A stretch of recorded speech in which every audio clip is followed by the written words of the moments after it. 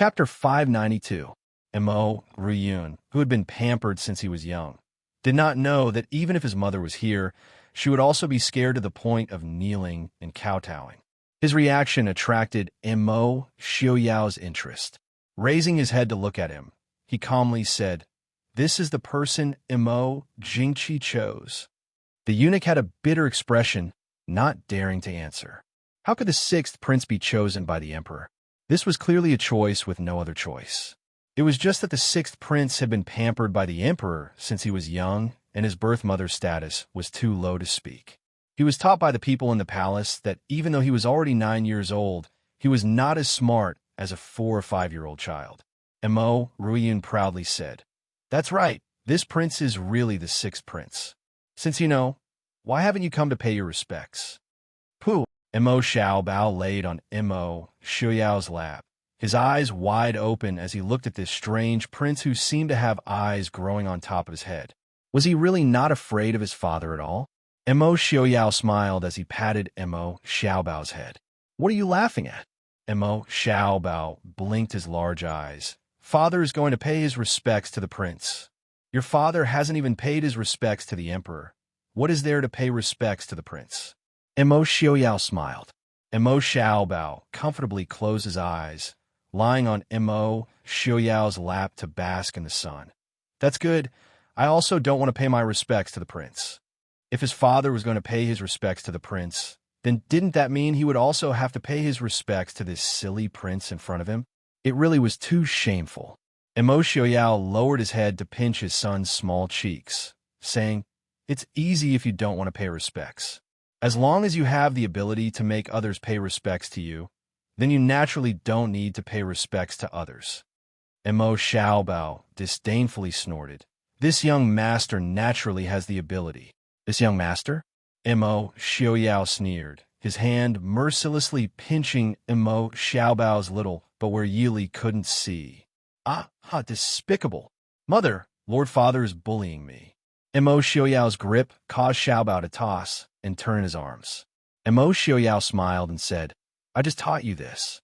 If you don't want others to bully you, you have to rely on yourself. Before you have the ability, just obediently let Father bully you. There's no future in complaining." "Woo-woo." Mo Xiaobao pitifully looked at his mother, who was watching the show from the side. Yili smiled and shrugged at him. She wanted to help, but was unable to. Young Master Mo was very tactful and immediately said to Mo Xiaoyao with a calm face, "Lord Father, this child was wrong. Please spare me." Mo Xiaoyao raised his eyebrows and looked at Yili. "When did this kid learn to be flexible?" Yili smiled faintly. "He has always been flexible." This was the truth.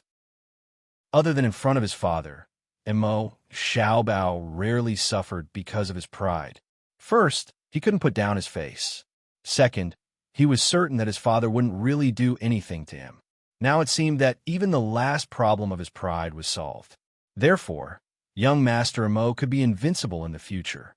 Mo looked at the warm and harmonious scene in front of her, but her heart was very uncomfortable. The sixth prince grew up in the palace. Mo Jingqi's love for him even surpassed the crown prince and his brother, who were somewhat dull because of noble consort Lu's indifference. But even so, Mo didn't dare to cause trouble in front of her Lord Father. Looking at the 5 to 6-year-old boy in front of her who was lying in the arms of the handsome, white-haired Prince Ding, Mo Ryun felt that something strange was spreading in her heart. Looking at the smile on Mo Xiaobao's face, she also felt that it was particularly dazzling. Mo Xiaoyao and Mo Xiaobao were playing and didn't pay attention to it. The eunuch kneeling on the ground clearly saw Mo Ryun's expression. He couldn't help but complain in his heart. The people in front of him weren't people that a small sixth prince like him could offend. If he angered Prince Ding, not to mention the emperor wanting Prince Ding to support him, he might even lose his little life here. The Prince Ding mansion's upbringing isn't that good. Mo Ryun finally didn't let down the worries of her subordinates. She stared at Mo Xiaobao and suddenly blurted out.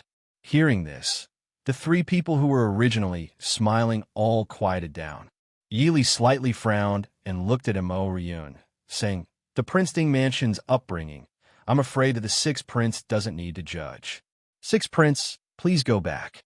Our place is small and can't accommodate someone of your noble status. Yili was really angry. Mo Ryun's words were not only directed at Mo Xiaobao, but also the entire Prince Ding Mansion and the people who taught Mo Xiaobao. As for the reason he said this, Yili naturally could see it. It wasn't because he had any grudges with the Prince Ding Mansion. It was only because he was jealous of Mo Xiaobao, a prince who had been doted on since he was young. But because of this little bit of jealousy, he actually spoke ill of others. This kind of character was enough to make people dislike him. This prince didn't say anything wrong. Mo Ryun didn't think that Yili would ask him to leave as soon as he opened his mouth. Although his mother wasn't doted on in the palace, his imperial father liked him. Even the son of noble consort Lu, who was doted on, had to yield to him. The upbringing of my son is only for us parents to worry about. I wonder what status does the sixth prince have to worry about this matter?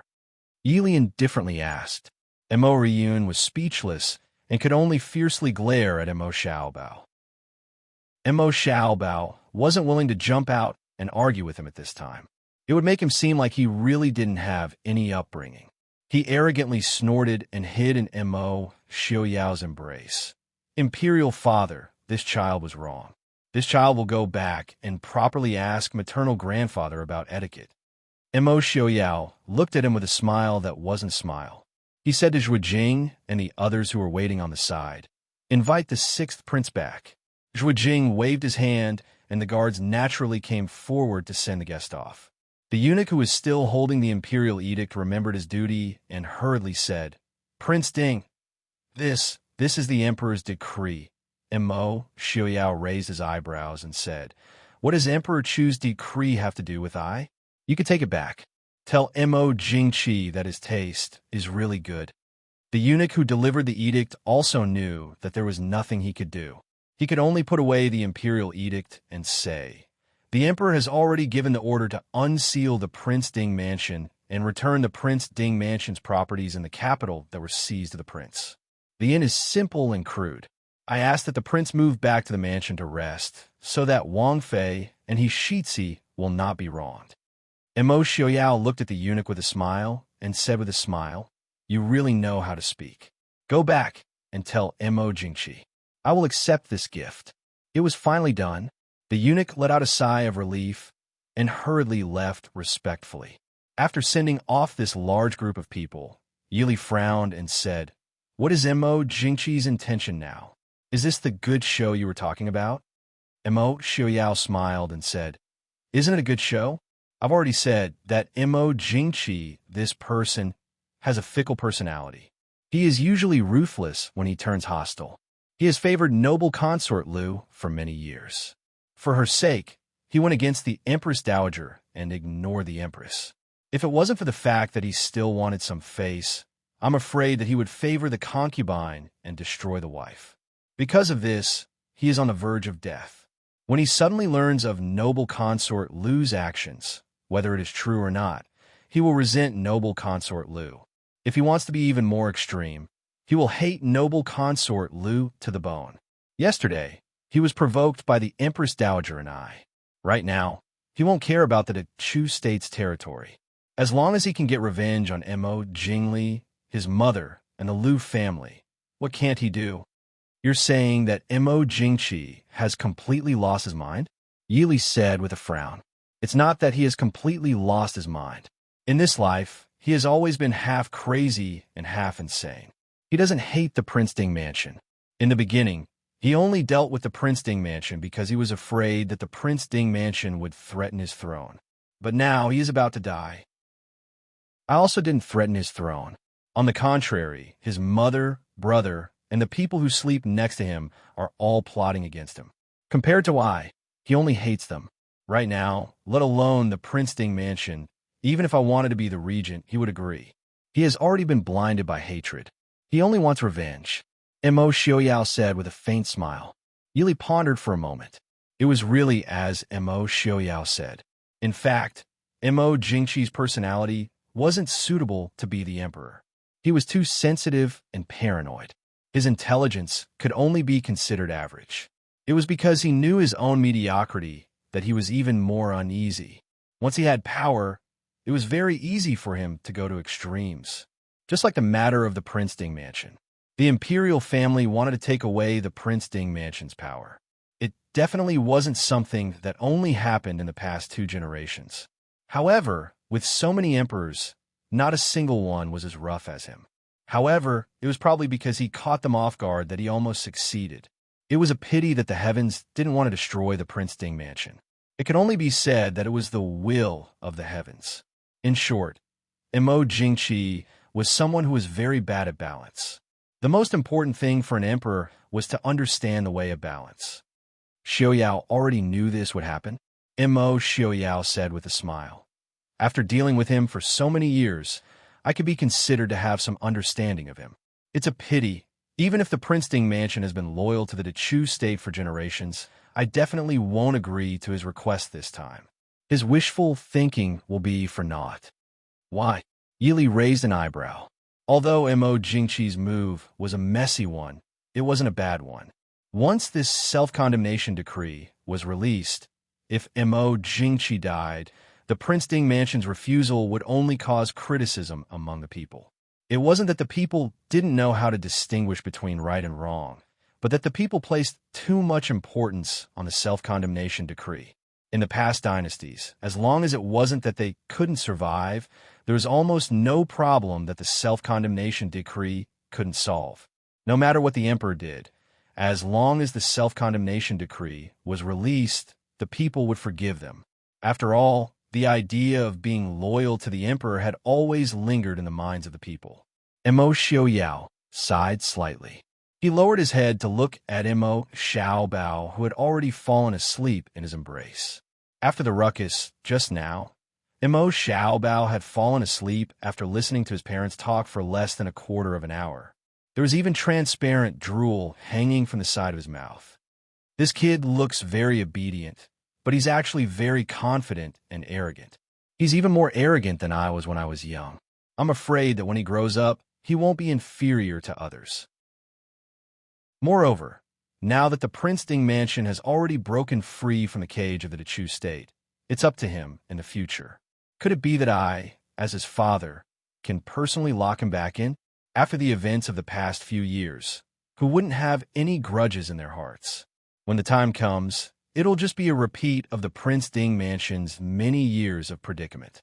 Yili understood what he meant. Even if the royal family kept their promise, Imo Xiaoyao had great power in this generation, and the Prince Ding mansion's wealth would be unparalleled. Their future generations would once again fall into the same predicament they had experienced, or even worse. No matter what other people think, Xiaobao and I will always be by your side. Yili said softly, I know that we will always be together. Chapter 593. Once the decree came out, the entire capital was shaken. In an instant, there was an endless stream of people who came to the inn to visit Prince Ding. It was as if a scene of Prince Ding Fu being revived had appeared in front of her eyes. Of course, no one thought that Prince Ding would not be able to defeat Prince Li, nor did they think that Prince Ding did not even plan to participate in this battle. The nobles who had already boarded the princely manor or the Liu family's ship could not help but complain in their hearts, but there was nothing they could do. It was easy to get on the ship, but hard to get off. It was too late to regret. At this time, in the imperial palace, the empress was sitting on a phoenix chair, frowning as she listened to the 6th prince angrily complain about the grievances he had suffered. Looking at the angry and resentful child in front of her, the empress shook her head in disappointment. Beside her, Consort Zheng Xian was also disappointed. When she heard Imo clamoring for imperial father to punish them, she could not help but slap him. The 6th prince was stunned by this sudden slap. He touched his face and looked at Consort Zheng Xian in a daze, unable to say anything. The empress sighed and softly said, What's the use of hitting him now?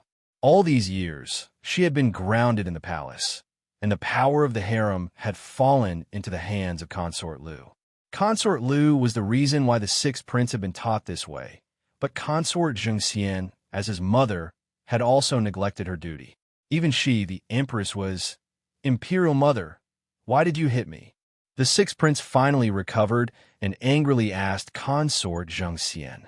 He had clearly been wronged outside.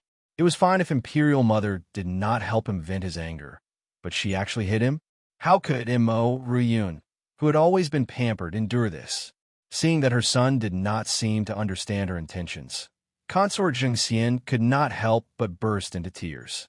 She threw herself into a chair and cried bitterly. Seeing Imperial Mother like this, Mo Ruyun pouted and muttered, "Since Imperial Mother does not help son vent his anger, son will go find Imperial Father.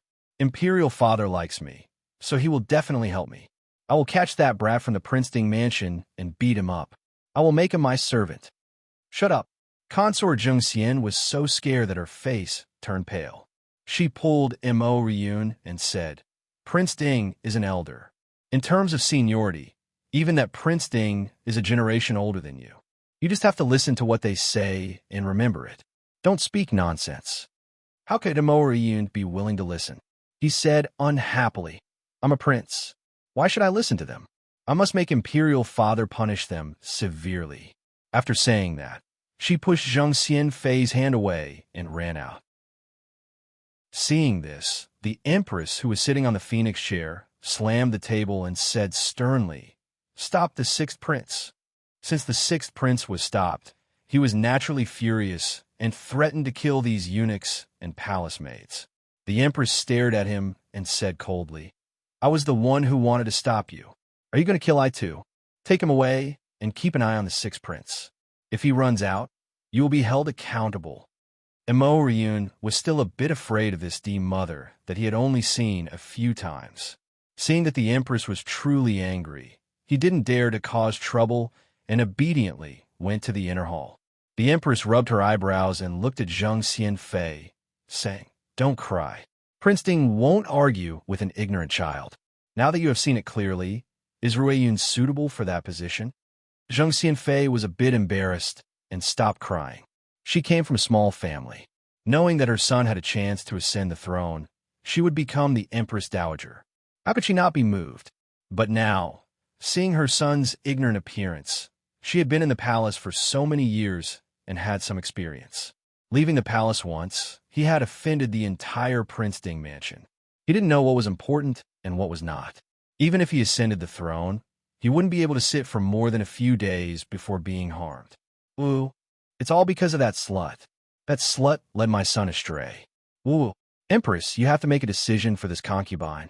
Zheng Xianfei's heart was filled with hatred for noble consort Lu. These years, the emperor had doted on noble consort Lu and had given her the entire harem. As the birth mother of a prince, she could only see her son twice a year.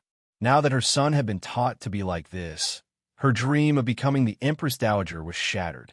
How could she not hate noble consort Lu? The Empress impatiently waved her hand and said, "Enough. What's the use of saying this now?" Regarding Mo Jingqi's suggestion, the Empress had completely suppressed it. With the sixth prince's character, what could he teach? She could sacrifice herself for the imperial family because she was the Empress. She was married to Mo Jingqi. But she couldn't sacrifice the Hua family for the imperial family and Mo Jingqi. The Hua family had done enough for the Dechu state. This concubine knows her wrongs. Zheng Xianfei wiped her tears and knelt on the ground. This concubine doesn't ask for my son to have any great achievements. I only ask that he be safe. He's not sensible. It's all my fault for not befriending him. I beg Empress to plead with Prince Ding on behalf of this concubine and ask him to forgive my son. You can get up. The Empress sighed.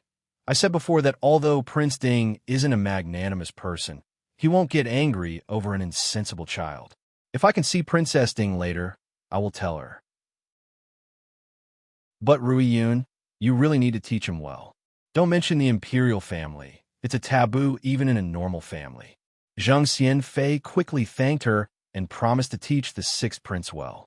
After bidding farewell, the Empress went to the rear hall to pick up the sixth prince. Looking at her departing figure, the Empress sighed softly. How long could she be the Empress? Zheng Xianfei? Whether or not the Empress could teach the sixth prince well had nothing to do with her. Forget it. At least her Wu Yo was living peacefully in the northwest. This was very good. The eunuch who had followed Mo Yun to deliver the edict returned to the palace to report that Mo Xiaoyao had refused to accept the edict. Mo Jingqi was silent for a long time before he weakly waved his hand to have the eunuch leave. The eunuch who had delivered the edict seemed to have been pardoned and quickly left.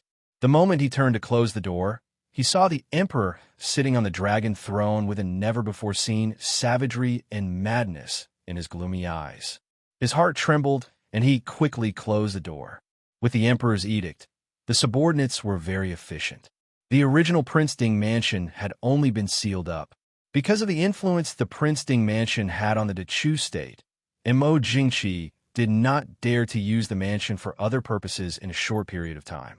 So after the mansion was reopened, the people needed to clean it up again. 2 days later, they came to report to Mo Xiaoyao and asked Prince Ding and Wang Fei to move back to the Wang Fu. Mo Xiaoyao naturally would not be polite. This Wang Fu was the foundation of the Prince Ding mansion's ancestors. It was also where the Prince Ding lived for the past 200 years. When they had first settled in the northwest and given up on the Prince Ding mansion, Mo Xiaoyao still had people secretly take care of this place. So even after 6 or 7 years, the entire Wang Fu was still very well preserved. When the family of 3 officially moved into Ding Palace, the number of people who came to pay their respects naturally increased. This proved that the previous imperial edict was not false. The Prince Ding mansion was really going to return to the Dechu state in Jing. Chapter 594. Although Mo Xiaoyao refused most of the visitors, he couldn't refuse some of them. In the afternoon, when they returned to the prince's mansion, the guards outside came to report that Great Elder Princess Fuxi and Jiayang Princess wanted to see the prince. Jiayang Princess was easy to persuade, but Great Elder Princess couldn't refuse. He had to ask someone to invite them in. Great Elder Princess was now 80 years old, much older than a few years ago. Although she looked good, her health was obviously not as good as before. Supported by Jiayang Princess and maids, she slowly walked in. Mo Xiaoyao and Yili immediately took Mo Xiaobao to greet her. Great Elder Princess. Great Elder Princess looked at Mo Xiaoyao with white hair standing in front of her calmly. A trace of heartache and relief flashed across her wrinkled face. She looked at Mo Xiaoyao helplessly and said, "It seems that you really hate the royal family so much that you don't even want to recognize me as your aunt." Mo Xiaoyao lowered his eyes and still called her aunt.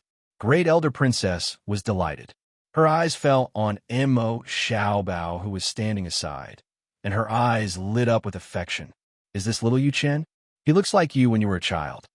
Jiayang Princess smiled and said, "Aunt, Jiayang thinks this little heir looks more lovable than Xiaoyao when he was a child." Great Elder Princess nodded with a smile and said, "Yes." Mo Xiaobao was not timid. Standing beside Mo Xiaoyao and Yili, he gracefully stepped forward and bowed to them. "Nice to meet you, Aunt Jiayang." Good boy, good boy," Great Elder Princess said with a smile.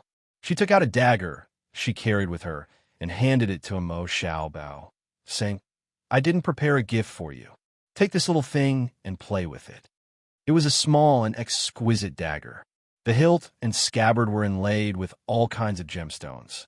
Once the dagger was pulled out, the blade was so shiny that it could reflect one's reflection.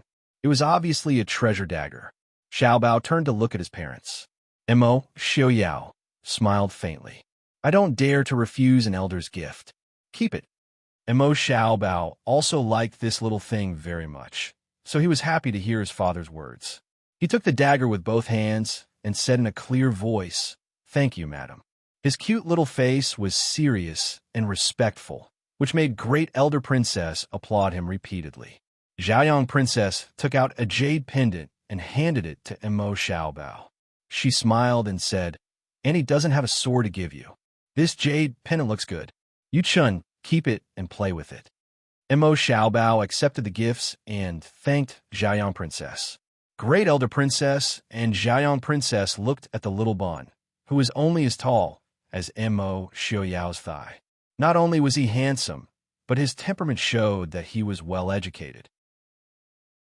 Thinking of the children in the emperor's palace, they found that the emperor had many princes, but they were not as good as the 4- or 5-year-old child in the Prince Ding mansion. Looking at the gentle and elegant Princess Ding, who was standing beside Mo Xiaoyao, they couldn't help but sigh. Only such a woman could give birth to and raise such an excellent son. Aunt, Xiaoyang Princess, it's still a little cold now. Why don't we sit inside? Yili chuckled and led them to the hall. Now that they had just moved back, there were not many people in the Prince Ding mansion. There were no more than 100 guards and maids in total, which was less than 1/3 of the previous number. Therefore, the big mansion looked particularly quiet and bleak.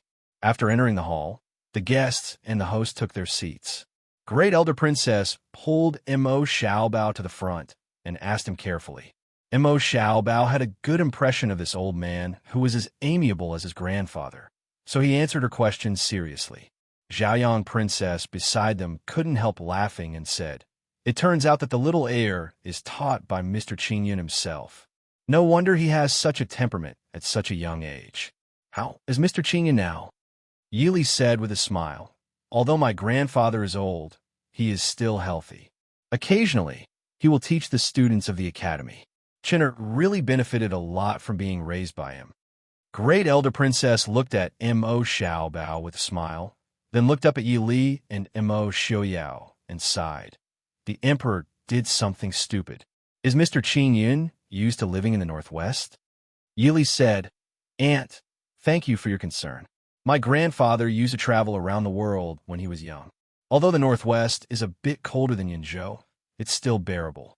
My grandfather has been relaxed these years, and his spirit is much better than before." Great Elder Princess and Xiaoyang Princess looked at each other and fell silent. They naturally understood what Yili meant. Mo Xiaoyao and Yili must also know why they came here. However, in their positions, there were many things they had to do even if they didn't want to. Mo Xiaoyao held the teacup, stared at the tea in the cup calmly, and said nothing. Yili's lips curled into a smile, but she had no intention of speaking again. For a moment, there was a touch of dignity and awkwardness in the hall. After a long time, Great Elder Princess sighed, looked at Mo Xiaoyao, and said, "Xiaoyao, what do you think of the Emperor's imperial edict?" Mo Xiaoyao raised his head and said with a faint smile, "Aunt, you are my elder. For the sake of your care for me, I shouldn't lie to you." Xiaoyao has also told the Emperor this. The Prince Ding mansion has already cut off all ties with the Dechu state. The Emperor's edict means nothing to the Prince Ding mansion. Great Elder Princess closed her eyes, and her wrinkled face looked more tired and haggard. Is it really irreversible? After all, the Prince Ding mansion and the royal family. After all, we are still a family. Mo Xiaoyao smiled coldly. The hatred of killing my father and brother, the hatred of tens of thousands of heroes of the Maist army, and the fact that the Prince Ding mansion ruled the Northwest these years. Who can forget it? The royal family of the Chu state can't, nor can the Prince Ding mansion, the Maist army, and I can't. Forget it. I know I can't persuade you. Great Elder Princess didn't force him and just shook her head helplessly. She watched Mo Xiaoyao grow up and experience so many things. Now Mo Xiaoyao seemed as calm as the sea and unfathomable. But the turbulent waves at the bottom of the sea were no gentler than the fiery waves when he was a teenager. For many things, once he made up his mind, no matter how difficult the road ahead was, he would never turn back. But the current situation of the Dechu state, without the support of the Prince Ding mansion, Great Elder Princess didn't know what kind of situation it would face. Just looking at the ministers and nobles who were arguing with each other in the Qinzhong Hall, Great Elder Princess, who was known as an iron fist when she was young but now had gray hair, only felt a burst of powerlessness in her heart. They were all old. Emperor Taizu was a genius, but now the Dechu state had no successor. Since Great Elder Princess gave up persuading him, Xiaoyang Princess naturally didn't say anything more. She didn't have Great Elder Princess's strategy, but she had sacrificed her life's happiness for the Dechu state. A princess's marriage was presided over by a duke, so she was called a princess. As a royal princess, she had no right to refute. Therefore, when her brother needed to form an alliance with Nanzhao, she had to marry the Prince of Nanzhao without any regrets. When the Chu state no longer needed this consort of Nanzhao, she had to live as a widow for the rest of her life without any regrets. Now, if the Chu state fell because of the incompetence of his descendants, all she could do was to be buried with him. Great Elder Princess knew Imo Xiaoyao well, and so did Xiaoyang Princess. So the reason why she accompanied Great Elder Princess today was that she wanted to see Imo Xiaoyao and the little heir that she had never met before. After putting aside their positions, the atmosphere in the hall suddenly became much more harmonious. In fact, Great Elder Princess was probably entrusted by Mo Jingqi to persuade him. As for the result, Great Elder Princess had already known in her heart before she came. Therefore, she didn't persuade him very much. She just roughly understood Mo Xiaoyao's intention. If she took a step back, she could still save some old friendship. In this case, when the Emperor, Xiaoyao, go back to the northwest as soon as possible.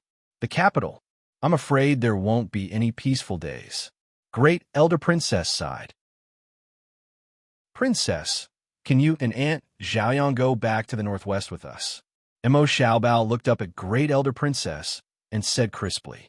Great Elder Princess was stunned.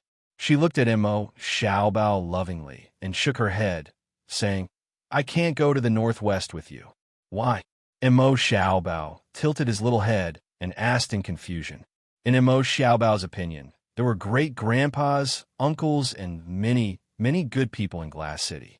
They were much more fun than the Chu capital. In Glass City, he could run around and play by himself, but in the Chu capital, he couldn't even go out and play with little dummy Long. Second Uncle Long said that there were too many bad people in the Chu capital, so children couldn't go out to play. Great Elder Princess said softly, because Granny's home is here. Oh, Mo Xiaobao didn't quite understand. His parents' home was in Glass City. If she asked him to live in the Chu capital all the time, he wouldn't agree. That's why Grand Aunt Huang can't bear to leave home. Mo Xiaoyao put down the teacup and looked at Great Elder Princess, saying, Aunt, Mo Jingqi should think about the future instead of working on me. It's not that the Prince Ding Mansion can't support the young master, but it won't do it again. What was the origin of the disaster of the Prince Ding Mansion? Wasn't it because his father supported the former emperor? The Prince Ding Mansion had made outstanding contributions.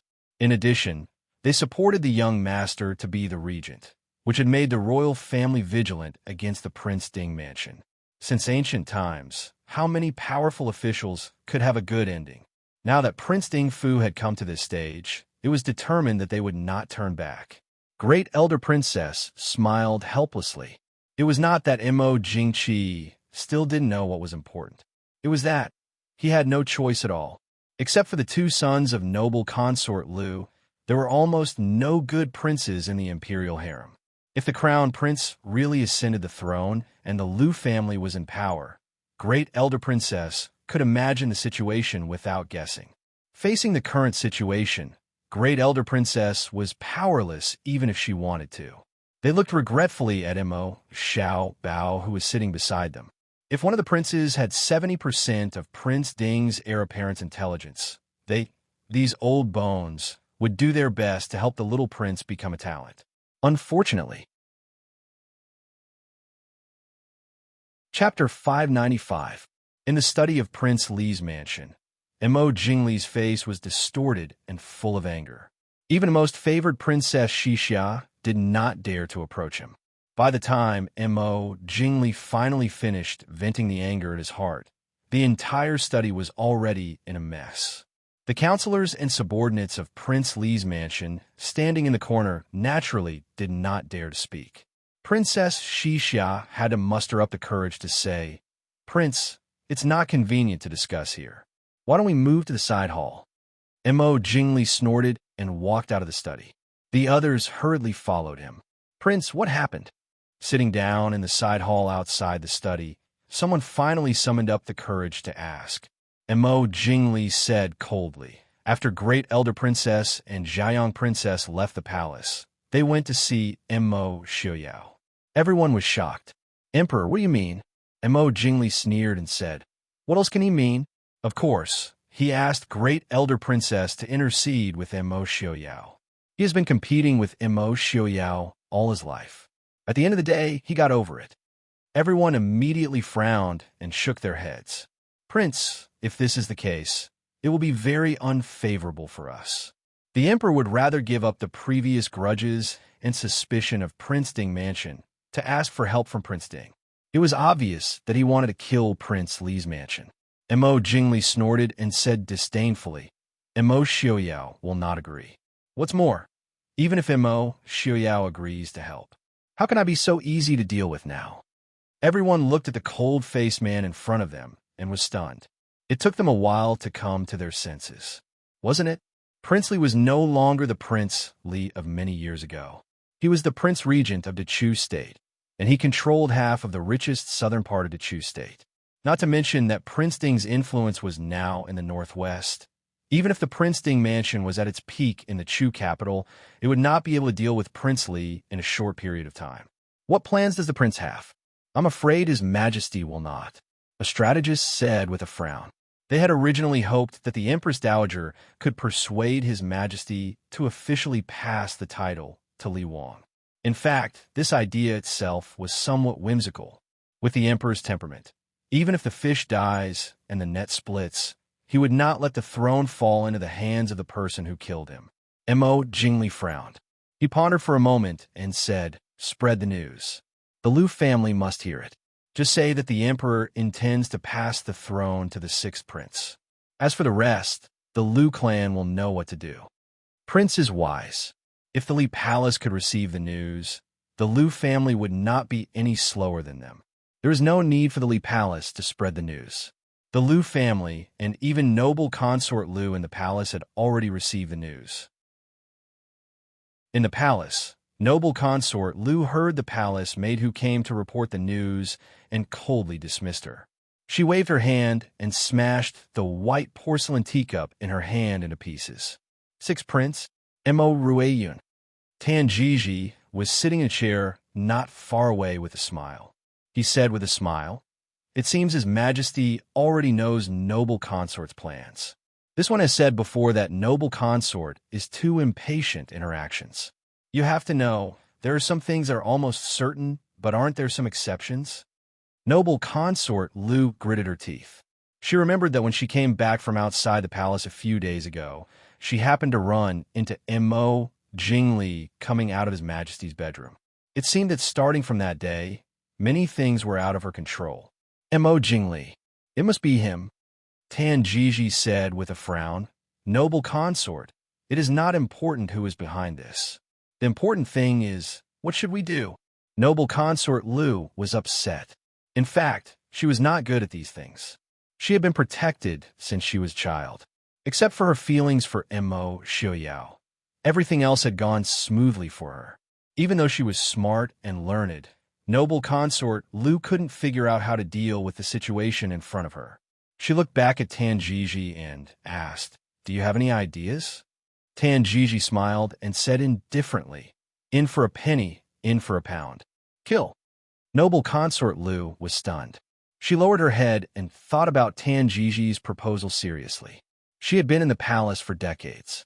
Even though she was loved by Mo Jingqi and had almost the same power as the empress, she had killed people. Women like her, who had been trained to be sent into the palace since childhood, probably never cared about human lives. After thinking for a while, noble consort Liu raised her head. A trace of killing intent flashed through her cold eyes. She said indifferently, "Okay, you go and do it." With the help of the Liu family and noble consort Liu's power in the palace, Tan Jiji did things neatly. Before it got dark, the news came that the sixth prince fell down accidentally while playing on the rockery and was unconscious. When the news came, the 12-year-old crown prince was sitting in front of noble consort Liu and talking to her. Noble consort Liu waved her hand indifferently to let the eunuch who came to report leave. The crown prince hesitated for a while. He looked at noble consort Liu and said, "Mother, should I go and see my sixth brother?" A trace of disdain flashed across noble consort Lu's face. She raised the crown prince's childish little face and looked at it carefully. She hid the disgust in her eyes and said indifferently, "Why go and see him? He is the son of a lowly official's daughter. Do you really think he is your younger brother? You have to remember that you are the crown prince. You will be the emperor of the Dechu state in the future.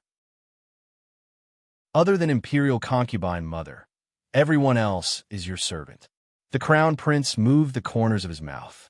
He wanted to say that he had a younger brother and sister, but looking at his mother's beautiful face, which was like a snow sculpture, he felt a chill down his spine. He didn't know why, but he didn't say anything in the end. Noble consort Lu nodded with satisfaction and said with a smile, "Then you are my good son. Don't worry, I will make you the emperor." "Yes, mother." The six princes' sudden serious injury made Mo Jingqi's body, which was already very weak, even worse. When the news reached Mo Jingqi's ears, Mo Jingqi couldn't help but spit out a mouthful of blood. But the royal doctors in front of him were secretly shocked. The emperor's gray and gloomy face suddenly had some color and color. He seemed to be much more energetic. But these experienced royal doctors all knew that this was the final radiance of the setting sun. They hurriedly gave a look to the outside and asked someone to inform the masters in the palace to come. This time, noble consort Lu was the first to come. There was no other reason than the fact that the most favored noble consort Lu lived in the place closest to the emperor's bedroom. The guards at the door didn't stop her. As soon as noble consort Lu stepped into the hall, she smelled the smell of blood and the decaying smell of a long illness. She couldn't help but frown in disgust. Since Mo Jingqi fell ill, this was the second time noble consort Lu had stepped into this bedroom. They hadn't seen each other for several months. "Your Majesty," noble consort Lu called indifferently. Mo Jingqi stared at the cold-faced woman in white without turning his eyes. After a while, he waved his hand and said, "I have something to say to noble consort Lu. You can all leave." Everyone responded and left. Only noble consort Lu and Mo Jingqi were left in the empty bedroom. One of them was lying down and the other was standing. They stood not far away and looked at each other as if they had known each other for the first time. Mo Jingqi stared fixedly at the woman in front of him, trying to discern the slightest trace of emotion from her cold eyes. Unfortunately, he was still very disappointed. Noble consort Lu's cold eyes were calm, as if the person lying in front of her was not the emperor who doted on her so much, but a commoner she didn't know. No, there was still a trace of emotion in her eyes. That was disgust. In front of her, Mo Jingqi was so thin that he almost didn't look like a human being. And there was also the blood that the palace maids didn't have time to clean up. Noble consort Lu was very annoyed by everything. She was so annoyed that she even threw away her previous disguise. Chapter 596. You're finally here. Mo Jingqi finally speaks. Noble consort Lu frowned slightly, saying, "You don't want me to come?" Mo Jingqi smiles bitterly, saying, "I really didn't want you to come so soon. Did you send someone to hurt Ruiyun?" Noble consort Lu raises her eyebrows slightly, raises her chin, and looks down at Mo Jingqi, saying indifferently, "It's not my fault." "Why did you do that?" Mo Jingqi asks. "I thought you didn't care about anything. Now it seems I was wrong." Noble consort Lu tilts her head and looks at Mo Jingqi, slowly showing a mocking smile, saying, "Why did you do that? I want to ask you, since you've made my son the crown prince, why do you want to pass the throne to the sixth prince? What do you want to do to me and the crown prince?" A trace of sadness and coldness appears in Mo Jingqi's eyes. "It seems that I've spoiled you too much these years. That's why you forgot one thing." "What thing?" Noble consort Lu frowns. "Thunder, rain, and do are all thanks to you." Mo Jingqi says, "The throne is mine. I can pass it to whoever I want. I can make whoever I want to be the crown prince. If I want to give it to you, you can't refuse it. If I don't want to give it to you, you can't accept it either." Noble consort Lu is startled, and a trace of displeasure appears on her cold face. As proud as she is, She is used to being superior to everyone except Imo Xiuyao, including Imo Jingqi, who is the ruler of a country. What do you mean, Your Majesty? Imo Jingqi smiles coldly. What do I mean? I mean, even if you kill the sixth prince, I can still pass the throne to someone else. Even if you kill all the princes, I can still pass the throne to someone from the imperial clan. As for your crown prince, don't even think about it. Why did you do that? Noble consort Lu stares at Imo Jingqi, her beautiful face full of confusion. It was as if Imo Jingqi had done something unreasonable. Imo Jingqi laughed out loud, but the pain in his chest made his laughter sound broken. Why? Soon you will know why.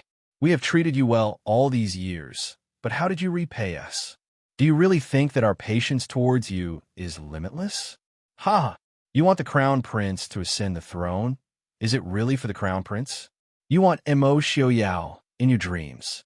Even if I die, you must accompany me. What do you mean by that? Noble consort Lu said in surprise and anger. Of course, she knew what Imo Jingqi meant. Although the Chu state did not have a system of burial with the emperor, there were still 1 or 2 examples of emperors who had ordered their favorite young concubines to be buried with the emperor at the last minute. She just couldn't believe that Imo Jingqi would have such thoughts. Of course, it was also because she didn't want to accept such a fate no matter what. She still had a lot of things to do. She still had to obtain Imo Xiuyao's love, and she still had to become Princess Ding. How could she be buried with Imo Jingqi? Imo Jingqi chuckled, closed his eyes, and didn't say anything else. As a result, Noble Consort Lu's guess was confirmed. Noble Consort Lu's face was pale, but her mind was spinning fast. After a while, she suddenly turned around and hurried out of the hall, but she bumped into the Empress and the others who had rushed over after receiving the news. The Empress frowned and said, "Noble Consort Lu, what are you doing?" Noble Consort Lu didn't have time to talk to the Empress. She glanced at her and then walked out of the hall without saying a word. The Empress frowned, but didn't want to argue, so she took her people into the bedroom. The news that the Emperor was about to die naturally spread quickly. In less than an hour, the high-ranking princes and princesses of the imperial family had all arrived at the Emperor's bedroom. The originally empty bedroom was bustling with people kneeling on the ground. Even the old people like Great Elder Princess and Du Qua, as well as Imo Xiuyao and Yi Li, whose identities were a little awkward and strange now, were invited here. However, they were different from the princes who were kneeling on the ground. Imo Xiuyao, dressed in casual white clothes and white hair, stood together with Yi Li and Great Elder Princess. Of course, he didn't have the mournful look on his face, which others didn't know whether it was real or fake. He had been struggling hard these days, but when he was about to die, he became much calmer. Imo Jingqi opened his eyes in the sobbing sound, and he saw Imo Xiuyao, who was the most eye-catching one. He smiled faintly and said, "I knew you would come to see me off eventually." Imo Xiuyao raised his eyebrows and didn't say anything. The Empress Dowager, who was sitting at the head of the bed, let out a cry. She stepped forward and held Imo Jingqi's hand, sobbing. "My son, what do you want to say to your mother?" Imo Jingqi gave the Empress Dowager a strange smile. His eyes swept across the Empress Dowager and looked at Imo Jingqi and the Empress standing not far away. After Noble Consort Lu ran out, she was nowhere to be seen. At this time, Imo Jingqi didn't care about her whereabouts. Finally, his eyes turned from Prime Minister Lu to the princes and princesses kneeling on the ground. Changle. Of course, Princess Changle was not among the princes and princesses. Since childhood, Imo Jingqi had loved this daughter very much. Not only because she was the legitimate daughter of the emperor, but also because she was smart, lively, and considerate. Even though Imo Jingqi doted on noble consort Lu, her daughter, Princess Jining, was ranked after Princess Changle. However, at the same time, he was the most ruthless towards this daughter of his. It was only because she was the legitimate daughter of the empress, the granddaughter of the Hua family, that he feared. As a result, he could not keep her in the capital. Hearing Imo Jingqi call out her daughter's name, The Empress sadly turned her face away. The veins on Duke Hua's aged face throbbed twice.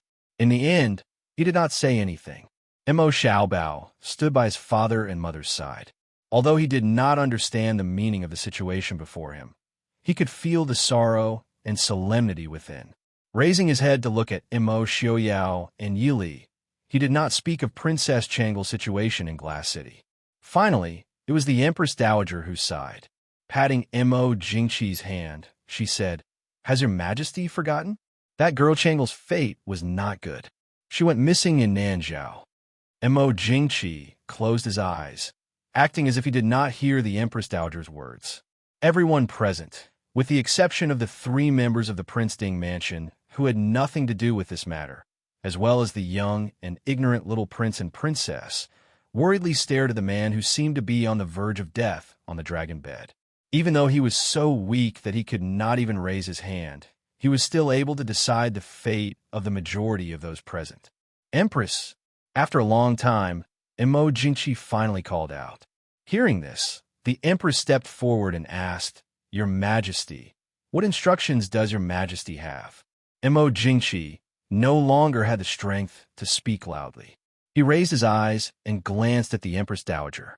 Somewhat displeased, the Empress Dowager stood up and gave the Empress her seat, standing to the side in embarrassment.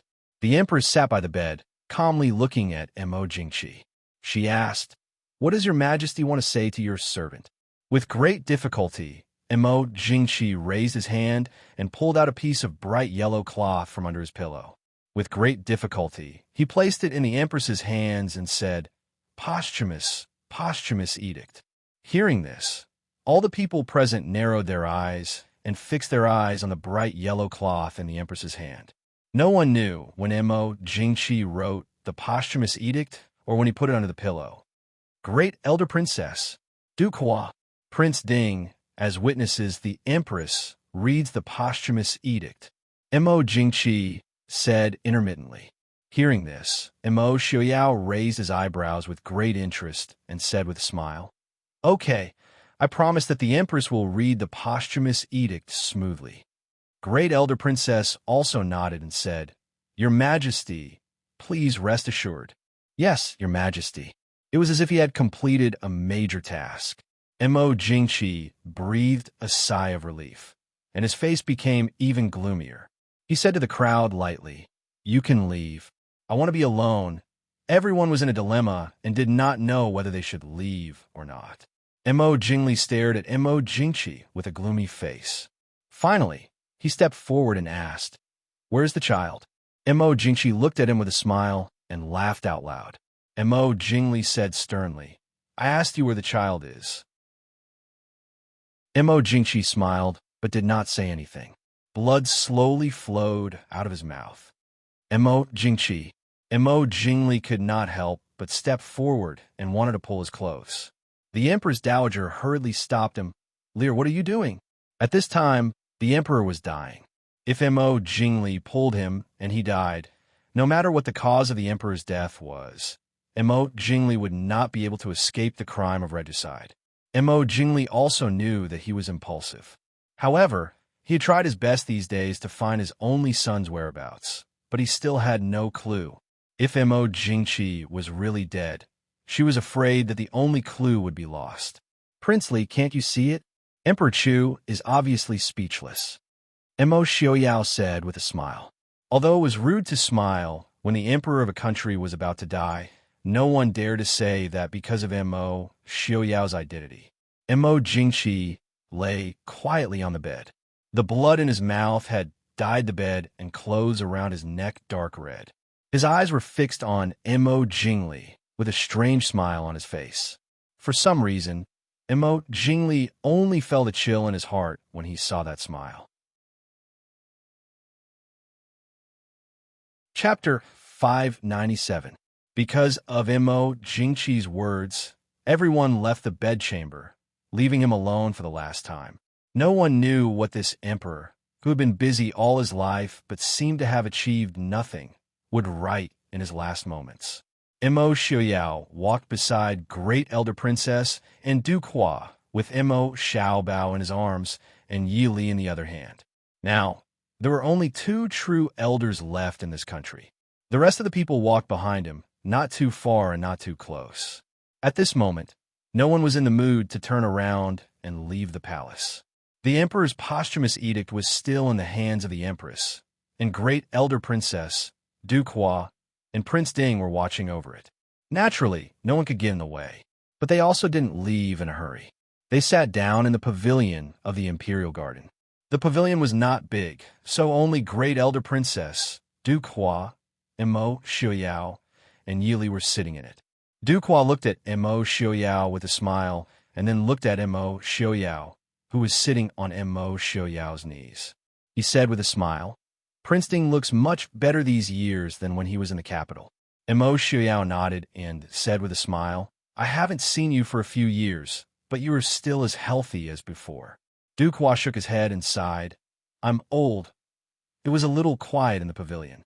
After a while, Du Qua asked, "What's Prince Ding's plan for the future?" Imo Xiuyao was a little surprised. He looked up at Du Qua and raised his eyebrows, saying, "Won't you persuade me?" Du Qua shook his head and said helplessly, "Since this situation has been broken, why should we repeat the same mistake? A broken mirror reuniting wasn't completely flawless. What's more, the Chu state has restrained the Prince Ding mansion for too long. Now the dragon is flying in the sky. No matter it succeeds or fails, I'm afraid that no one can change it. Don't you think so, Prince Ding?" Imo Xiuyao smiled faintly, neither admitting nor denying it. Although Du Qua had spent his entire life on the battlefield, it didn't mean that he didn't know anything about politics. The return of the Prince Ding mansion to the Chu state was what the people of the Chu state and many of the courtiers wanted, but for the Maoist army and the subordinates of the Prince Ding mansion, this was a huge blow. Even though Imo Xiuyao was the head of the Prince Ding mansion, it was impossible for him to make such a decision without considering the feelings of his subordinates. Hua Guoguo waved his hand and said, "This old man won't be able to see His Highness Prince Ding's glory in the future. However, with Prince Ding's abilities and the support of Wang Fei and many other capable people, he definitely won't disappoint the wishes of the Maoist ancestors." What were the wishes of the Maoist ancestors? Unify the world, pacify the 4 sides, and all nations will come to court. In the history of the Prince Ding mansion, there had been more than one person with such amazing abilities. However, due to various reasons, they all died with regrets. "Old Duke," great elder princess said in surprise. She knew that Du Qua would not come to persuade Imo Xiuyao. But from Du Qua's words, it seemed that he was very confident in the future of the Maoist army and the Prince Ding mansion. It should be noted that the Prince Ding mansion did not have the upper hand in the overall situation. Du Qua shook his head and said with a smile, "Great elder princess, we are all old. The future depends on the young people." Great elder princess was stunned. Looking at the white-haired Duke of Hua in front of her, she frowned. He then looked at his hand, which was full of frowns. Wasn't that right? They were already old. How many more days could they last? Forget it. In the end, Imo Jingqi still died. Whether it was as a son, as a brother, as a father, or as a ruler, he was a failure. Therefore, before his death, he did not ask for his children and grandchildren to gather around him and mourn for the officials. He drove everyone out and breathed his last breath alone in the empty bedchamber. When everyone received the eunuch's report and rushed back to the bedchamber, they saw Imo Jingqi, who had already stopped breathing, lying straight on the bed. The quilt and clothes on his upper body were almost dyed dark red by blood. His eyes were still open, staring blankly at the gorgeous dragon curtain on the top of the bed. Great elder princess sighed softly, walked forward, raised her hand to close his eyes, and said, "Let's go outside to listen to the posthumous edict." A heavy bell rang in the imperial city, announcing the death of the emperor in the world. By the will of heaven, Emperor Jiayun, Mo Siyun, the 10th son of Emperor Jiayun, will be the emperor. He will be abolished as the crown prince and conferred as the king of Qin. The king of Qin's birth mother, noble consort Lu, will be buried with him. The empress's flat voice sounded outside the bedchamber. In the shocked look of everyone, The Empress finally looked at the Empress Dowager sitting aside and frowned. The Empress Dowager's heart skipped a beat, and she had a bad feeling. Then she heard the Empress Dowager read the last sentence lightly. The Empress Dowager will be buried with the former emperor. The posthumous edict. That's impossible. The Empress Dowager's face was livid. She stood up and roared. It's you. You tampered with the posthumous edict of His Majesty, didn't you?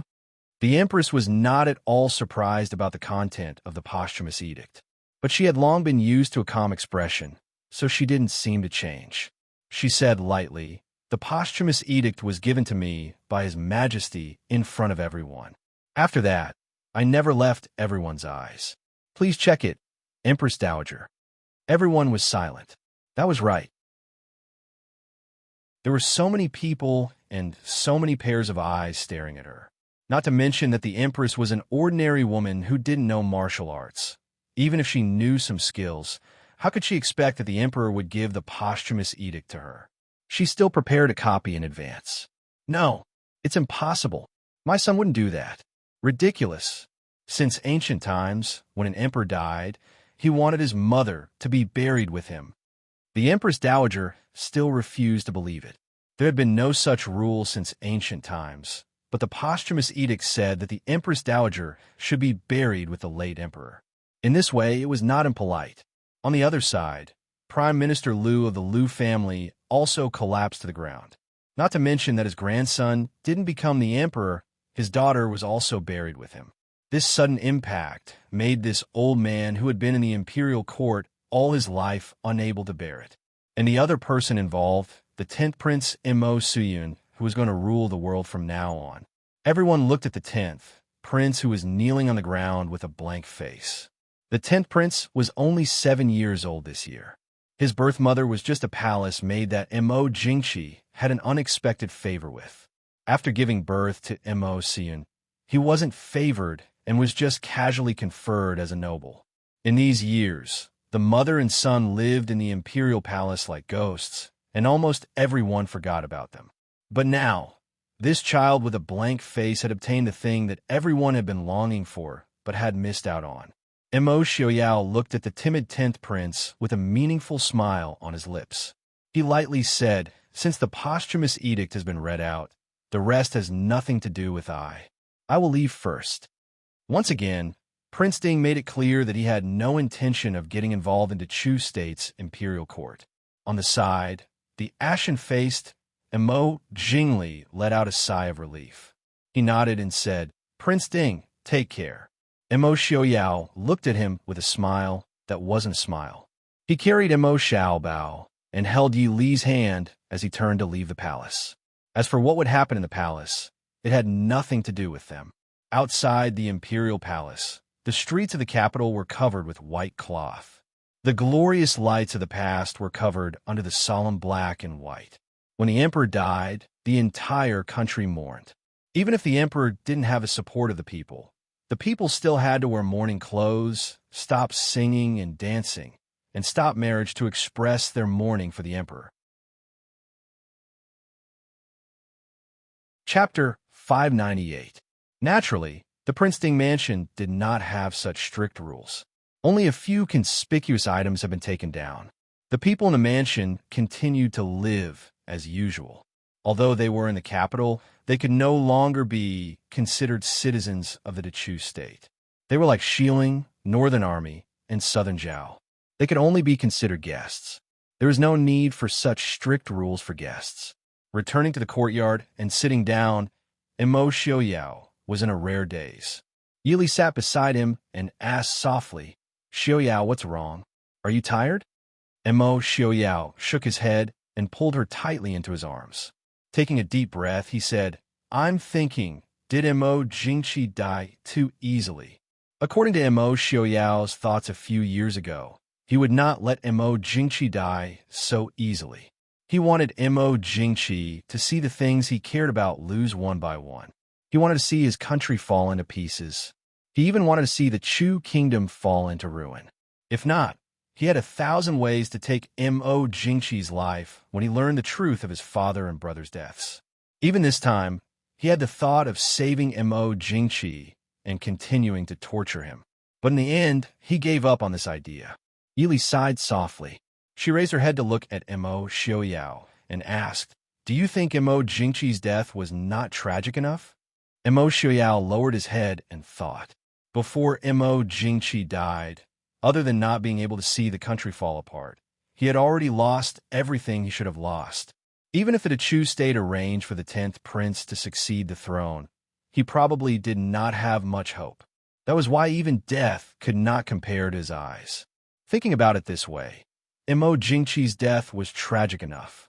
Perhaps the disappointment now was only because he did not personally act in Mo Jingqi's current tragic state, and was only regretful because he added fuel to the fire.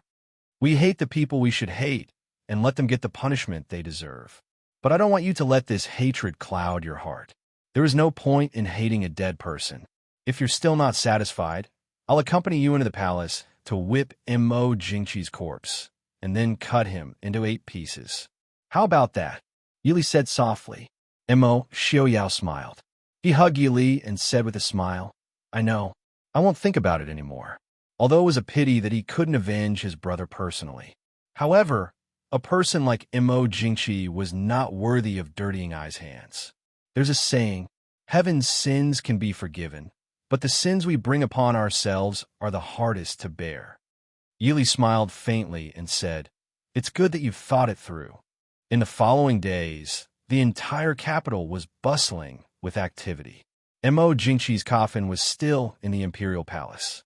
The funeral had not yet been carried out, but the members of the imperial family and the courtiers were already in an uproar. The focus of the dispute was none other than 2 things. The first was the succession of the 10th prince. The second was the burial of the Empress Dowager and noble consort Lu. The Empress Dowager was the birth mother of the Prince Li, and noble consort Lu was the birth mother of the Crown Prince. Mo Jingqi's last-minute attack hit the Li Palace and the Lu family's most critical areas. However, compared to the Lu family, the Li Palace's situation was much better, because Mo Jingli was already the Prince Regent. Even if he was not the emperor, the young emperor still had to listen to him before he personally led an expedition. He still had plenty of time to plan and plan. But the Lu family was different. The crown prince had become the Prince of Qin, and noble consort Lu had to be buried with him. As a result, the Lu family could be said to have no support in the imperial palace.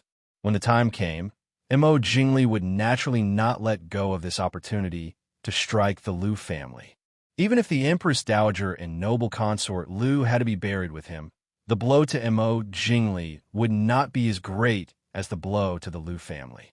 Because Mo Jingli was already a completely independent prince with real power, it was not very important to him whether he had the Empress Dowager's support or not. At this time, the Zhanda Palace was filled with grief. The empty palace was no longer filled with maids and eunuchs like before. The Empress Dowager sat in the phoenix chair in a daze. There were a few strands of white hair in the originally well-maintained hair on her temples. She looked haggard and had a dazed expression. Mo Jingli sat on the side and drank tea silently. His expression was calm. Even his birth mother, the Empress Dowager, could not see any emotion on his face. Leah, what should we do? Cheer is so cruel. I am his birth mother." The Empress Dowager murmured. She had never thought that Mo Jingqi would leave such an imperial edict. She could not use her youngest son's ascension to the throne to become the Empress Dowager. The imperial edict did not even mention that her grandson would become the Empress Dowager after ascending to the throne. She became the first and perhaps the only Empress Dowager in history to be buried with her own son. The glory and wealth of the past seemed to have become a thing of the past. She could not even keep her life. Since she had become the Empress Dowager, she had never been so panicked. Even when Mo Jingli had started a rebellion in the south, she had not been so panicked. Why was everything different from what she had imagined? Mo Jingli put down the teacup and looked calmly at the Empress Dowager. He said, "Muhu, this is Imperial Brother's posthumous edict." The Empress Dowager stilled. It took her a while to realize what Mo Jingli meant. In some ways, a posthumous edict was more effective than an imperial edict. even though it was said that a monarch did not speak lightly. As long as Mo Jingqi was alive, she would have a chance to make him take back his edict. But now, Mo Jingqi was dead. The last imperial edict he had left behind was a posthumous edict. In order to show respect to the previous emperor, the posthumous edict of the previous emperor could not be easily overturned even if a new emperor ascended to the throne. Mo Jingli was telling her that he had no way. No way. I don't believe it. The Empress Dowager stumbled over and grabbed Mo Jingli's hand. She said, I am your mother. Lier, save Muhu. Muhu doesn't want to die. I know you have a way. Mo Jingli shook his head lightly. He said, Muhu, please forgive me. I have no way. The Empress Dowager stumbled back 2 steps and almost tripped over the chair behind her. She fell into the chair powerlessly and looked at Mo Jingli with eyes full of disbelief. Leah, you really don't want to care about Muhu? Don't forget, if Muhu didn't persuade His Majesty for you, why would His Majesty order Muhu to be buried with him? The Empress Dowager also understood that this was her son's revenge on her. Revenge on her for siding with Mo Jingli when he was poisoned and persuading him to pass the throne to Mo Jingli when he was dying. All of this was because of him. Did Muhu do it? Mo Jingli said coldly. What? The Empress Dowager was shocked. The throne. Muhu, you heard brother's edict. Pass the throne to the 10th prince. A kid that I haven't even seen and doesn't know anything. Is this the result of you persuading brother behind the scenes? Mo Jingli stood up and said in a low voice. The more he spoke, the angrier he became. Mo Jingli's voice gradually became louder. Not only the matter of the throne, but also the matter of my son. You did nothing. Now Mo Jingqi is dead. Muhu, tell Muhu why. Where can I find my son? The Empress Dowager frowned and said, even if Chi lied to you, how many concubines do you want to have in the future? Mo Jingli's face was livid. Of course, he knew that the Empress Dowager couldn't say that he couldn't have children anymore. In the past few months, he had secretly seen many famous doctors. Mo Jingqi didn't lie to him about this matter. He had been poisoned with a sterilization drug secretly passed down in the palace many years ago. There was no cure, so no one knew how important that child was to him. In short, I can't do anything about this matter. Muhu, take care of yourself. Mo Jingli said. He brushed his slightly wrinkled clothes and was about to turn and leave. No, the Empress Dowager rushed over and grabbed Mo Jingli's clothes. She cried and begged. Lier, save Muhu. Muhu doesn't want to die. Lier, I'm your mother. Mo Jingli looked down at the Empress Dowager, who was in a mess in front of him. He indifferently raised his hand and pulled away her hand that grabbed his clothes. He said in a low voice, Muhu, in the imperial family, even you don't believe in the kinship, right? Otherwise, what did you do to imperial brother in the past? The Empress Dowager knelt on the ground and watched Mo Jingli leave without any hesitation. Finally, she couldn't help but cry out loud. She also loudly cursed, unfilial son. Mo Jingli, you unfilial son. Aijia is your mother. Aijia won't let you go even if Aijia goes to the Yellow Springs. No, I don't want to die. I am the Empress Dowager of Dechu State. The Empress Dowager cried and cursed. Finally, she cursed until she cried on the ground. She finally remembered what her eldest son's gaze meant when she went to see him a few days ago. When she persuaded him to give the throne to Mo Jingli, she finally remembered the meaning behind his gaze. Unfortunately, it was too late. Aijia is the Empress Dowager. Aijia won't die. Outside Zhonda Palace, the Empress Dowager's cries were already shut behind the palace doors. Mo Jingli turned his head to look at the tightly shut palace doors. His face was dark, and the expression in his eyes kept changing. In the end, it returned to nothingness. Prince, Empress Dowager, the strategist beside him suggested in a low voice. Actually, with Prince Li and the Empress Dowager's status, it wasn't impossible for them to protect the Empress Dowager. Mo Jingli said indifferently, no need. Have people pay attention to the Liu family. Don't let the Liu family and noble consort Liu do anything. The crown prince, The Prince of Qin's birth mother must die. The strategist's heart trembled. So it was because of this. If they wanted to protect the Empress Dowager, then the Liu family would definitely use this to request that noble consort Liu not be buried with the Empress Dowager. And Prince Li clearly didn't want noble consort Liu to continue living. In order to attack the Liu family, Prince Li actually, this humble subject understands. Chapter 599. In noble consort Liu's palace. Although she didn't go to listen to the posthumous edict, the news still reached her ears very quickly. When she heard the news from the eunuch, noble consort Liu was sitting in the small garden in her palace, looking at the brilliant pear blossoms in the courtyard.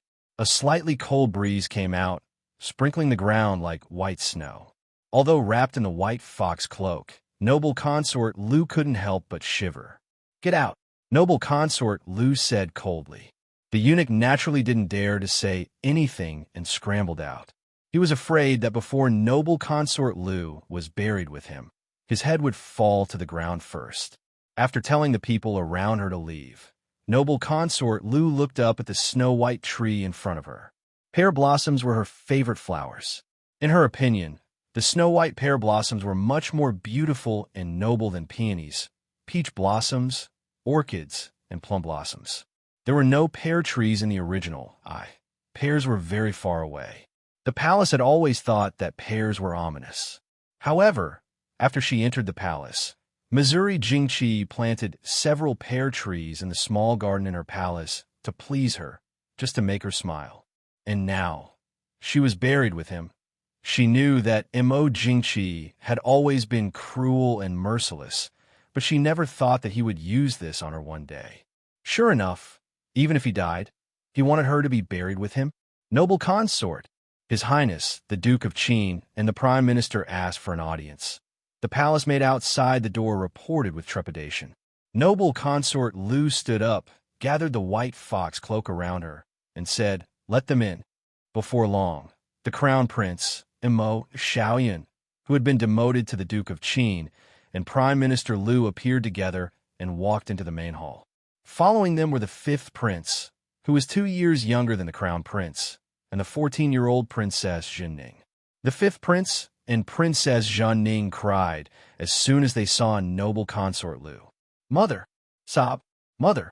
Noble consort Liu wasn't a patient person to begin with. Right now, she was very upset. When she heard the crying, the anger in her heart surged. She said harshly, "Why are you crying? I'm not dead yet." The fifth prince and Princess Zhenning were originally worried about their mother.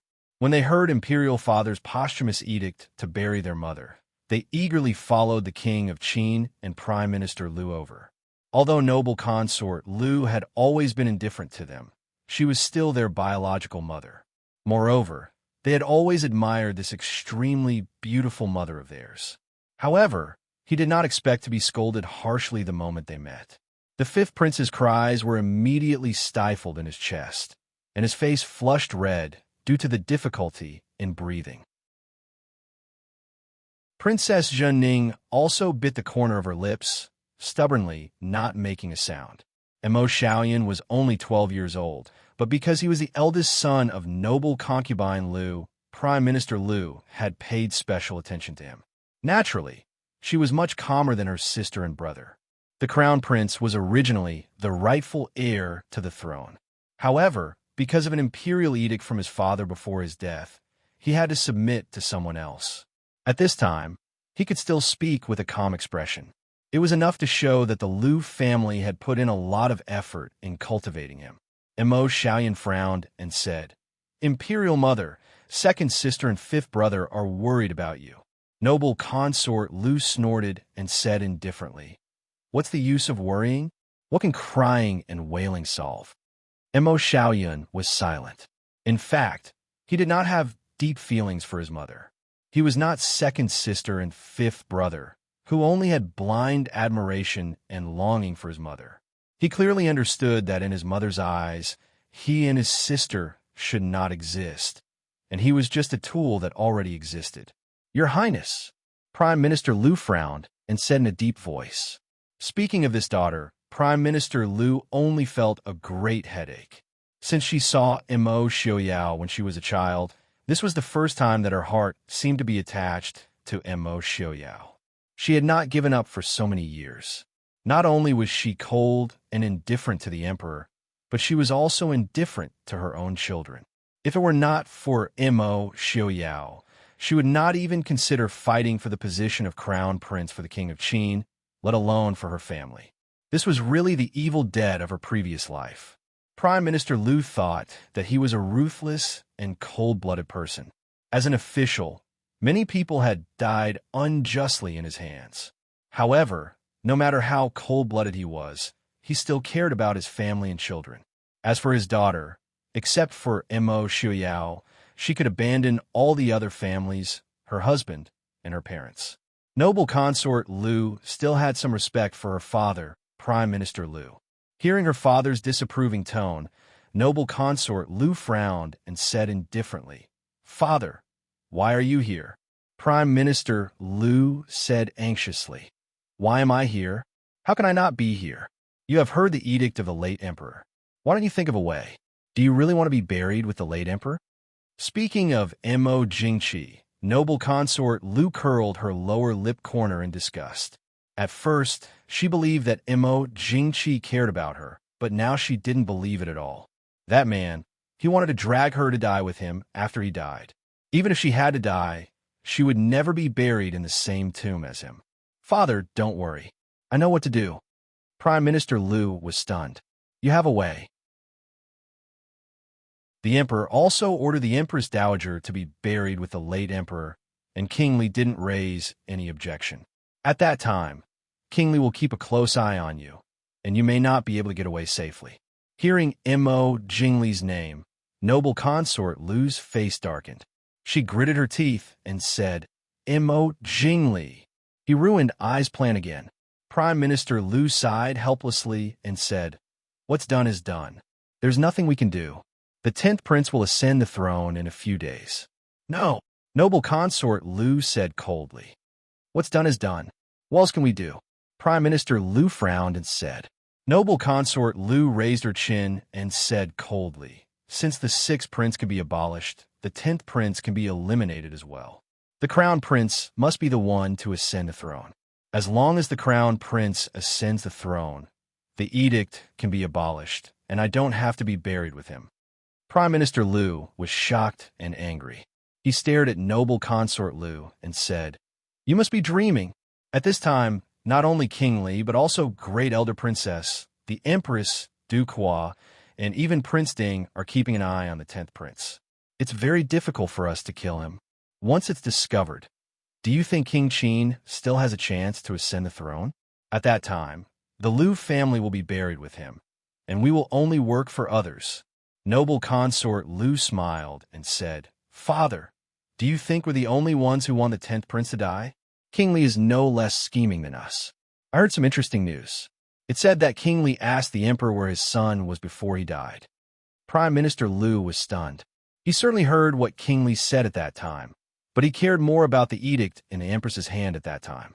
After the edict was issued, they were shocked by the news of the edict. Naturally, they didn't have time to care about this problem. Noble consort Liu smiled and said, "Father, do you still remember that Mo Jingli and his family kicked their son to death 2 months ago?" Of course, Prime Minister Liu remembered. Although the Li mansion covered it up tightly, the Liu family and the Li mansion were political enemies. How could they not know such a big thing? Stroking his beard, Prime Minister Liu narrowed his eyes and said, "You mean?" Noble consort Liu smiled and said, "When Ying was pregnant, she was imprisoned by the emperor. We only know that she gave birth to a son, but no one has seen the son. Of course, the emperor said it was not the son. I'm afraid that the child in the Li mansion is not King Li's son at all. The emperor has always been suspicious, and King Li was the one who rebelled. How could the emperor not guard against him?" Chapter 600. Your Highness, do you know where the child is? Prime Minister Liu was overjoyed. Now, except for Yi Ying's son, King Li didn't have any other children. He didn't even have the news of his concubine's pregnancy. There had been some rumors in the capital.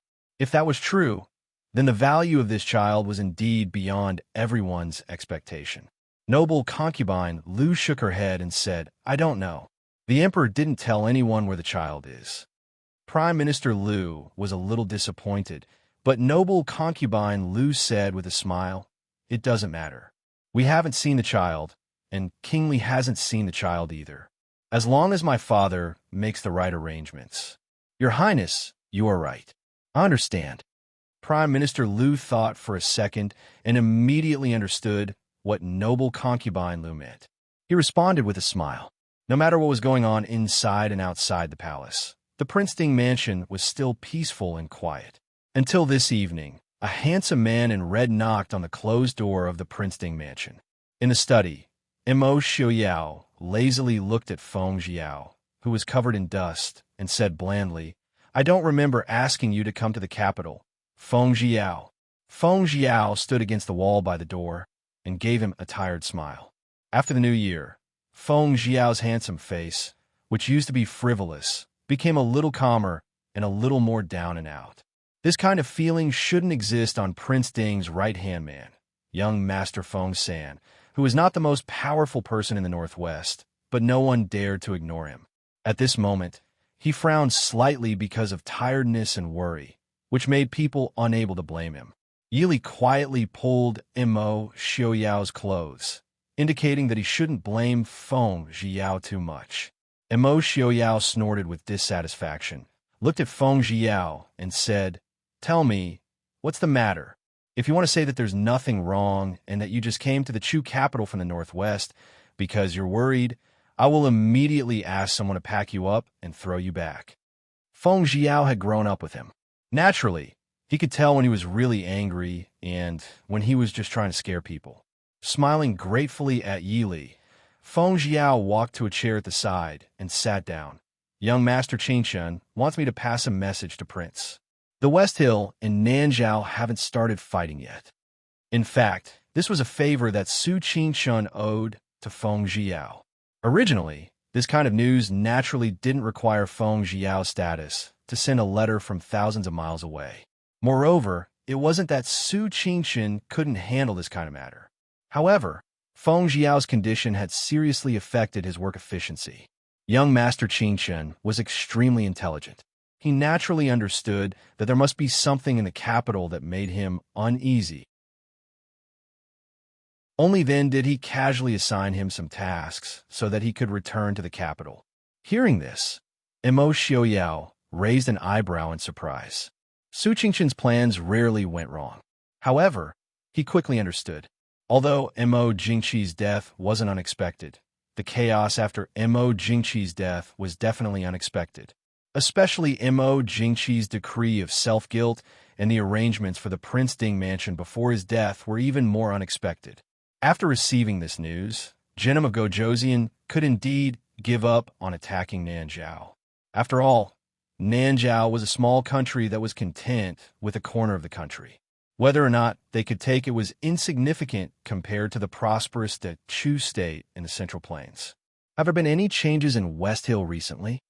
Mo Xiaoyao asked.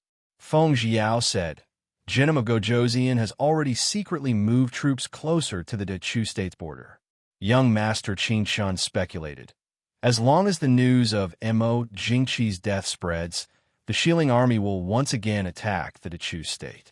In addition, the northern tribes also seem to have this plan. What did young Master Qingshun say? Young Master Qingshun said that if Prince finished dealing with the matters in the capital, please return as soon as possible. If finished, Mo Xiaoyao tilted his head and looked at Yi Li with a smile. It seems that Big Brother isn't in a hurry for us to return. Then let's stay for a while. If they finished dealing with the matters, they would return as soon as possible. If they didn't, they wouldn't return. Since Su Qingshun dared to say this, it meant that he didn't care about Lei Jinting's actions. Since that was the case, and young Master Qingshun was guarding the Northwest, why not take a look at the Chu state and see what benefits they could get? Feng Jiao raised his eyebrows and didn't care that Mo Xiaoyao had misinterpreted Su Qingshun's words. In any case, He had conveyed the original words without missing a word. As for how Prince wanted to interpret it, that was none of his business. Yili smiled at Feng Zhiyao and said, "Since that's the case, Feng San can stay in the palace for now." Although Feng Zhiyao had a home, he had already moved out a few years ago. When the Maoist army and the Dechu state broke off relations, the Feng family publicly announced that they had expelled Feng Zhiyao from the family and cut off all relations. Feng Zhiyao's residence in the capital had been empty for many years. Who didn't know that young Master Feng San was Prince Ding's confidant? Feng Zhiyao nodded and said, "Many thanks to Wang Fei." "Prince Wang Fei." Feng Zhiyao looked at Yi Li and Mo Xiaoyao. In the end, he couldn't bear it. He had hurried back to the capital for this matter. He couldn't wait a moment longer. Yi Li couldn't help but cover her mouth and smile when she saw the handsome young Master Feng San blushing in front of everyone. She looked at Feng Zhiyao and said seriously, "Don't worry. She is the empress of a country and has the support of the Hua family. No matter who ascends the throne, they will only be respectful to her." Feng Zhiyao's expression froze. He hesitated a moment and said, "I want to see her. Wang Fei, please grant me this wish." Yi Li tilted her head to look at Mo Xiaoyao. Mo Xiaoyao raised an eyebrow and said, "Let Li decide such a small matter." Yi Li thought and then said to Feng Zhiyao, "Right now, the palace is under martial law. Don't be impatient.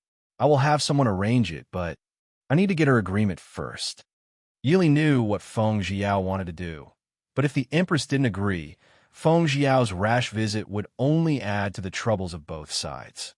Yi Li wasn't sure if the empress had feelings for Feng Zhiyao, or if the feelings were enough for her to give up her responsibility and status. Feng Zhiyao hesitated and wanted to refute, but seeing Yi Li's serious expression, he could only nod. "Many thanks, Wang Fei." As though she saw Feng Zhiyao's unwillingness, Yi Li sighed softly and said, "It is hard to say who is right and who is wrong in matters of the heart. We all know that you care for her, but if she doesn't need your care, then your thoughts right now are not helping her, but creating trouble for her. Do you understand?" Feng Zhiyao was silent.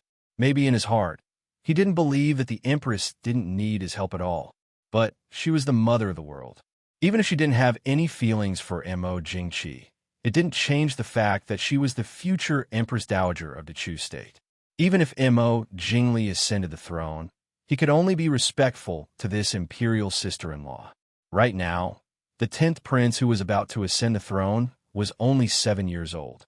This was the time when he needed someone to help him. Would she go with him?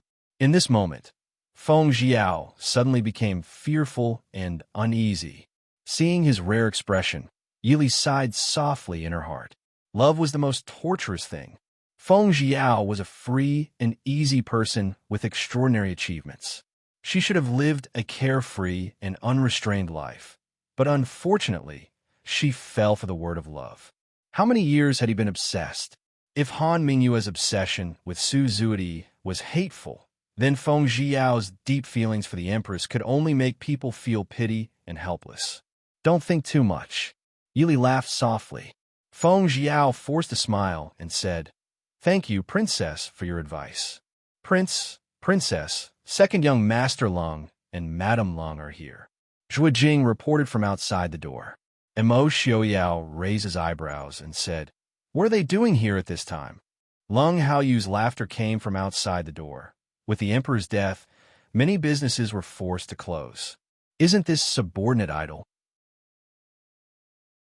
Lung Haoyu had many businesses under his name, including brothels, taverns, gambling houses, and so on. With the emperor's death, the world mourned. Naturally, these businesses could no longer be done. So, Lung Haoyu brought his son and wife to the Prince Ding mansion to visit.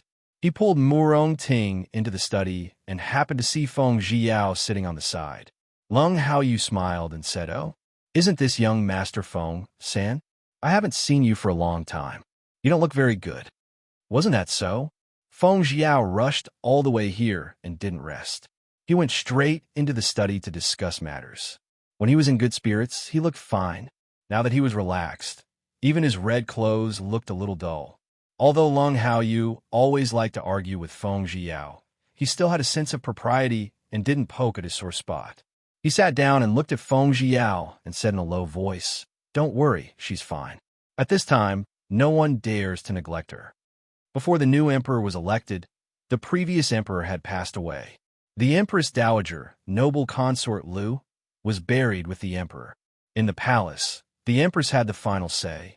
At this time, no one with eyes would make the empress uncomfortable. Feng Zhiyao nodded and said with a faint smile, "Thank you." Lung Haoyu curled his lips and didn't say anything. He didn't have any opinions about the empress, but seeing Feng Zhiyao's more than 10 years of bitter love, sometimes he couldn't help but want to fight for justice for his good friend.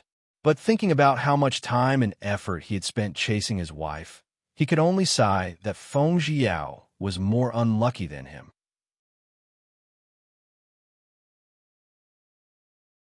Chapter 601. Lung Haoyu and Murong Ting's sudden visit was naturally not just for a visit. After everyone sat down, Lung Haoyu frowned and said, "Our people sent out news that the Lu family seems to know about Mo Jingli's son." Feng Zhiyao had just returned to Chu capital, so he naturally did not know what had happened in Chu capital in the past 2 months. He asked in confusion, "Mo Jingli's son? Is it the one Yi Ying gave birth to? Was he kidnapped?" Lung Haoyu clapped his hands and smiled. "Your news is really too slow. Mo Jingli had just become the regent some time ago. When he returned to his residence, he kicked his own son to death. Although this news was suppressed and not spread, most of the nobles in the capital knew about it." Feng Zhiyao raised his eyebrows. He was not an idiot and naturally understood immediately. He smiled and said, "So? Mo Jingli raised someone else's son for nothing? What about now? His son is in the hands of the Lu family? Li, what do you think?" Mo Xiaoyao looked at Yi Li and asked. Yi Li frowned and thought for a while. "I don't think it's very likely. Mo Jingqi is very careful and suspicious. He never even trusts the people around him. Mo Jingli spent so much time and effort and still couldn't find any clues. This proves that Mo Jingqi dealt with it very cleanly back then. It doesn't make sense that the Lu family could find it. Also, the timing is a bit too coincidental. Mo Jingqi had just passed away, and the new emperor had not ascended the throne yet, but the Lu family had already thrown out the news of the Li Palace's only son. It really made people think too much. Mo Xiaoyao looked at Lung Haoyu. Lung Haoyu shrugged and said, "They also didn't get any specific news. It's just that the Lu family has been secretly moving a lot recently. They can only vaguely know that it's related to Mo Jingli's son, but it still needs time to confirm whether that child is Mo Jingli's son." Mo Xiaoyao raised his eyebrows and smiled. "There's no need to investigate. It's a waste of time." Lung Haoyu looked at him in confusion. Mo Xiaoyao asked, "Does it matter if it is or not?" Hearing this, everyone was startled. Wasn't it? They did not intend to get involved in these matters. Then whether that child was Mo Jingli's son or not had no meaning to them. Mo Xiaoyao stood up and looked at Lung Haoyu with a smile. "If you have the time, why don't you investigate the matters of the northern region? Your business in the capital's business in the capital has also closed. Why don't you make a trip there?" There was a battle in the city was in the capital city pass. Although there were secret guards protecting him, he was still worried about Lung Huai's secret guard. "I'll go too," Murong Ting quickly said. Although to Haoyu, S2 was to Haodo's family, to the family to him, to the family to be, Tumo Xiao naturally could not control Murong Ting. This was Lung Haoyu's family background. Lung Haoyu said hesitantly, "Haoyu is in the middle of a battle now. It's too dangerous." Murong Ting snorted. "Do you think I haven't seen a battlefield?" She had grown up at the border with her father since she was young. Furthermore, she had participated in the defense of Yonglin City back then. "Okay. Junon has no one to take care of her in the capital. Do you have the heart?" Lung Haoyu continued to persuade. Murong Ting frowned. This was a problem. Her son had never left her side since he was born. Glancing at Yi Li sitting on the side, Murong Ting's eyes lit up. She looked at Yili eagerly. Leah, Yili covered her mouth and smiled. As long as you're not afraid of Junhan being bullied by Chun-Er, just send her over. Taking care of one child was the same as taking care of two children. Besides, although Mo Xiaobao was occasionally clingy, he was actually quite good at taking care of himself.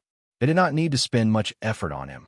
However, for some reason, Mo Xiaobao thought that Lung Junhan was a soft little bun that could be bullied. Every time they met, it was either pinching or caressing. Yili suspected that Mo Xiaobao had transferred all his resentment from being bullied by his father to Lung Junhan. Every time she saw the white and soft little Junhan being bullied by Mo Xiaobao until tears welled up in her eyes but stubbornly refused to fall down, Yili's heart ached. However, Lung Junhan thought that Mo Xiaobao was a good brother. After being bullied, she would forget about it. The next time they met, she would still call brother Yuchen intimately. No wonder Mo Xiaobao called him Little Dazed Lung.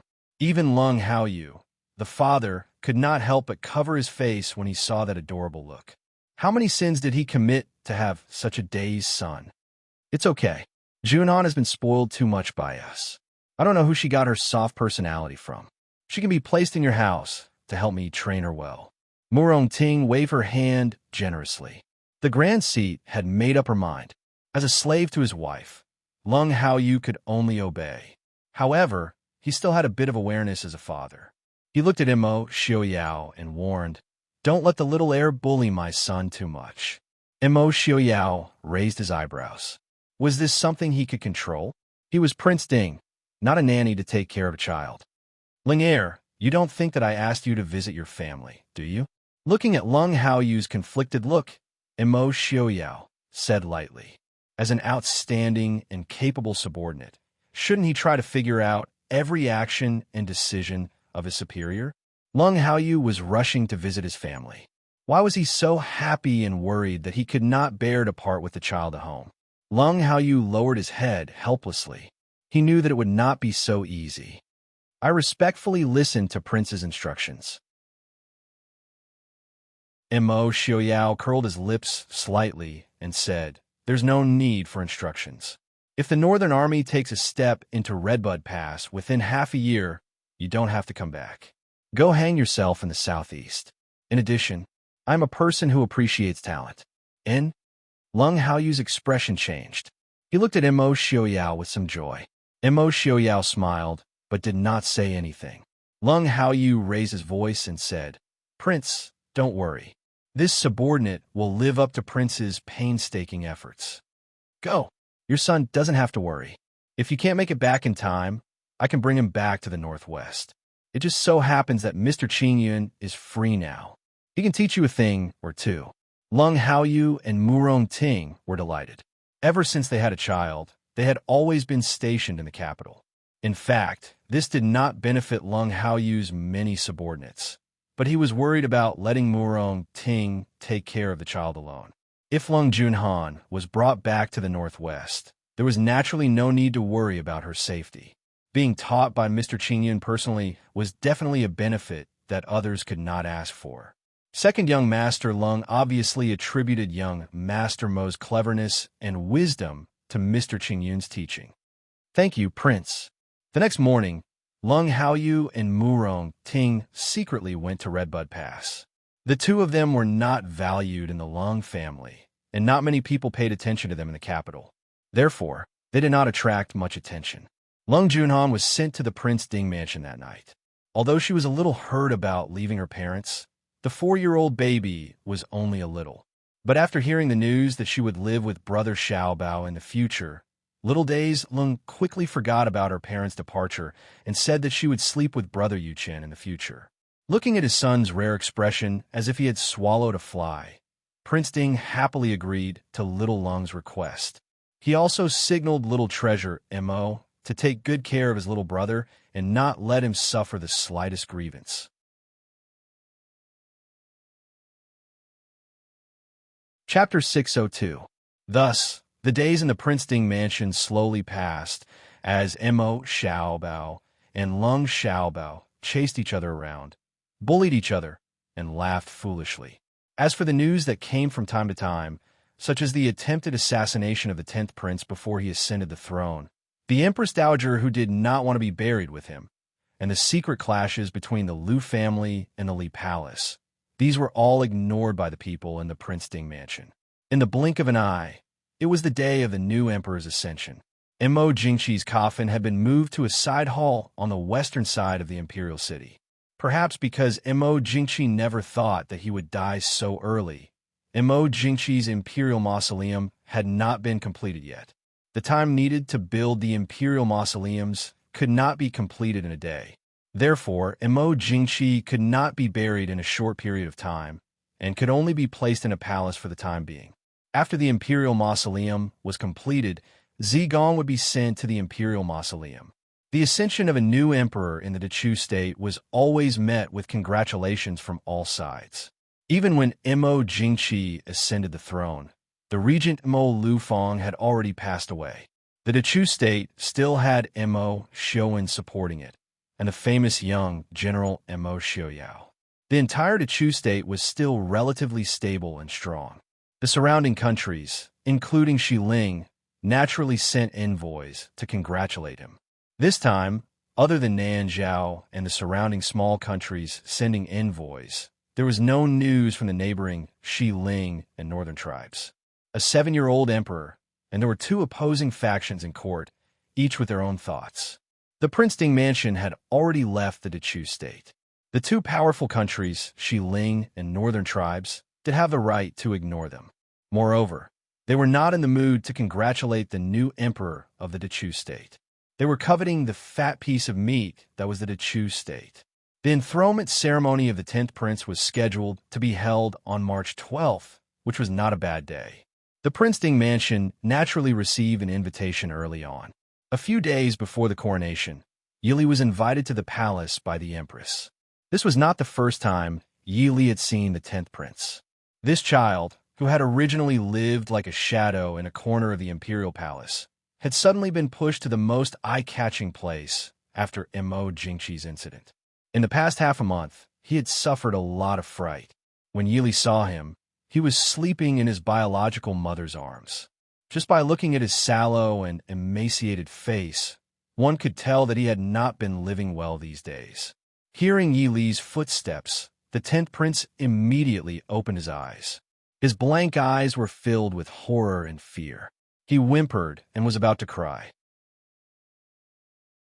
His birth mother hurriedly covered his mouth in panic and looked at Yi Li and the empress at a loss. The empress frowned and sighed helplessly, quickly let go of him. Princess Ding will not bicker with a child. The woman, who was wearing gorgeous clothes and had an ordinary appearance, finally carefully let go of the hand covering the 10th prince's mouth. She looked uneasily at Yi Li before softly coaxing the 10th prince in her arms. The 10th prince cried for a while and seemed to be tired. He then fell into a deep sleep again. The empress wanted someone to take him to rest, but was worried that she would wake him up again. Yi Li walked over and pressed on the 10th prince's acupuncture points a few times before saying in a low voice, "Take him to rest.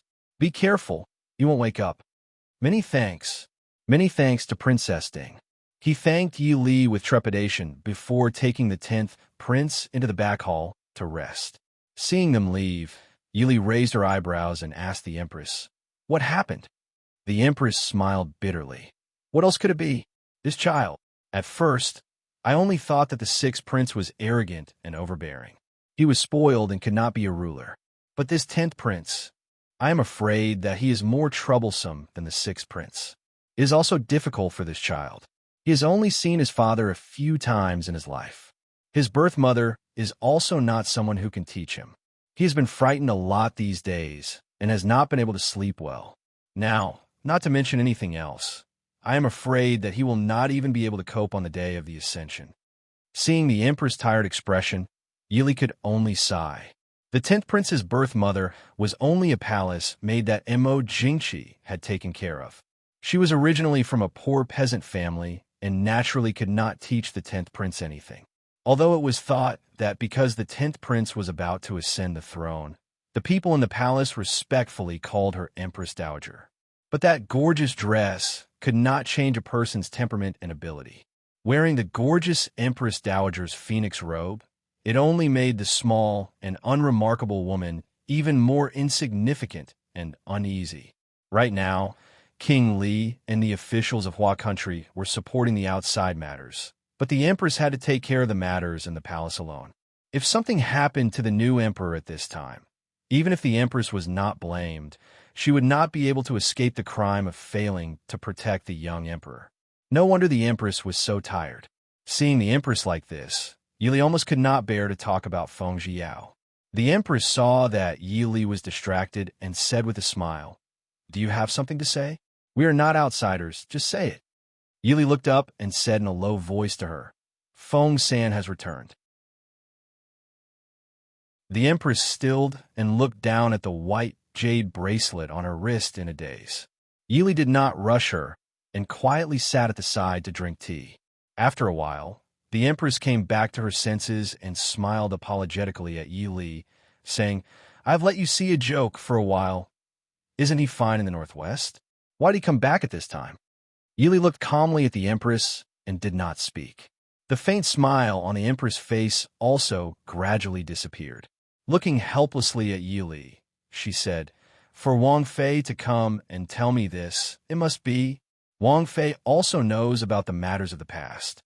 Yili nodded and said softly, "The matters of the past are not your fault. Feng San's unwillingness to give up is his obsession, and it is also not your fault. If your Highness does not care, I will tell him not to disturb your Highness. But if your Highness is not indifferent, why not give each other a chance?" "Chance?" The Empress smiled bitterly and shook her head at Yili, saying, "Many thanks to Wang Fei. I know that Wang Fei is not someone who likes to meddle in other people's business. It is not easy for you to tell me so much. Wang Fei, please tell him. I only treat him like Xiao Yao, a younger brother that I watched grow up. There is nothing else." Yili frowned and said, "He wants to see your Highness." Originally, he wanted to enter the palace as soon as he returned to the capital, but the prince and I persuaded him not to. But if I bring back such an answer, I'm afraid that he will not be convinced no matter what. When the time comes, he still wants to see your Highness." The Empress shook her head and said, "There is no need to meet. Right now, the palace is heavily guarded, and the new emperor is about to ascend the throne. I do not have the mind to think about these things. Wang Fei, tell him not to enter the palace. I do not have the time." Yili was silent. Not having the time was indeed a very good excuse to refuse. When a person did not even have the time to see you, it was naturally enough to show that they did not care about you. No matter from which aspect, the Empress was an extremely intelligent woman. "What plans does your Highness have in the future?" Yili asked with a frown. The Empress was puzzled and looked at Yili. Yili pursed her lips and said with a faint smile, "If your Highness wants me to persuade Feng San, you have to give me a reason. At least, you have to let him know that without him, your Highness can live very well, or even better than with him, right?" The Empress understood and said in a low voice, "When the new emperor ascends the throne, I will become the Empress Dowager of the Dechu state. Is that not enough?" "Maybe it is." Yili sighed and said. The two were speechless for a while. There was a commotion outside the door. "Impudent! Have the Empress come out. Aijiao wants to see her." "Empress Dowager, the Empress is currently meeting with Princess Ding." "Empress Dowager, please wait a moment." The palace maid outside the door advised. "Impudent! Aijia is the Empress Dowager. Don't need to wait to see her? The one surnamed Feng, come out for Aijia." Yili frowned and said in confusion, "Didn't they say they were going to be buried together? Why are they still making a fuss? Is noble consort Lu still here?" The Empress said with a faint smile, "The Lu family and the King of Qin don't agree with noble consort Lu being buried together. The key is that the Prince Regent's intention is also wavering. Since noble consort Lu is still alive, the Empress Dowager naturally can't be moved for the time being. Those families are still arguing with the court officials and those scholars. I heard that there is a saying that they will be buried together with the emperor when he is buried. It doesn't count as going against the posthumous edict. That has nothing to do with the Empress Dowager, right?" The late emperor has been buried for almost 20 years. Who knows what they are thinking? For this kind of thing, anything I say is wrong. Just let them argue among themselves. Hearing the noise outside getting louder and louder, the 10th prince seemed to have been woken up again and began to sob. The empress frowned and said loudly, "Invite the Empress Dowager in." It was quiet outside the door for a while. A moment later, the Empress Dowager led her people into the main hall. Looking at the Empress Dowager in front of her, Yili couldn't help but be shocked. She remembered that the first time she saw the Empress Dowager was in Zhengde Palace. The Empress Dowager was a dignified and noble mother of the country.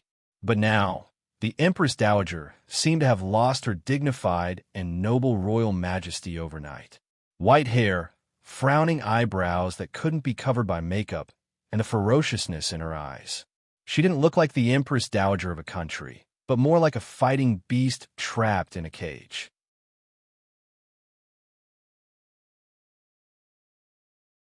Chapter 603. Imperial Mother, what is the matter? Seeing the Empress Dowager come in with a group of people, the Empress frowned and asked. The Empress Dowager fiercely stared at the Empress and snapped, "Where is the 10th prince?" The Empress calmly looked at the Empress Dowager and asked, "The 10th prince? Imperial Mother, why are you asking this?" The Empress Dowager coldly snorted. "The 10th prince is about to ascend the throne. Ijia is his imperial grandmother. If I don't teach him, who else can?" The Empress calmly refused. The new emperor has his tutor and court officials to teach him. Imperial Mother doesn't need to worry. Besides, the new emperor hasn't been registered yet. Imperial Mother is going to be buried with Imperial Father. It's not appropriate to meet. It was clear that the Empress Dowager had really angered the Empress these days. Otherwise, the Empress would never have said such a thing with her temperament. The Empress Dowager was so angry that her face turned green and white. Her hand trembled as she pointed at the Empress. "Presumptuous! Hua Shi, even though you are the Empress, you didn't leave behind a prince for the Emperor. Ijia thinks that the person who should be buried with him is you." The Empress Dowager was very jealous of the leisurely and graceful Empress in front of her, even though the Empress didn't have a son, and even her only daughter was missing. But on the surface, no one could touch her, not only because she was the daughter of the Hua family, but also because she was the Emperor's first wife. She was the D-Empress of the Dechu state and the D-Mother of all the princes and princesses. No matter which prince ascended the throne, they had to respect her as the Empress Dowager. The Empress Dowager had to admit that even though she looked down on and hated noble consort Lu, she was the same as noble consort Lu. No matter how favored she was, no matter how many children she had, without the title of the D-wife, they didn't even have the right to refuse to be buried with the Emperor. The Empress lowered her eyes and calmly said, "It's a pity that the Emperor didn't want I to accompany him before he died. Imperial Mother, Qinxie thinks that you should go back to the palace to rest. There are many things that Qinxie can't decide. Even the new emperor can't decide at this time. If Imperial Mother has something to say, it's better to go find Li Wang." The Empress Dowager gritted her teeth. Of course, she wanted to find Mo Jingli. However, ever since the emperor passed away, Mo Jingli had never entered the palace to pay his respects to her. Even when he occasionally entered the palace, it was to visit the Empress and discuss the ascension of the new emperor. By the time she received the news and rushed over, Mo Jingli had already left the palace. Now that the Empress Dowager's power had been stripped clean, it was very inconvenient for her to do anything. The Empress Dowager knew that Mo Jingli was determined to leave her alone. "Empress, what are you talking about? I just came to see the 10th prince." The Empress Dowager held back her anger and gritted her teeth. Since Imperial Grandmother wanted to see her grandson, she naturally had to let her see him. It just so happened that the 10th prince had also woken up. The Empress could only send someone to invite the 10th prince out. After the Empress gave in, the Empress Dowager sat down with satisfaction and drank the tea brought by the palace maid. Only then did he have the time to see Yi Li sitting beside him. The Empress Dowager didn't have a good impression of Yi Li. It wasn't that she had any opinions about Yi Li. It was that they had different standpoints from the start. And now, Her life was hanging by a thread, while Yili had become Prince Ding's only wife. Princess Ding's name was as famous as Prince Ding's. How could the Empress Dowager, who had always boasted of being a heroine, feel comfortable? Princess Ding, the Empress Dowager, said with a frown. Yes. Greetings, Empress Dowager. Yili put down the teacup and gave a faint smile. She was sitting leisurely in the chair to the left of the Empress. She didn't look like a heroine whose name shook the world, but rather like an elegant and quiet lady.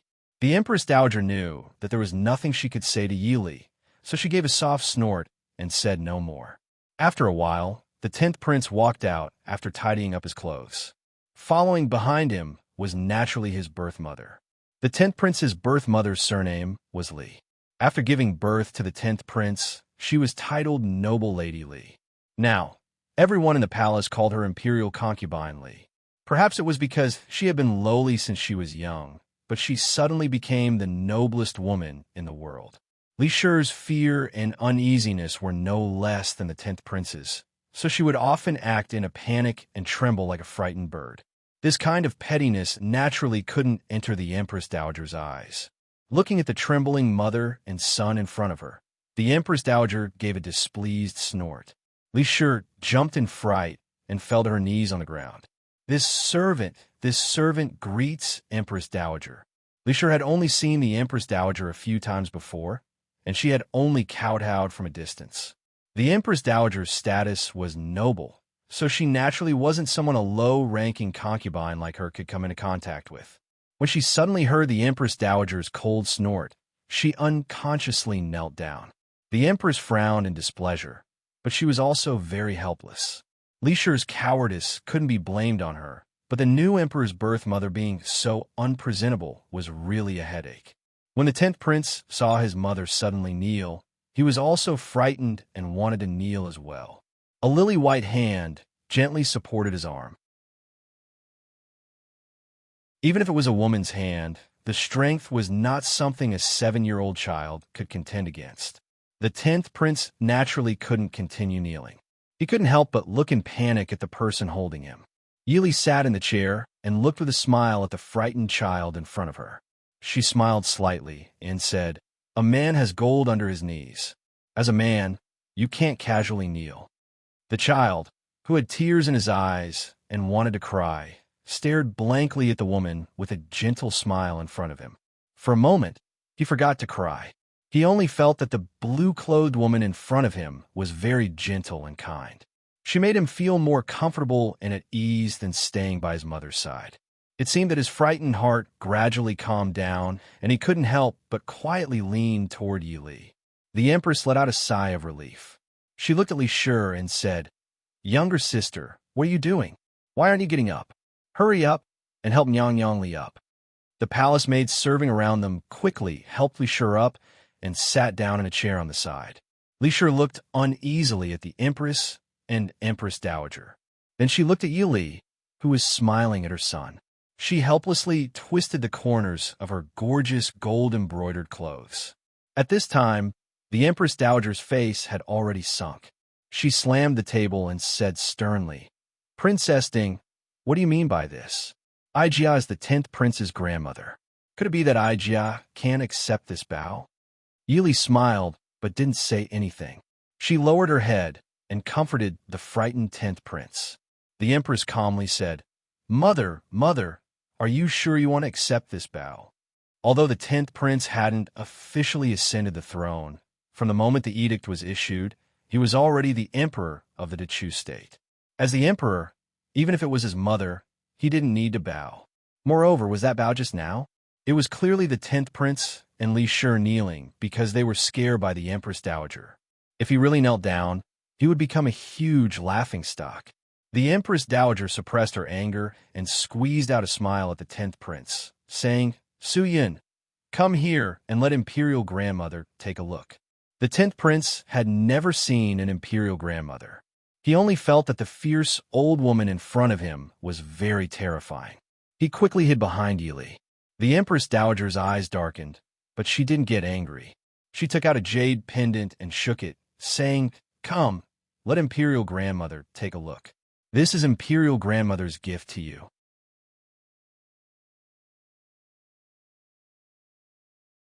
Chapter 604. The 10th prince looked hesitantly at the jade pendant and turned to look at the Empress. The Empress was drinking tea with her head lowered. But he looked at his Mufei, Li Shi, who was still wringing her clothes helplessly. How could she have the energy to care about him? In the end, he could only look at Yili. Yili laughed softly. Do you like it? If you like it, then take it. Remember to thank Imperial Grandmother. Grandson thanks. Imperial Grandmother.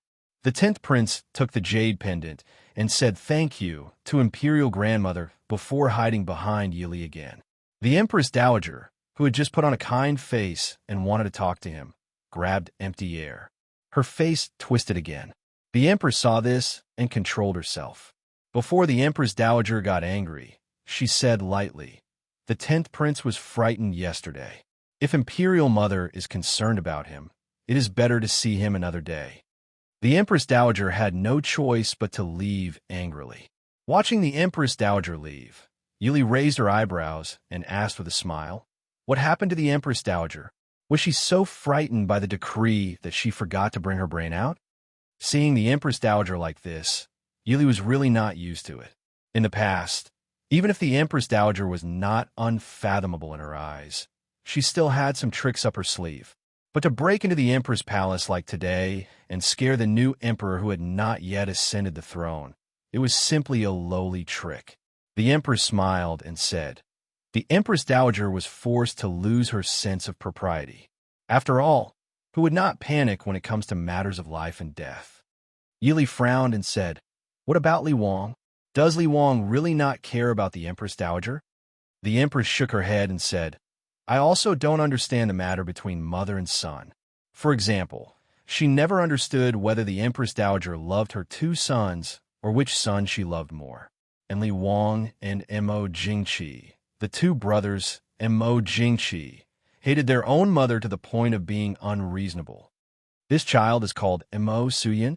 Yili looked down at the timid 10th prince hiding beside her and asked, "The name is not bad. In fact, Mo Jingqi's son's name was not suitable. The name of the founding Prince Ding was Mo Lanyan.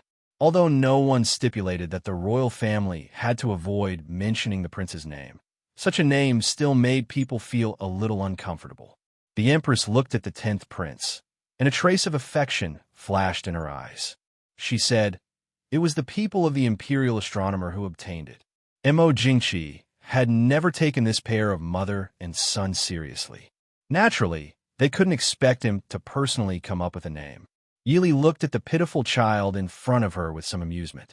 This child's courage was a little too small. Of course, it could also be because he had been frightened these days. Although Xiaobao bullied Lung Junhan every day and called her Little Days Lung, Lung Junhan was more than 10 times smarter and bolder than the child in front of her. No wonder the Empress was so worried. As an emperor, it was no good to be bold and spoiled like Immerse, but it was even more unacceptable to be scared to tears like the 10th prince, who might even sit on the throne. The former was barely able to keep up appearances, while the latter couldn't even keep up appearances. Looking at the 10th prince, the Empress sighed. Wearily, she said, "Great elder princess and the courtiers have handed him over to I, but how could I have the patience to change a child's temperament?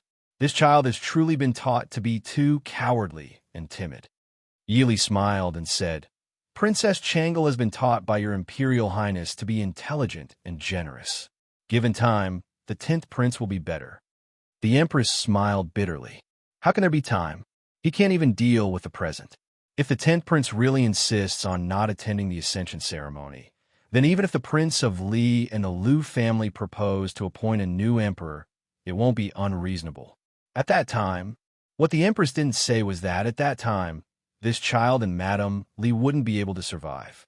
Regardless of which side gained the upper hand in the end, they would absolutely not allow the most legitimate heir to the throne to live in this world. "Then, your Imperial Highness's meaning is?" Yili looked at the Empress and asked softly. She didn't believe that the Empress didn't know that this was her best chance to escape. The chaos in the Chu Palace and the foreseeable future was not a problem that could be completely resolved by supporting a new emperor. The empress sighed and said, "Let's take it one step at a time." Yili shook her head and sighed. "Why bother, Your Imperial Highness? Could it be that Your Imperial Highness really doesn't want to see Wuyo again one day?" The empress's expression dimmed. Hearing Yi Li's words, she was slightly distracted. The empress lowered her head and pondered. Yi Li didn't disturb her. Smiling, she looked at the 10th prince and asked, "Little Imperial Highness, how old are you?" The 10th prince blinked his eyes. Looking at the gentle and amiable elder sister before him, he timidly replied, 7 years old. His soft, childlike voice caused Yi Li to sigh. Her Xiaobao's speech had been very smooth. From the beginning, his voice had been very crisp and clear. She had never heard such a soft, childlike voice. It was truly a pity that such an adorable child had been pushed to such a position in the imperial palace. "Little Imperial Highness, have you been afraid these days?" The 10th prince's small body trembled. His face revealed a frightened expression. Clearly, he thought of what had happened these days. His eyes immediately filled with tears. Looking at Yi Li and nodding, Yi Li sighed and hugged his small body. She said, "Don't be afraid. There are many people who will protect Little Imperial Highness, do you know? In the future, Little Imperial Highness will become the emperor of the Dechu state. Do you know what an emperor is?" The 10th prince raised his head and looked at Yi Li. He said, "I know. It's someone like Imperial Father. And your Imperial Father is not worth emulating. However, you also saw that your Imperial Father is very powerful, right? Everyone is afraid of him." The 10th prince nodded. Yi Li continued to smile and said, "So, Little Imperial Highness, you will become the new emperor of the Dechu state. In the future, everyone will be afraid of you, so you don't need to be afraid of them. They won't dare to harm you." The 10th prince's voice carried a sobbing tone. But Wu, yesterday Wu, Xian was afraid." Yi Li hurriedly patted the 10th prince and softly coaxed him. Actually, she was not good at coaxing children. Mo Xiaobao did not need anyone to coax him. Lung Junhan, who was temporarily living in the Prince Ding mansion, was also a good child. "Don't be afraid. Don't be afraid. Little Imperial Highness, you have to be brave. A brave child doesn't need to be afraid of anything. Only then will others not dare to bully you. Do you know?" Perhaps Yi Li's comforting words were useful, or perhaps it was purely Yi Li's voice that made the child feel at ease. The 10th prince gradually stopped crying. He looked at Yi Li and said, "Elder sister, will elder sister accompany Suyin?" Yi Li helplessly smiled bitterly. She could not accompany him. On the contrary, if this child really became an independent and outstanding prince in the future, they might even become enemies. However, looking at this soft and pitiful 7-year-old child in front of her, who could really harden her heart and ignore him, "I didn't expect you to be so good at coaxing children." The empress had already returned to her senses. She only felt that it was very interesting to see Yi Li and the 10th prince communicating, so she just watched from the side. Looking at Yi Li, the empress smiled and said, "Speaking of which, this child is very timid. This is the first time he trusts someone he has just met so much. Even though I've seen him so many times, he usually just salutes properly." Yi Li smiled and said, "It's probably because I've been taking care of children when I moved in, so I have more affinity with children." The empress only thought that she was talking about Mo Xiaobao. She smiled and said, "If this child has the courage and intelligence of little Shitsi, then I don't need to worry." Yi Li lowered her head and touched the head of the depressed child. The child, who was already 7 years old, was not really unable to understand anything. He could still understand the disappointment and worry in the adult's tone towards him. Yi Li said softly, "This child is not stupid. It's not impossible for him to get better if he puts in more effort." But Yi Li looked at Madame Li, who was sitting aside in a daze, and frowned. It was not that she was heartless to disregard the relationship between mother and son, but Madame Li was really not suitable for educating children. Because she herself had a lot of things that she didn't understand and was powerless to do, she naturally could not teach the child anything. All she could give the child was only doting. If the child was born in an ordinary family, it might not be a bad thing. At worst, the family would hand over a mediocre playboy or let Madame Li raise him. However, the 10th prince was born in the royal family and was in the teeth of the storm.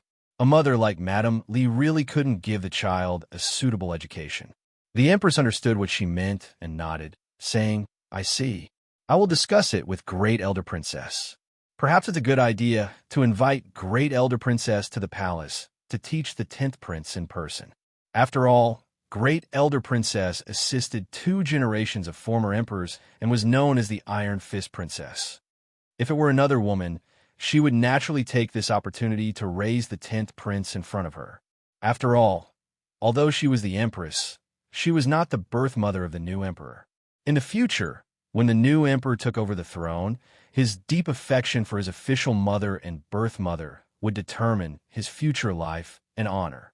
However, the empress didn't want to deprive the relationship between Madame Li and the 10th prince. She didn't have a son, but so what? It didn't mean that she would steal someone else's son. Just like her daughter, her Changle would always be her precious daughter. "Your Majesty, you're right," Yili said with a smile. Yili was relieved that the Empress didn't raise the 10th prince. Although the Empress was unwilling to leave with Feng Jiao now, no one could be sure that she wouldn't figure it out in the future. If she had already developed a relationship with the 10th prince by then, it would be difficult to deal with. At that time, Yili wouldn't be able to explain it to Feng Jiao when she went back. "Your Majesty," Madame Li said uneasily. Although she was stupid, she still understood that the Empress was dissatisfied with her. In the palace, the only person she could rely on was her son. In any case, she didn't want to be separated from her son. The Empress said indifferently, "Don't worry.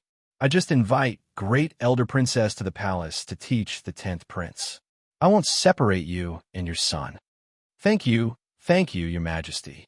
Hearing this, Madame Li breathed a sigh of relief and said happily,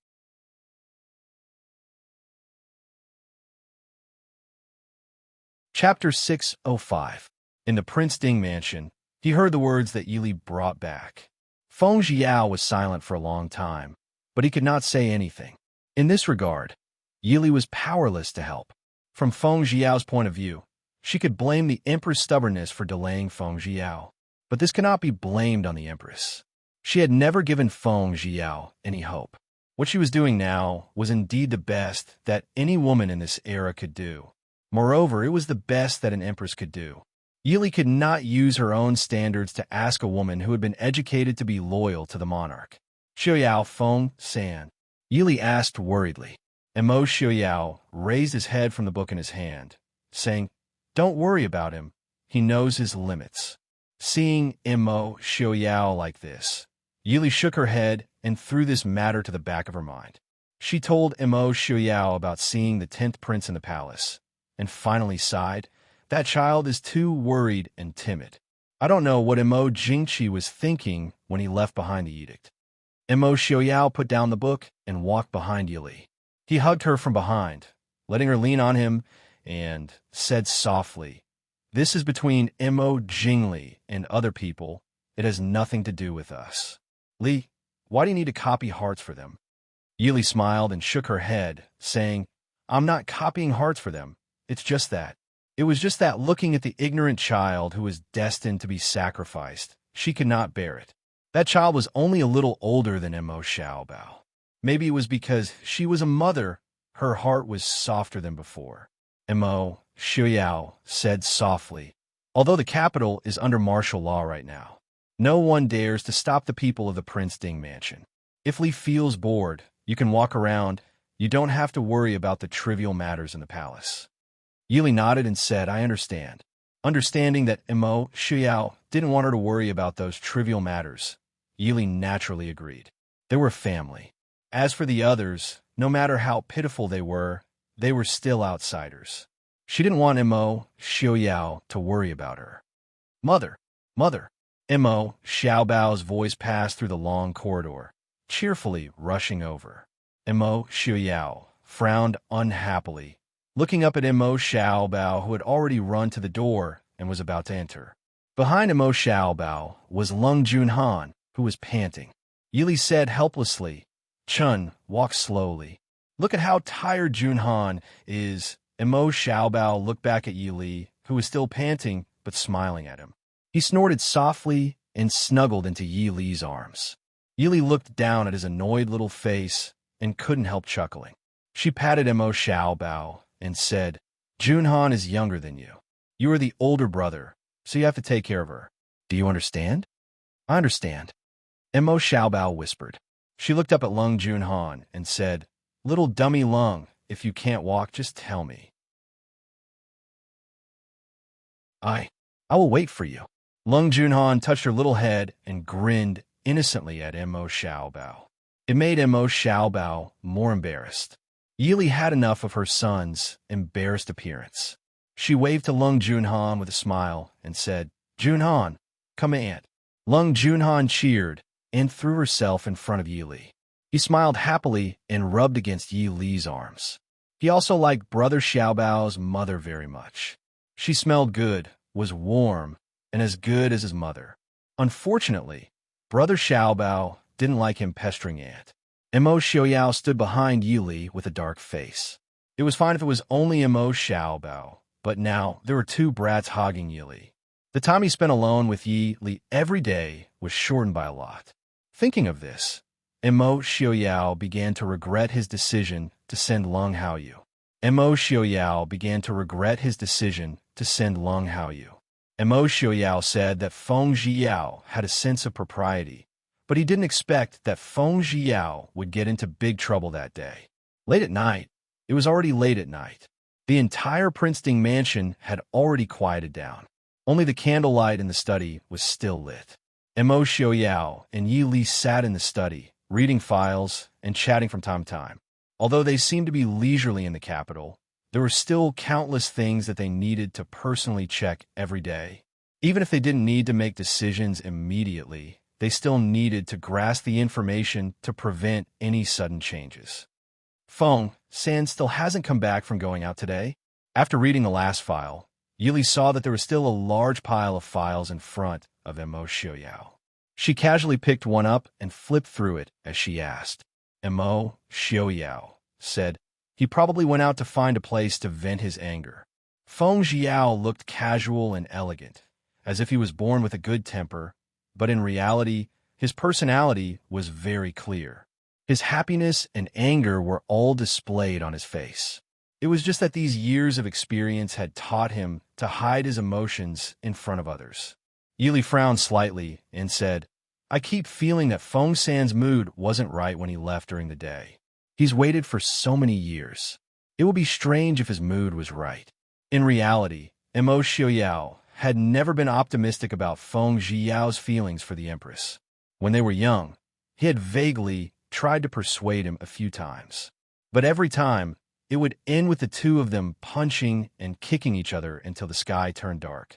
As they grew older, they learned to respect each other's feelings. It was not easy to persuade them, so it dragged on for so many years until Feng Zhiyao was already in his 30s. According to the age of an ordinary rich young master in this world, Feng Sen would be holding a grandson in 2 years. These two, Yili sighed. Before she finished speaking, she suddenly stood up from her chair. Someone broke in.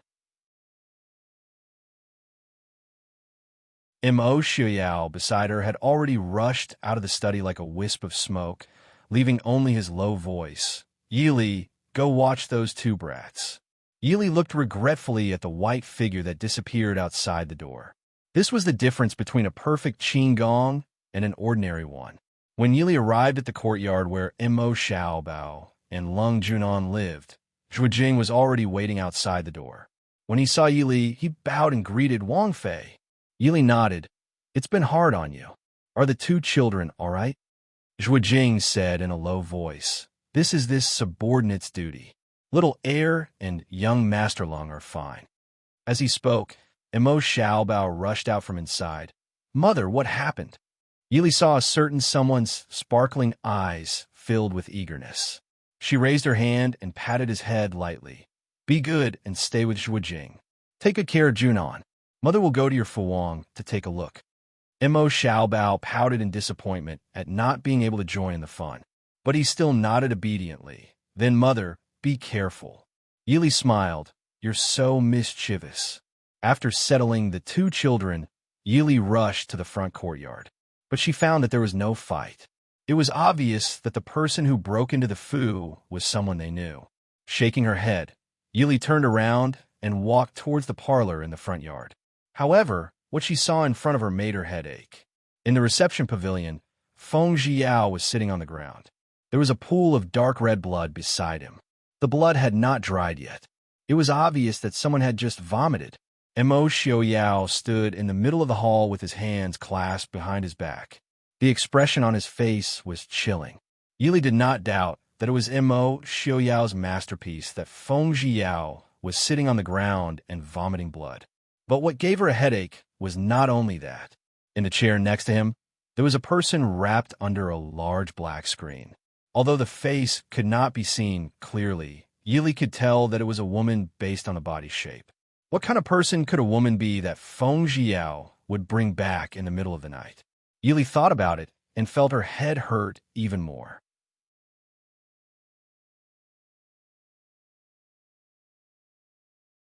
Chapter 606. The woman in the chair was clearly still unconscious. Yili walked over and pulled back the cloak covering her face, revealing the woman's beautiful and dignified face. Who else could it be other than the Empress she had just met today? Nonsense! Yili turned to glare at Feng Jiao as she scolded in a low voice. Feng Jiao didn't mind and hooked his lips into a smile. His normally teasing eyes were now filled with deep helplessness and sadness. Even Yili couldn't bear to say anything more. With a sigh, Yili asked, "Did she agree to you bringing her out like this?" Feng Jiao was silent. Yili understood that he had ignored the Empress' wishes and directly brought her out of the palace. Seeing Mo Xiaoyao become even angrier, Yili silently walked to his side and pulled his hand to the side to sit down. Otherwise, Yili couldn't guarantee that Mo Xiaoyao wouldn't give Feng Jiao another slap. You become quite daring. I never knew that young Master Feng was so daring. Sitting next to Yili, Mo Xiaoyao suppressed his anger and coldly said to Feng Jiao. Feng Jiao faintly smiled, but he didn't have his usual carefree and unrestrained air. Only a faint helplessness and dullness remained. I'll take responsibility for what I've done. I won't implicate the Prince Ding mansion. Bang! Mo Xiaoyao slapped the table next to him. The table was fine, but the furnishings and teacups on the table instantly shattered. Mo Xiaoyao was so angry that he laughed. Good. Very good. Young Master Feng, you're so capable. But won't you implicate the Prince Ding mansion? Since you're so capable, why don't you just take her out of the capital? Feng Jiao was silent. The city gates were currently closed, and the capital was currently under martial law. It was fine if he was alone, but it was impossible for him to bring an unconscious person out of the city. Feng Jiao closed his eyes tiredly. Xiaoyao, I'm sorry, but I don't regret it. Mo Xiaoyao snorted. Looking at him, he said indifferently, Young Master Feng, San thinks you're smart. Didn't you think of a way out before you started? Did you enter the palace to kidnap people in a moment of impulsiveness? Feng Jiao was a little embarrassed. He really didn't think too much about it. After he had snuck into the palace to find the Empress, he had been rejected by the Empress. The more he thought about it, the sadder he felt. In a moment of anger, he didn't think about anything and returned to the palace to rescue her. But he didn't think that Mo Xiaoyao would be so angry. Not because he went into the palace to kidnap the Empress, but because he didn't even have a plan before he kidnapped her. Then what should we do now? Understanding Mo Xiaoyao's thoughts, Feng Jiao didn't force it. In terms of intelligence, he lost to Mo Xiaoyao by a lot. He could accept this fact. Yili raised an eyebrow and said with a slight smile, How about we send her back before anyone finds out? No. Feng Jiao quickly said. He had taken her out with great difficulty. If he sent her back, he couldn't guarantee that he would have the courage to do so next time. And he didn't bring her out just because of his feelings. It was more because he knew that her future in the palace wouldn't be easy. Even if she wasn't willing to accept him, he hoped that she could at least live a more relaxed and happy life. At least, he still had some hope, right? Mo Xiaoyao looked at the sky. It was already 5 o'clock. He shook his head. It's too late. In at most an hour, someone will find that the Empress is missing. Yili frowned. Then what should we do? Send her out of the city now? Right now, the sky wasn't bright yet. It wasn't a good time to leave the city. But if they missed this last moment, once people found out that the Empress was missing, it would be even harder to leave the capital. She can't leave right now. We all know the Empress' personality. She isn't someone that just leaves. If we send her out now, she will come back on her own. Mo Xiaoyao shook his head. Let's temporarily stay in the Prince-Ding mansion. Even if the Empress is missing, no one will dare to search the Prince-Ding mansion. Fortunately, the guards and servants of the Prince-Ding mansion were all trustworthy, and Feng Jiao had come back at night. Otherwise, tonight's matter would be like how Mo Jingli had kicked his son to death. Before the sky even brightened, the news would have spread to all the mansions in the capital. Many thanks to Prince. Many thanks to Wang Fei, Feng Jiao said joyfully. Yili waved her hand and said, It's fine. Find a place to settle her down. You've been busy all day. Take advantage of the time to rest. Feng Jiao gave his thanks again. He picked up the sleeping Empress and turned to leave. In the flower pavilion, Yili turned to look at Mo Xiaoyao and said with a raised eyebrow, This is the propriety that Prince spoke of? He even dared to kidnap the Empress of a country. If this was propriety, then what was there that he did not know propriety? Mo Xiaoyao smiled helplessly. This is probably the first time in Feng San's life that he did not know propriety. Allowing Feng Jiao to settle the Empress, Yi Li and Mo Xiaoyao did not go to visit. The two held hands as they returned to their own courtyard to rest. Less than 2 hours later, someone came to their door. Prince Wang Fei, Duhua requests an audience. Yi Li and Mo Xiaoyao exchanged a look. Mo Xiaoyao stood and said, Invite Duhua to the study. I will go over now. Yi Li reached out to grab Mo Xiaoyao and said with a faint smile, Let's go together. Mo Xiaoyao did not object. The two changed their clothes and went to the study. Duhua, who had been invited to the study, was discontented. His old face with white hair and beard was much more haggard. His slightly muddy old eyes were filled with anxiety and worry. Seeing Yi Li and Mo Xiaoyao walking hand in hand, he hurriedly stood to greet them. Prince Wang Fei. Mo Xiaoyao raised a hand to support Duhua. He said in a rare, gentle voice, Duke, why are you here so early? Is something the matter? Duhua sighed and said with a bitter smile, Isn't something big happening? Otherwise, why would this old man be so insensible as to come here so early in the morning? The two of them helped Duhua sit down on either side before taking their own seats. Yili smiled faintly. Old Duke, what are you saying? We'll always welcome you whenever you come to visit us. You haven't said what happened yet. What happened? Duhua was not in the mood to be courteous.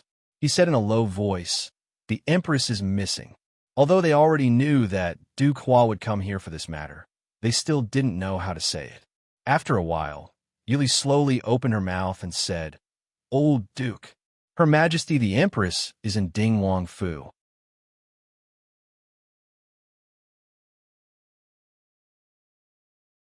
Chapter 607. Hearing Yi Li's words, Duhua was stunned at first. He clearly didn't know how to react. Mo Xiaoyao didn't say anything either. He held his teacup and calmly waited for Duhua's reaction. After a long time, Duhua finally came back to his senses. He looked at the two calm people in front of him and said, What's going on? Prince you. Mo Xiaoyao put down his teacup and looked at Duhua apologetically. This happened so suddenly that I didn't inform you. I'm really sorry. Duhua finally reacted after a long time. He sighed and glared at Mo Xiaoyao unhappily. Who wants you to apologize? I just want to ask why you brought the Empress to the Prince-Ding mansion for no reason. Does the prince think that there aren't enough people watching the Prince-Ding mansion? Hearing this, Yili smiled faintly. I'm sorry for making you worry. It's true that we're young and inexperienced. We were impulsive. Du Qua sighed and looked at Yi Li. The prince and the princess aren't impulsive people. I won't ask why. Ask the empress to come out. I'll try to send her back to the palace. Yi Li and Imo Xiaoyao looked at each other. They didn't expect Du Qua to let them take the empress away with just a few words. However, since Feng Jiao had taken the risk to bring the empress out, they couldn't let Du Qua take the empress away before they could be sure that Feng Jiao couldn't persuade the empress. Imo Xiaoyao looked at Du Qua and calmly said, "That's why I said sorry to you, Du Qua. I'm afraid I can't let you take the empress back for now." "Why is that?" Du Qua frowned and asked. The empress being taken out of the palace by the Prince Ding mansion was really out of his expectations. The reason why he hurried to the Prince Ding mansion was because he wanted to use the Prince Ding mansion's power to investigate this matter. But he didn't expect such an outcome.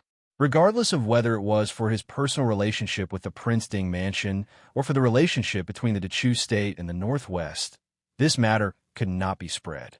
Therefore, this decision could be said to be the best decision for everyone. He did not understand why Prince Ding and Wang Fei would object. Yi Li sighed helplessly. It seemed like Du Qua didn't know about Feng Jiao. As a result, none of them knew what Du Qua's reaction would be if he heard that it was Feng Jiao who took the initiative to kidnap the person. After thinking about it, Yi Li was about to say something when the Empress's voice came from the door. "I've made Father worry. I'll go back with you now." The three of them turned their heads to look outside the door. The Empress, who had taken off her large cloak, appeared at the door in her bright yellow phoenix robe. The expression on his face was indifferent, and no one could tell what he was thinking. The Empress stepped into the hall, and Feng Jiao followed her in. The man in red had bloodshot eyes, and his expression was tired and gloomy. He looked even worse than when he had been hit by Imo Xiaoyao last night. "Feng San, what's wrong? You look so bad. Didn't you see a doctor last night?" Yi Li asked faintly. Du Qua's expression changed when he saw Feng Jiao behind the Empress. However, when he saw that Yi Li and Imo Xiaoyao were both present, he didn't say anything. Instead, his hand on the armrest slowly tightened. Yi Li glanced at Du Qua out of the corner of her eye, and then asked Feng Jiao with a smile. Hearing this, the Empress turned to look at Feng Jiao in surprise. She had noticed before that Ge Hua's expression was not good, but the two of them were not on good terms, so she didn't ask too much. She just assumed that he didn't rest well last night. Now that she took a closer look, she found that not only did Feng Jiao's expression look wrong, but his face was also tired and pale. "I'm fine. Thank you, Princess, for your concern," Feng Jiao said hoarsely. Yi Li frowned. "Xiaoyao didn't go easy on you. You should have a doctor take a look at you later, in case it leaves a lasting illness." Feng Jiao silently lowered his head, neither refusing nor agreeing. When Yi Li said this, the two people present naturally understood what was going on. The Empress's face paled, and Du Qua's expression turned even uglier. Imo Xiaoyao waved his hand. "Let's sit down and talk. Sister Hua, even if you want to return to the palace, there's no need to rush." The word Sister Hua made the Empress's eyes turn red. In fact, after she married Imo Xiaoyao stopped calling her Sister Hua. This seemingly ordinary form of address made her involuntarily recall the carefree time when she was still a budding young girl. Du Qua looked at everyone present for a long time, then sighed deeply and waved his hand. "Forget it. It's already like this. It won't be bad, even if it's a little later." The Empress and Feng Jiao finally sat down, one on the left and one on the right. Feng Jiao sat opposite Du Qua, but his eyes were fixed on the Empress as if the people around him didn't exist. Seeing this, Du Qua frowned but didn't say anything in the end. "Old Duke, do you really want to send the Empress back to the palace?" Imo Xiaoyao looked at Du Qua and asked calmly. "Old Duke, you should know that the news of the Empress's disappearance has spread throughout the palace. Even if you send her back without leaving a trace, in the future, if the new emperor or someone else wants to make trouble for the Empress, this will definitely be used against her." Du Qua glared at Feng Jiao with some anger. He was also an old man who had experienced countless things. Seeing the situation in front of him, how could he not know what was going on? Looking sideways at his calm daughter sitting beside him, Duke Hua sighed helplessly. So what if she doesn't go back? If it's possible, our Hua family won't be willing. This old man understands Prince's meaning, but the Empress's identity is different from others. If it's discovered that the Empress is in the Northwest, it will be a great blow to the Prince and the Prince Ding Mansion's reputation. Back then, how could Duke Hua be willing to marry his daughter to Mo Jingqi, who was still a prince? The Hua family's wealth had reached its peak. As long as he was still alive, no matter who ascended the throne, they would leave some face for the Hua family. A prince's wife, or even the Empress, was never a good thing for the Hua family. Unfortunately, the late emperor was worried that the Hua family and the Prince Ding Mansion were too close, so he forcefully tied the Hua family to the ship of Mo Jingqi, who was about to succeed the throne. If the emperor wanted his subjects to die, they had no choice but to die, let alone a mere arranged marriage. Duke Hua had always known of Feng Jiao's existence. However, he had never placed too much importance on Feng Jiao. It wasn't that he looked down on Feng Jiao, but Feng Jiao was, after all, several years younger than the Empress. When the Empress was married, Feng Jiao was still a half-grown child. Even if there was something going on, Duke Hua only treated it as a child's momentary infatuation. Thus, when Feng Jiao sneaked into Duke Hua's mansion on the night before the Empress's wedding, not only did he not make a move to capture him, he even allowed him to smoothly meet him. Otherwise, given that Feng Jiao was only 15 years old, how could it be so easy for him to break into the heavily guarded Duke Hua's mansion? Duke Hua naturally wouldn't say these things. He sized up the red-clothed man in front of him. Feng Jiao, who was already in his 30s, was no longer the thin youth who had left in the heavy rain. His handsome face now had a hint of calmness and elegance that hadn't been there in his youth. More importantly, Feng Jiao, who was the same age as Mo Shuyao, didn't even have a concubine, let alone a wife. Duke Hua naturally knew why this was. No matter how one looked at it, Feng Jiao was undoubtedly the most satisfactory son-in-law candidate.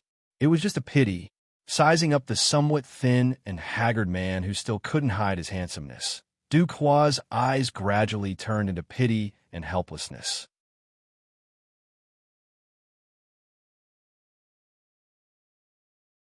Chapter 608. Yili smiled faintly and said softly, "Old Duke, does the Hua family intend to support the new emperor?" Duke Hua was stunned. He did not expect Yili to ask such a question so directly.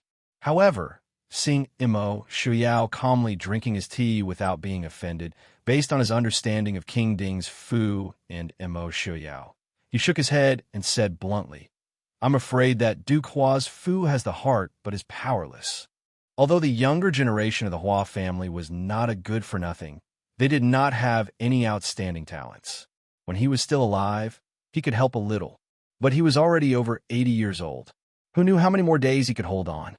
Once he passed away, not only would the Hua family, who supported the new emperor, be destroyed, but the new emperor they supported would also be unlucky.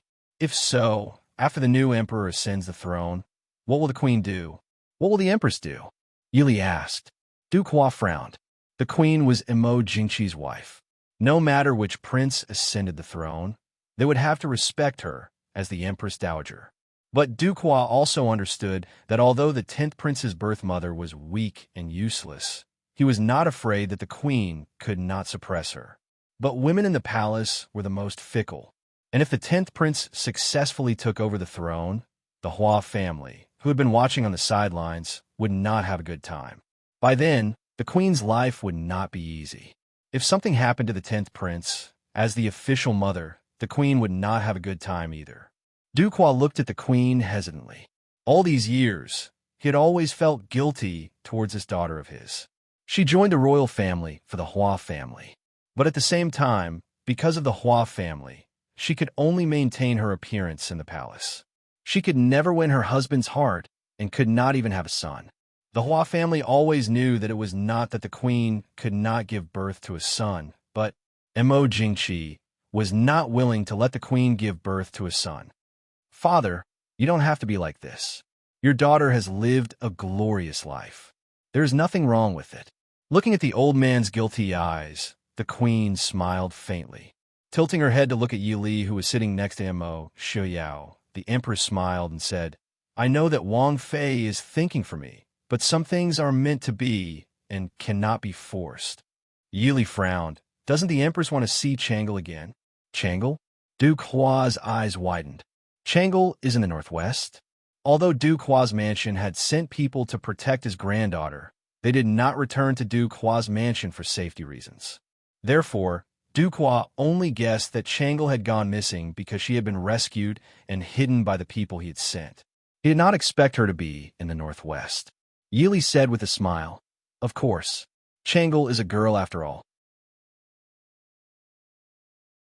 How can I rest assured that she will be alone outside?"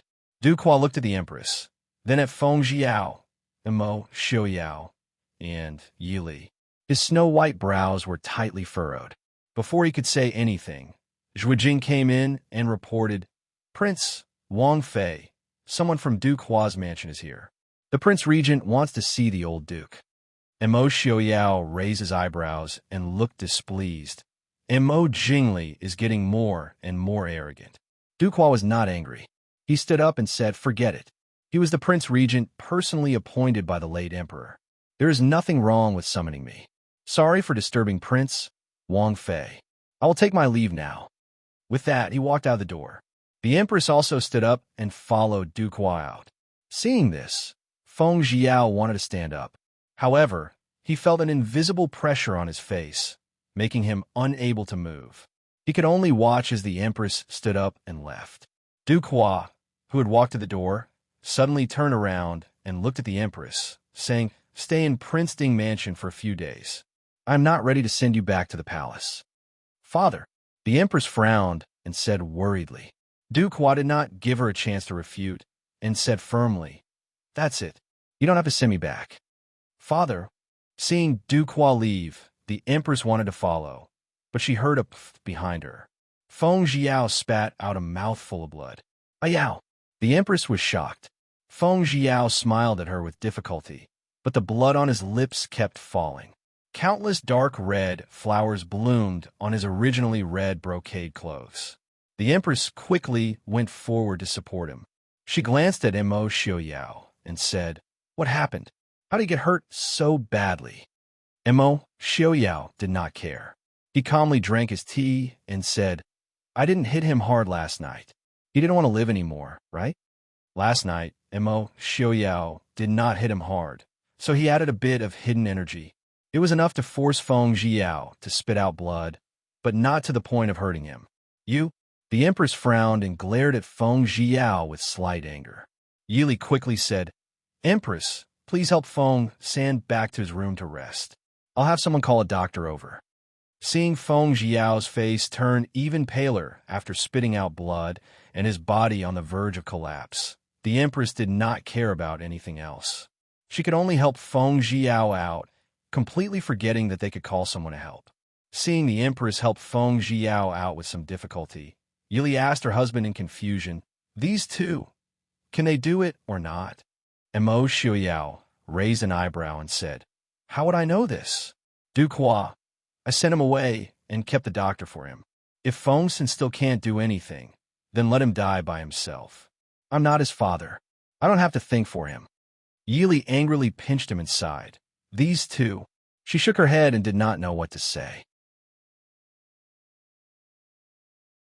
In fact, she somewhat understood the Empress's thoughts.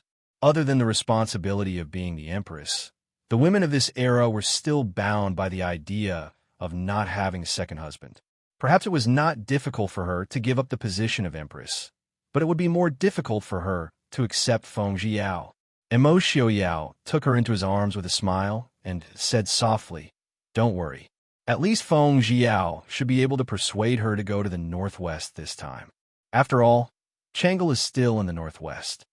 Once the responsibility of being the Empress was removed, Chang'e was definitely the most important person to the Empress. As long as the Empress still wanted to see her daughter, There was no need to worry that she would not leave. But how to make her accept Feng San really had nothing to do with him. He was the prince, not the Yulao. Yili thought that Mo Xiaoyao's words made sense. Even if they were thinking for the Empress, they should not interfere too much with her feelings. It was the Empress's freedom to accept whoever she wanted. It could not be said that because Feng Jiao had done the most for her, the Empress should accept Feng Jiao as a matter of course. And now it was much better than they had expected. At least Duke Hua did not seem to want to take the Empress back to the palace. As long as Duke Hua did not object, the Empress would have less resistance to leaving the capital. Didn't you hit him too hard just now? Yili thought of the blood that Feng Jiao spat out. It was real blood. It was not an act to deceive the Empress. Mo Xiaoyao said carelessly. Feng San has been depressed these days. He was seriously injured last night. It was a good thing that he spat out the blood. Don't worry about it. Really? Yili was a bit doubtful. Was it really not because Feng Jiao caused so much trouble and Mo Xiaoyao took the opportunity to take revenge? Deep in the prince's mansion, in the courtyard covered by green trees, the Empress had already changed out of her gorgeous phoenix robe. The inconspicuous white robe made her look less noble and more beautiful. She also looked much younger. After sending away the doctor that had examined Feng Jiao, the Empress held the prescription that the doctor had left behind. Her brows were tightly knit. She thought of how the doctor had said that Feng Jiao had been depressed for a long time and was afraid that it would harm his life. Turning back to look at the pale-faced man lying on the bed with a heavy shadow under his eyes, the Empress' heart suddenly ached. In the end, she could only sigh and turn to find someone to boil the medicine. Don't go. His clothes were pulled. Feng Jiao's voice was clearly weak. His eyes looking at the Empress were filled with hope, sadness, and caution. The Empress helplessly stood there for a while before finally giving in. She walked to the stool by the bed and sat down. Looking at him, she said, "Ah Yao, rest well for a while. I won't go. When you fall asleep, I'll have someone boil the medicine." Feng Jiao was dissatisfied. "I can't go even if I'm asleep." The Empress was in a difficult position. She needed to find someone to boil the medicine. She didn't know if Yili did it on purpose or if there were really too few people in the Princeton mansion. There wasn't a single servant in Feng Jiao's courtyard. If she wanted to do something, she could only go personally or go outside the courtyard to find someone. Feng Jiao stubbornly stared at the Empress' face. He looked like he wouldn't close his eyes if she didn't agree. Seeing the Empress' worried frown, Feng Jiao said in a low voice, "I'm fine. The injury isn't serious. I don't need to take medicine." In reality, his injury really wasn't serious. After spitting out that mouthful of blood, his heart that had been heavy had relaxed a lot. But it really was very painful.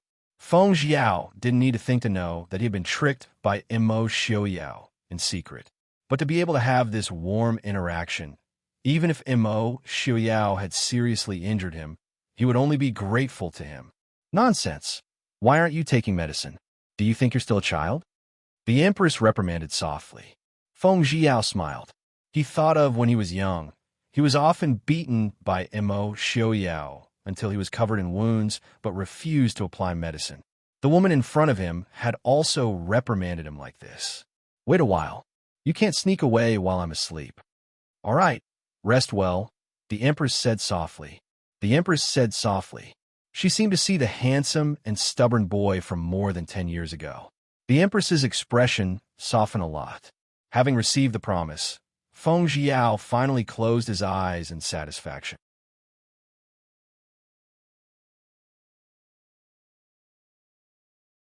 Chapter 609. The Empress had disappeared from the palace. This was definitely a huge matter that could shake the entire court. Although she didn't know why, Mo Jingli had sealed this news within a certain range. However, this did not stop the people who knew the news from secretly discussing it. Therefore, when Duke Hua received the news and rushed into the palace, the people who met him along the way could not help but look at this old general with sympathy. When the previous regent Mo Lufang was still alive, and even when Duke Hua was still young, the Hua family was extremely prestigious. Although the Princeton mansion was not the #1 family in the Chu state, it was definitely one of the top families. However, ever since Mo Lufeng passed away and Du Hua became old, anyone with eyes could see that the Hua family was gradually being suppressed by the emperor. Even with the empress daughter, this situation did not improve. Now, the empress who was about to become the empress dowager had disappeared. How could people not feel sympathy? When Du Hua arrived, Mo Jingli was in the side hall of the empress palace. After receiving the news of the empress' disappearance, he quickly rushed to the palace to confirm the news. After all, after the 10th prince ascended the throne, the empress and the Hua family would have the easiest time taking the initiative. When that time came, it would be very disadvantageous for them. If the empress really disappeared, the Hua family naturally would not have any excuse to participate in court politics.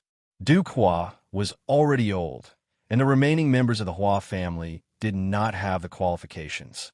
This old official greets the regent. Du Hua trembled as he bowed, and Mo Jingli quickly went up and personally helped Du Hua up. I am very ashamed to have the old duke personally come to the palace. I hope the old duke will not blame me. Tears immediately flowed down Du Hua's old face. Prince is too serious. How could this old man not come when the empress suddenly disappeared? The poor empress.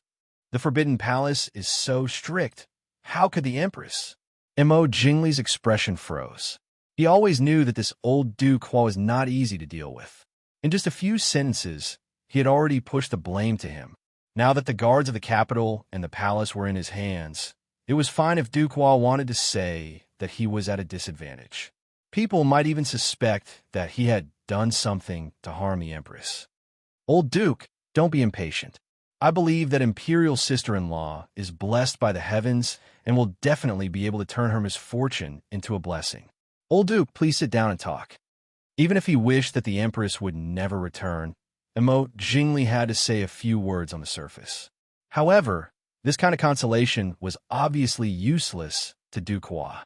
Du Hua was still choking with sobs as he muttered about the empress. The white-haired old man's face was covered in tears, and it was a pitiful sight. At this time, there were many people in the hall.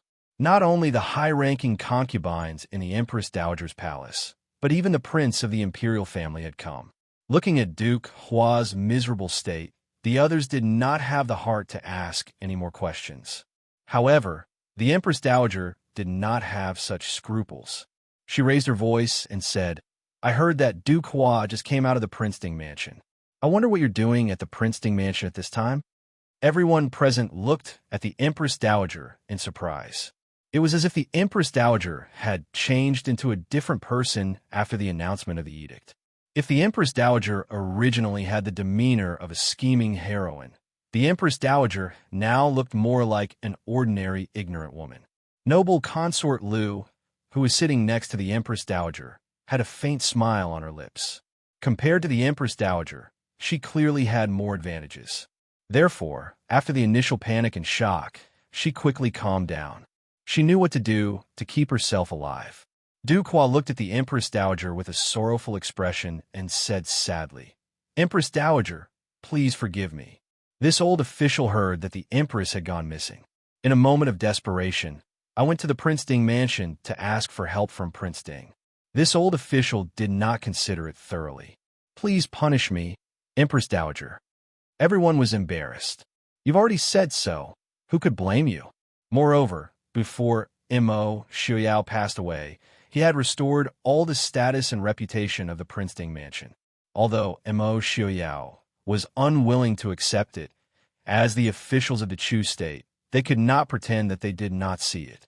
With the status of the Prince Ding mansion, it was not impossible for Duke Hua to ask for help immediately when the Empress went missing. Mo Jingli frowned slightly.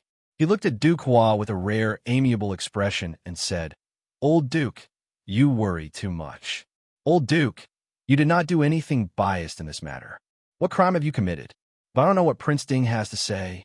The Empress Dowager, who had been refuted by Mo Jingli, had a twisted expression but did not say anything more.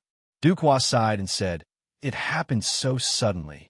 Prince Ding just received the news and has already sent people to investigate. I think there will be news soon. Everyone saw Duke Hua's anxious and worried expression and did not ask anything more. Only Imo, Jingli, and a few relatives of the imperial family comforted him. After so many years, the empress had done things properly. She still had some reputation in the imperial family. Duke Hua only thanked them one by one and did not say anything else. "Old Duke, please wait."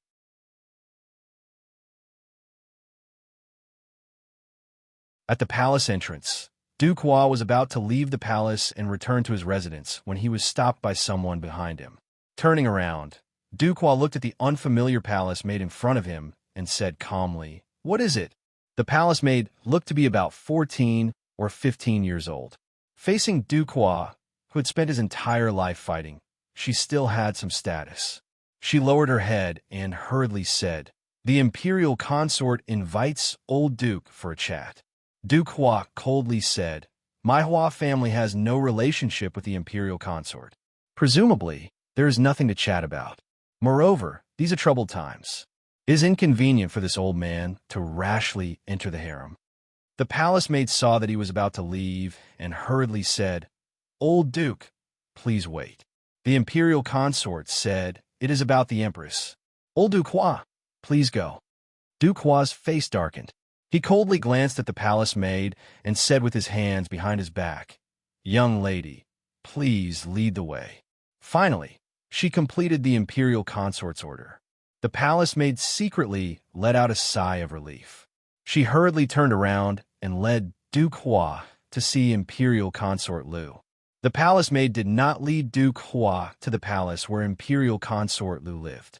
Instead, she led him to an inconspicuous and remote palace in the Imperial Palace. They did not meet anyone along the way. Duke Hua knew that Imperial Consort Lu was completely different from the Empress Dowager.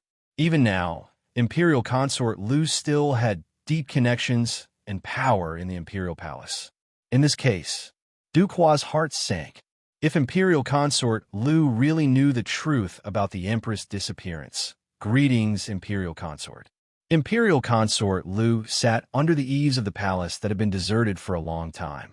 She still looked high and mighty, like a fairy in the sky. Duke Hua had never liked Imperial Consort Lu. It was not because she was his daughter's rival in love.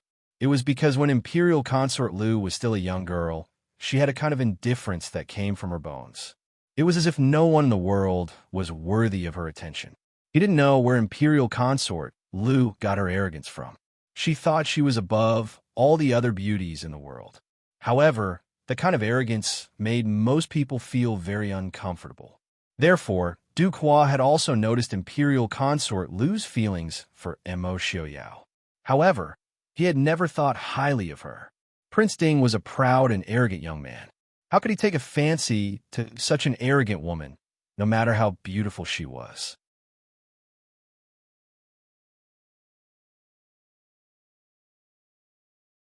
Chapter 610. You may rise, Duke Hua. Noble consort Lu turned around and said indifferently. Duke Hua stood up and asked bluntly, "May I know why your majesty has summoned me here?" Noble consort Lu smiled faintly and looked at Duke Hua, asking slowly, "Duke, how is the empress?" Duke Hua narrowed his eyes and said in a low voice, "Forgive me, I don't understand what you mean. If you really don't know, why did you come to see I?" Noble consort Lu lowered her eyes and said, "If I don't have solid information, why did I invite you to see me? It's a coincidence. Last night, a girl from Ai's palace passed by the imperial garden and happened to see a person leaving the palace with something. She saw a corner of that thing. It seemed to be the phoenix brocade that only the empress could wear. More coincidentally, the girl didn't know that person, but she described her to I had some impression of her." Duke Hua said coldly, "I don't know what you're talking about. If that's all you want to say, please forgive me for leaving." Duke Hua cupped his hands and turned to leave. Noble consort Lu's cold eyes flashed, and she sneered. "The empress is now in the Prince Ding mansion, isn't she? It was Feng San who took the empress away last night. Duke Hua, do you really not care at all?" Duke Hua turned around and sneered. "Since you're so confident, why don't you directly report it to King Li and the Empress Dowager? Instead of worrying about the Hua family and the empress, why don't you worry about yourself, noble consort Lu?" The late emperor's edict is not so easy to change. Noble consort Lu's face darkened. Duke Hua was warning her that if she interfered with the empress's affairs, the Hua family had many ways to make the royal family carry out Mo Jingqi's edict immediately. In fact, it was not easy for Mo Jingqi's edict to be delayed until now.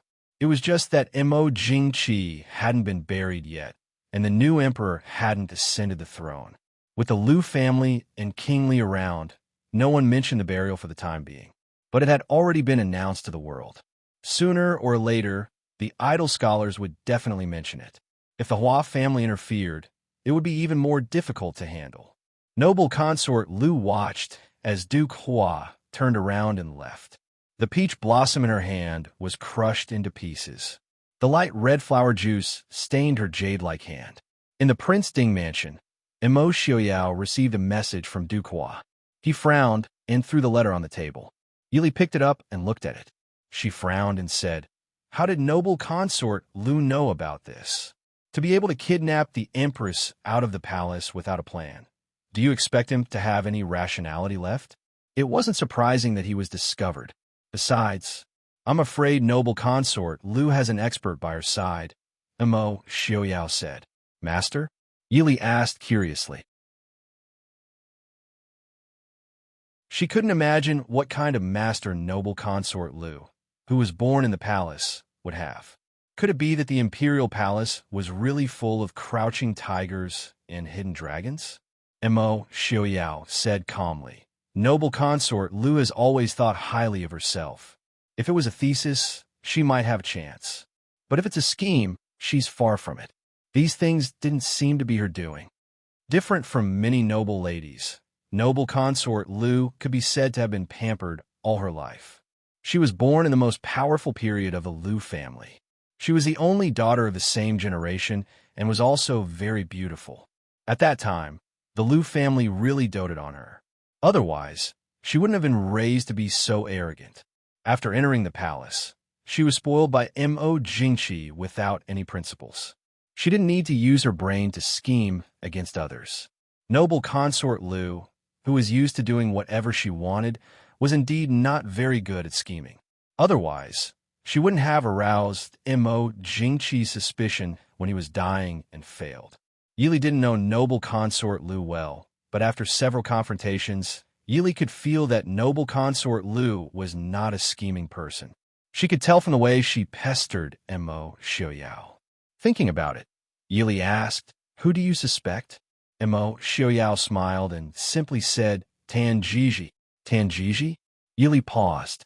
She hadn't mentioned this name for a long time. Since Shu Manlin was killed by Princess Anxi, Tan Jiji's whereabouts were unknown. After that, Ren Qining appeared, which made them shift their attention away from Tan Jiji. They didn't expect that Tan Jiji would sneak back to the capital. Mo Xiaoyao said, Tan Jiji quietly stayed by Mo Jingqi's side for 10 years. Since he wasn't sincerely loyal to Mo Jingqi, he couldn't have done nothing in the past 10 years, right?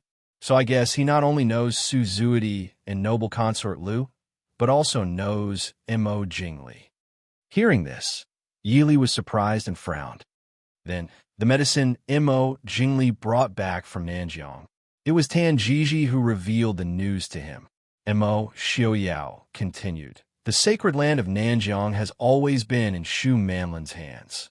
Even if Princess Xixia's relationship with Princess Anxi is weak, she is still Princess Anxi's sister. Shu Manlin couldn't have done anything to her. The news that the sacred land of Nanjiang has this medicine could only be told by Tan Jiji or Shu Manlin. Yili was silent. If this was true, Tan Jiji must have played a part in Mo Jingqi's death. Rubbing between her eyebrows, Yili had to admit that she really wasn't suited for these schemes. If so, what do Tan Jiji and noble consort Lu want to do this time? Mo Xiaoyao shook his head and said carelessly, "Don't worry. If they want to leak the news, they won't talk to the old duke. Since that's the case, they must want something.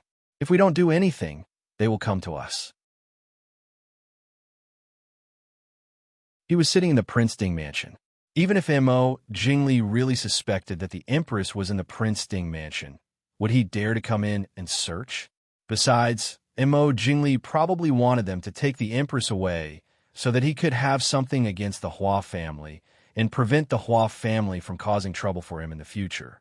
Mo Xiaoyao had no intention of interfering in the affairs of the capital, so he didn't care about most of the things. But Feng Jiao and the Empress meant something different to him. Since Feng Jiao had brought them out, he naturally didn't mind spending some effort to take them away. Yili frowned and said, "No matter what, it's uncomfortable to have someone peeping in the dark." Mo Xiaoyao smiled and said, "Since Miss Li feels uncomfortable, then we'll just deal with him. Princess consort, something has happened." Just as they were speaking, Zhuijing rushed in and reported without even bowing. Mo Xiaoyao raised an eyebrow. "What is it?" "The Feng family has been raided," Zhuijing reported. Mo Xiaoyao faintly glanced at Zhuijing and asked, "What is this?"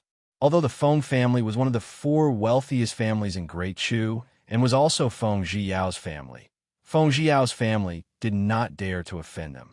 But they weren't people of the Prince Ding mansion. Therefore, it didn't matter to Mo Xiaoyao whether or not the Feng family was raided. Zhuijing was also a bit embarrassed. As soon as he received the news, he quickly came in to report. He forgot that the Feng family had nothing to do with the Prince Ding mansion other than their relationship with Master Feng San. Yili smiled faintly and said, "Forget it. Let's tell Feng San. After all, he is his biological father." Zhuijing agreed. Before he turned to leave, Feng Jiao had already appeared outside the door and said faintly, "No need. I already know." Feng Jiao and the Empress walked in one after the other. Their expressions were not good. Clearly, Feng Jiao had rushed over after hearing about this. His face was still a bit pale, but the sadness in his eyes had dissipated a lot. Feng Jiao looked apologetically at Mo Xiaoyao. "Prince," Mo Xiaoyao waved his hand and smiled a bit fakely. "No need to apologize to I. Right now, no one in the Chu capital dares to cause trouble for I. If you don't feel guilty towards the Feng family, let's go back to Li City." Feng Jiao smiled bitterly. He didn't have any feelings towards the Feng family. But it wasn't to the point where he could ignore the Feng family being raided. In the end, he didn't have any deep hatred towards the Feng family. He just chose a different path. This time, the Feng family was truly implicated by him. "This subordinate will definitely take care of this matter," Feng Jiao said in a low voice. Mo Xiaoyao squinted and said, "How do you want to take care of it? After robbing the palace, do you want to rob the prison again? Or do you want to walk right into the trap and say that it was you, young Master Feng San, who robbed the Empress?" Feng Jiao looked speechlessly at the lazy, white-clothed, white-haired man in front of him. They had known each other for a few decades. He understood Mo Xiaoyao well enough. He was saying this to help him take care of the problem. But Feng Jiao's heart was very uneasy. This matter was indeed caused by him being too impulsive. If he had endured and come back to discuss with Mo Xiaoyao might not have stopped him. He might even have helped him. Now that he had made a mistake, he needed the Prince Ding mansion to take care of it for him. This made Feng Jiao secretly regret his impulsiveness. "Don't act like this in front of I. Bring Tanjiji to the Prince Ding mansion in 3 hours. Otherwise," he didn't finish the sentence, but the threat was self-evident. Feng Jiao's spirit was shaken. He said loudly, "This subordinate obeys. I'll go immediately." He looked back at the Empress, sitting on the side. The Empress smiled faintly and said, "You go do what you need to do. I'll talk to Prince Ding and the princess." Hearing this, Feng Jiao's face lit up. His tone was a lot lighter. He looked at the Empress and said, "Wait for me. I'll be back soon." After speaking, he walked out of the parlor with light steps. It didn't look like he was injured at all. Seeing the bright red brocade clothes disappear the door, the Empress sighed helplessly. She looked apologetically at Yi Li and Mo Xiaoyao and said, "I've troubled you." Mo Xiaoyao raised his eyebrows and said, "Feng San has been enslaved by I for more than 10 years. It's not a big deal to occasionally help him solve some problems. I don't want to hear anything else. It's better to wait for Feng San to come back. If he comes back and you're gone, I'm afraid I'll have one less capable fighter." The Empress couldn't help but smile. She shook her head and said, "After so many years, your friendship with a Yao hasn't changed. Thank you for taking care of him all these years." Mo Xiaoyao waved his hand indifferently and said, "Feng Sen isn't just a subordinate of the Prince Ding mansion. He's also a brother that I grew up with. Maybe Su Qingchen was more intelligent than Feng San. Maybe Zhang Qilan and the others were better at fighting than Feng San. But only Feng San was a brother that grew up with him. He was a brother that accompanied him through the most painful years. There weren't many friendships like this in life. Maybe there were a few in the past. But after so many years, only Feng Jiao hadn't changed."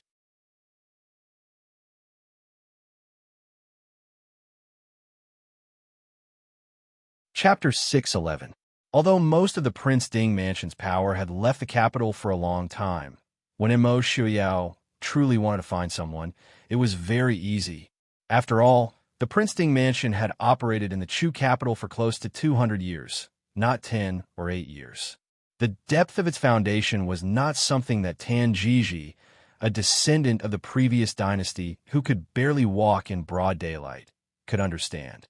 Therefore, when Tan Jiji was politely invited to the Prince Ding mansion by the people of the Prince Ding mansion, he still couldn't hide his shocked expression.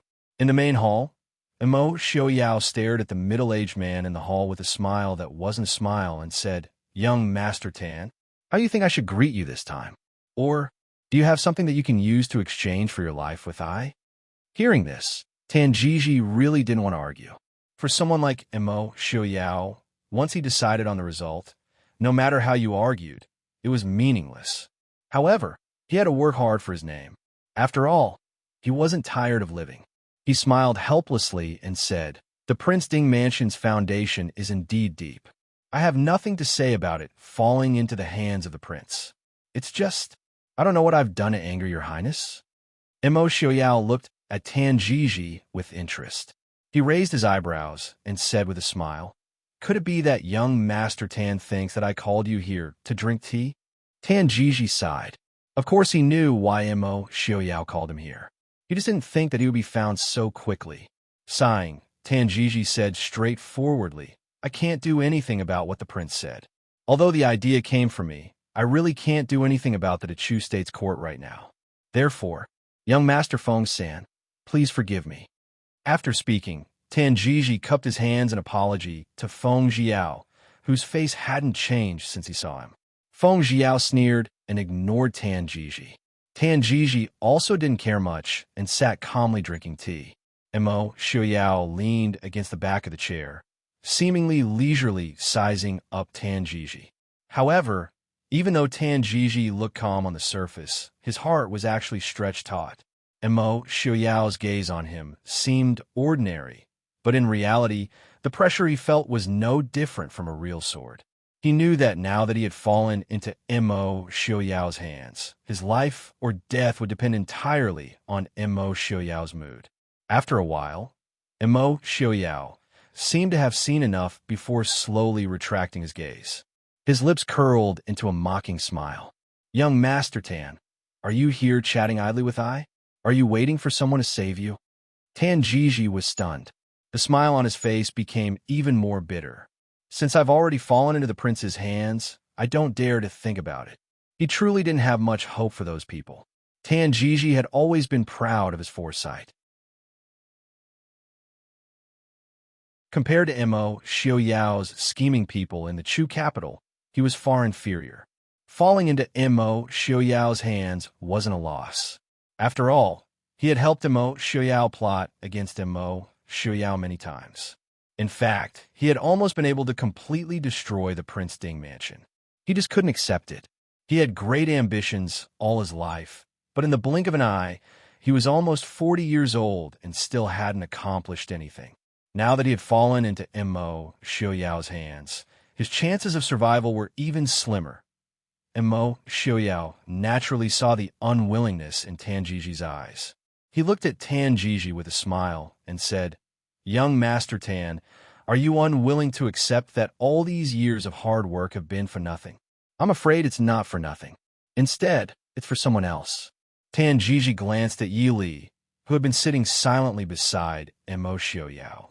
he said with some annoyance. Speaking of which, it seems that ever since the prince married the princess, the Prince Ding Mansion's fortunes have changed. Rather than saying that he's making things difficult for the Prince Ding Mansion, it's better to say that he wants the Prince Ding Mansion to openly cut ties with the Dechu state. Mo Xiaoyao raised his brows and smiled at Yili. He turned to look at Tan Jiji with some regret. If it weren't for those things in the past, I really hope that someone like young Master Tan can stay in the Prince Ding Mansion. Actually, young Master Tan, you don't need to be upset. Even if your original plan succeeded, the person who would have the last laugh wouldn't be you, because you've walked in the wrong direction from the start. Look at Renqining. Does young Master Tan still not know the difference between you and him? Tan Jiji's expression changed. If there was anything in this world that was a sore spot for someone like Tan Jiji, it was without a doubt Renqining. Ever since Renqining appeared as a descendant of the previous dynasty and with the identity of Lin Yuan, Tan Jiji had felt very uneasy. There was only one Lin Yuan. If Renqining was an orphan of the previous dynasty, then what was Tan Jiji? If he wasn't a descendant of the previous dynasty, then what was the purpose of his actions in the past half of his life? Tan Jiji didn't look for Renqining, nor did he look for Dr. Lin to ask, because he faintly felt that the answer was something he didn't want to see. It seems that this matter doesn't need the prince's concern, Tan Jiji said with an ugly expression. Mo Xiaoyao raised his brows and said, Indeed, it has nothing to do with I. Whether it's you or Renqining, I have never placed in my eyes. Prince, you're too confident. Don't forget how miserable the Prince Ding Mansion was when it fell.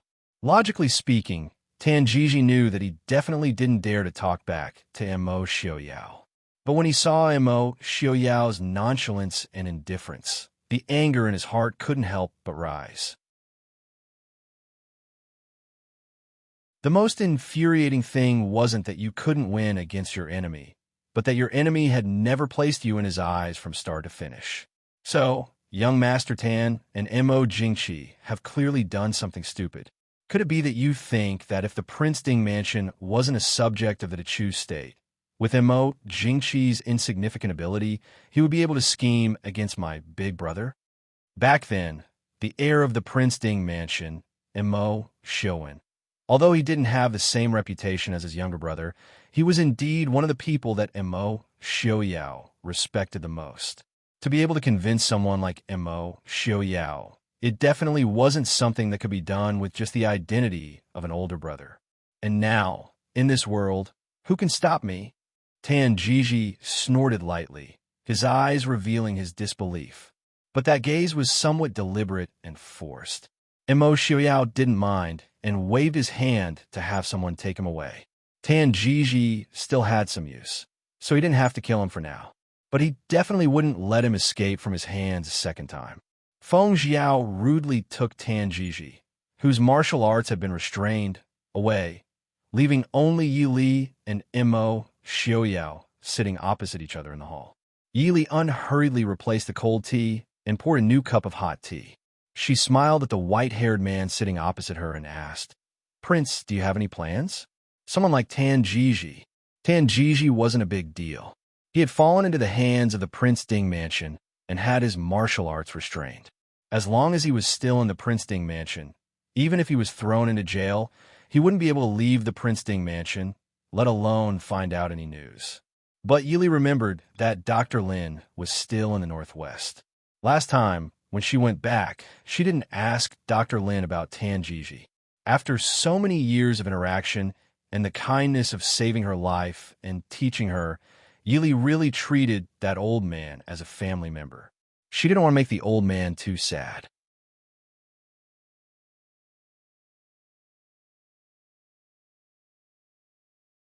Chapter 612. He's just a clown. Mo Xiaoyao said blandly, Don't worry, Lili. I will take care of the relationship between Tan Jiji and Dr. Lin. Yili nodded. As long as Mo Xiaoyao promised something, he was always very reliable. After a little consideration, she threw it to the back of her mind and said to Mo Xiaoyao, There's nothing to do in the capital. Let's go back to the Northwest. She was afraid that if she delayed any longer, her big brother would really get angry when they got back. Mo Xiaoyao nodded and smiled happily, We took care of the Feng family's matter this time. The matter of the new emperor ascending the throne should have come to a conclusion. Then let's go back to the northwest. Although Mo Xiaoyao threw most of the work to Su Qingxin from time to time, he still knew that going too far was as bad as falling short. If he squeezed too much and Su Qingxin ran away, then the gains would not make up for the losses. The Feng family was very unlucky this time. Although it was said that scholars, farmers, businessmen were the worst, businessmen who were able to reach the Feng family's level were definitely more glorious than most people. What's more, the Feng family was the only one among the 4 richest families in the Chu state that had a foothold in the capital and had some relations with the imperial family. Normally, everyone would give them some face. However, ever since the emperor passed away, the Feng family was divided into several factions. They quarreled endlessly over which side to support. Before they could reach a conclusion, the Feng family had already been cleanly raided. They didn't even have time to figure out why they were raided. The family of hundreds of people were locked up in the capital's Supreme Court's prison. As the saying goes, when the tree falls, the monkeys scatter. The Feng family had been raided without any warning. From top to bottom, everyone was thrown into prison. Those who had a good relationship with them would naturally avoid them like the plague, not to mention those who were waiting for the Feng family to fall so that they could get share of the profits. How could there be anyone to take care of them? The noble madams, young masters, and young ladies who were originally living a life of luxury were suddenly thrown into a dirty and dark prison. Naturally, they would cry endlessly. The head of the Feng family, Feng Jiao's biological father, Feng Huiding, was locked in a solitary cell. Compared to the crying of his wife, concubines, children, and the other members of the Feng family, he was much calmer. He only leaned against the wall and sat in the corner of the cell. He didn't even respond to Madame Feng's calls. As soon as Feng Jiao entered the Supreme Court, he was stopped. Originally, according to the orders from above, although Feng Jiao's relationship with the Feng family was cold, he was still a concubine son of the Feng family. He would definitely be imprisoned. However, Feng Jiao had another identity. He was Prince Ding's confidant and the deputy general of the Mahist army. The person who went to arrest them did not dare to go to the Prince Ding mansion personally to arrest them. He could only report it to his superiors, but in the end, the matter was left unsettled. However, it was impossible for young Master Feng San to enter the Supreme Court to visit the Feng family. Feng Jiao gloomily stared at the Supreme Court official with a fake smile in front of him. After the Feng family was thrown into prison, he had been busy capturing Tan Jiji. He only had time to visit after completing Prince Ding's orders. However, he was blocked outside the door. It was easy to imagine how bad Feng Jiao's mood was as he had not slept for 2 days. Get out of my way. Feng Jiao was cold. His usually elegant smile was dyed with a bit of cruelty, but it made the person in front of him shiver involuntarily. Young Master Feng San, for Prince Ding's sake, the court is already gracious to not make things difficult for you. Don't fail to appreciate kindness. Perhaps it was because he realized that he had been so casually frightened by a junior. The old man in front of him was anxious to regain his lost face and spoke righteously. Feng Jiao disdainfully snorted. If you have the ability, then lock this young master up as well. This young master has never heard of the Supreme Court not allowing people to visit the prison. It was true that the Supreme Court did not allow people to casually visit the prison, but there were still some hidden rules in the officialdom. As long as one had money, there was no place that was inconvenient to go except the imperial palace. However, Feng Jiao did not plan on giving money. He looked at the righteous old man with a smile that was not a smile. Do you need this young master to tell the people from the censorate how much benefits Official Wang has received in the Supreme Court in the past 7 years? Official Wang's expression changed. He glanced at his subordinates who had their heads down and pretended not to hear anything. He stared at Feng Jiao for a long time before dryly coughing and saying, "Since young Master Feng San is a member of the Prince Ding mansion, this official naturally cannot come. I have come to ask young Master Feng San to quickly come out." Feng Jiao coldly laughed and said, This young master coming here has nothing to do with the Prince Ding mansion. After saying this, he did not care about official Wang's expression and walked into the prison with a wave of his sleeve. As soon as he walked into the prison, he was greeted with a cold and rotten aura. Both sides of the corridor were filled with pairs of filthy black hands that wanted to pull on passers-by. Feng Jiao lightly snorted. His sharp eyes swept to the sides, and the prisoners who wanted to pull on him immediately withdrew their hands.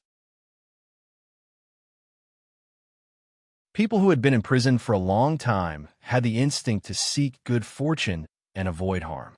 Even if Feng Jiao's appearance was handsome and luxurious, like a distinguished young master from a prestigious family, the evil aura accumulated from over a decade of war was not something these prisoners could resist. The Feng family members were locked in the innermost part of the prison. Before he even stepped in, he could smell the strange stench coming from inside. Feng Jiao could not help but knit his brows.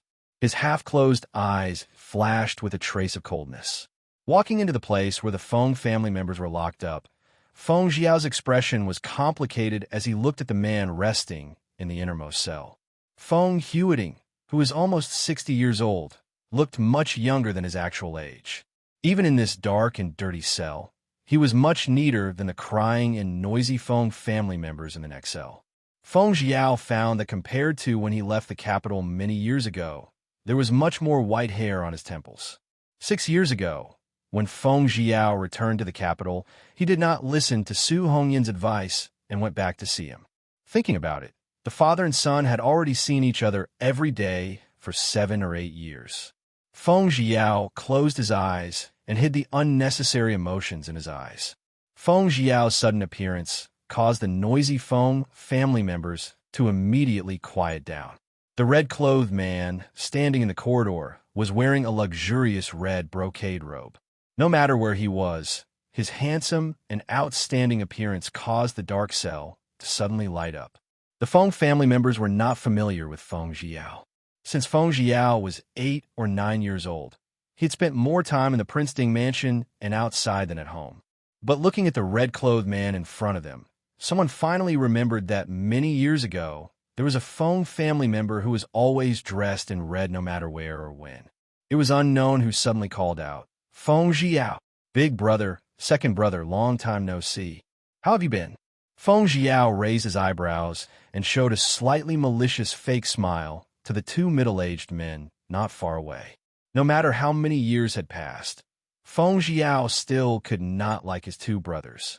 When he was a child, they were existences that he envied and feared. When he was a teenager, they were the objects of his disgust and hatred. But now, Feng Jiao, who had long matured, had already left these 2 brothers far behind him.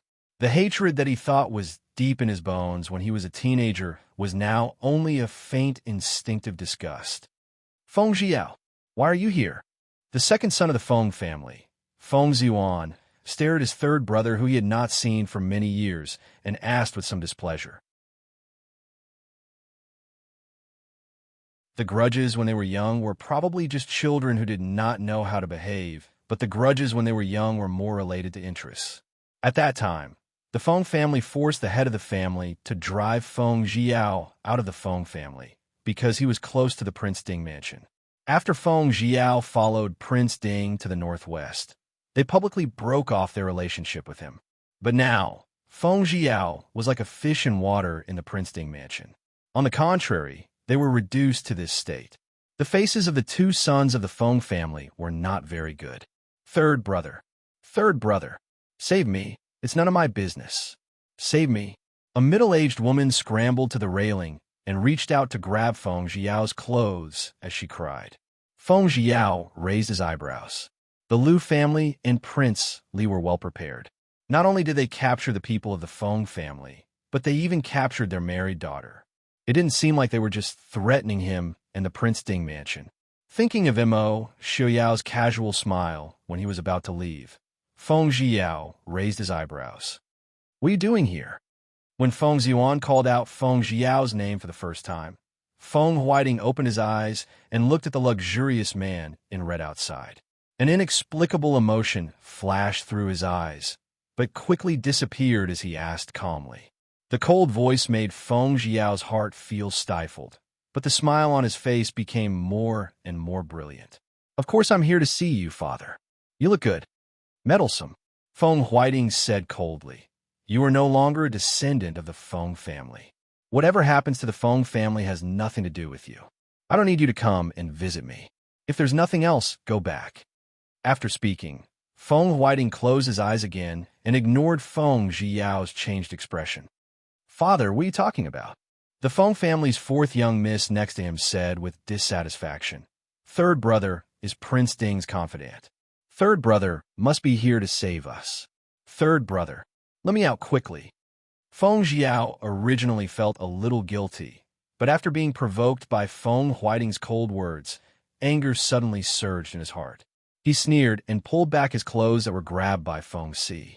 He raised his eyebrows and smiled. Sorry, as Master Feng said, I'm no longer a member of the Feng family.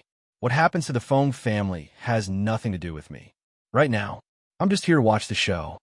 Little bastard, even if the Feng family is in dire straits, it's not your turn to gloat. Maybe the Feng family was harmed by a slut like you. The Lady Feng on the side suddenly cursed. Hearing this, Feng Jiao looked at the Lady Feng with some surprise. The Lady Feng had always relied on her status as the official wife. Although she never looked at a bastard like him, she always had a magnanimous and virtuous appearance on the surface. She would never do anything that would cause people to gossip. Aside from her two sons bullying her and pushing them out without leaving a trace, the Lady Feng was really not bad compared to the vicious and merciless women in the inner residence. He didn't think that she would be unable to hold back at this time. Shut up. Feng Huiting suddenly spoke and coldly said, filthy words. Could it be that after going to prison, your manners were all eaten by dogs? The Lady Feng choked. She opened her mouth, but couldn't say anything for a long time.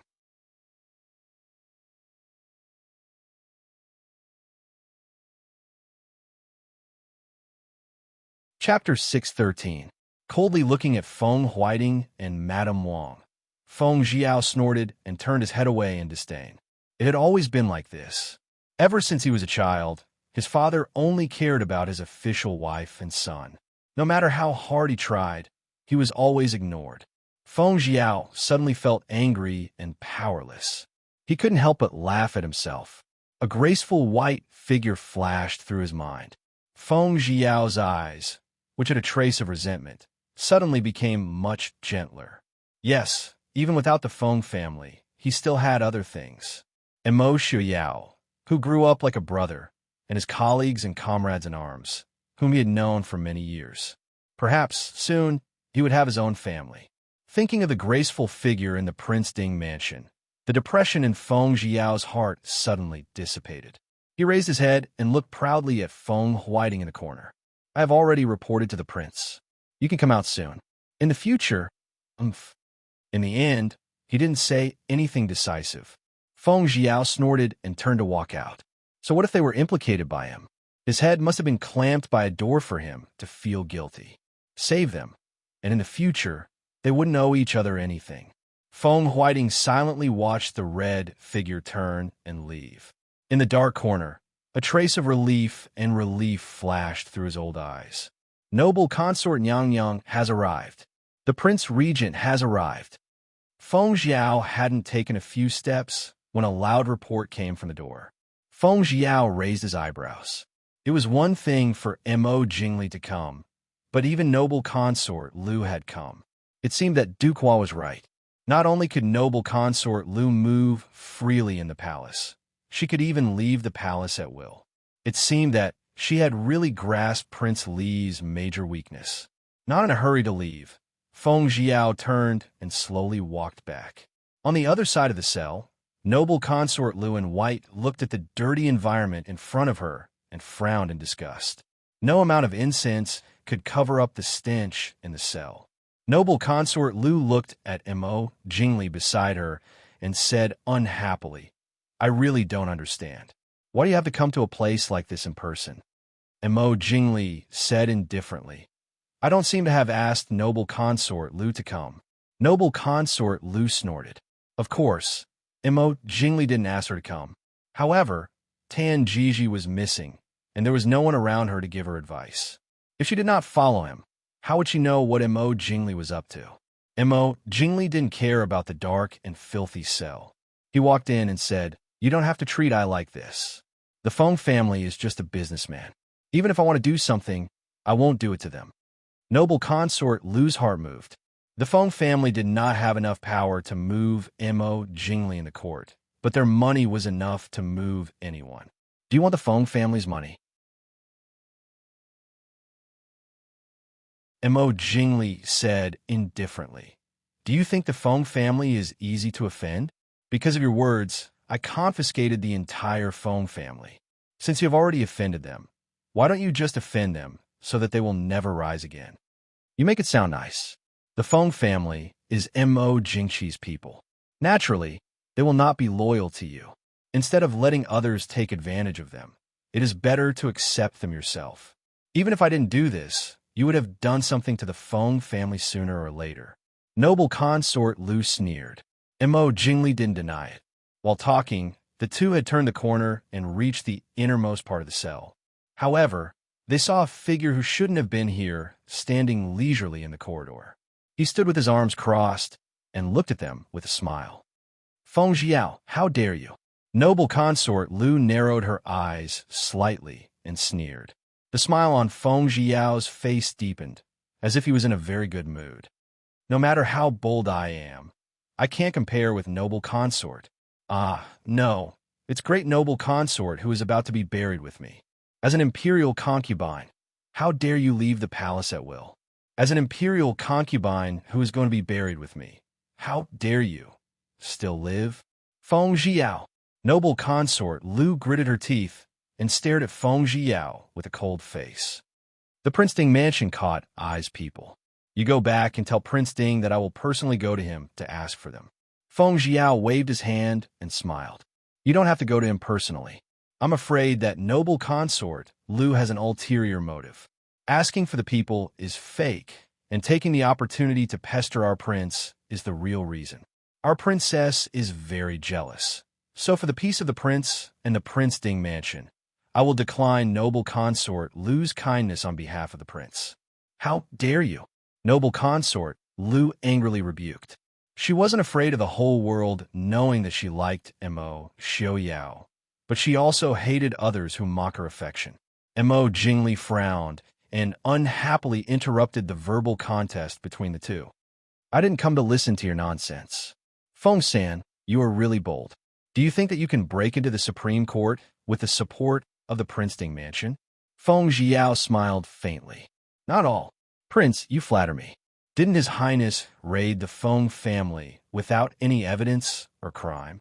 Compared to your Highness, this one's ability is simply not worth mentioning. Seeing Feng Jiao, he naturally thought of the people behind Feng Jiao.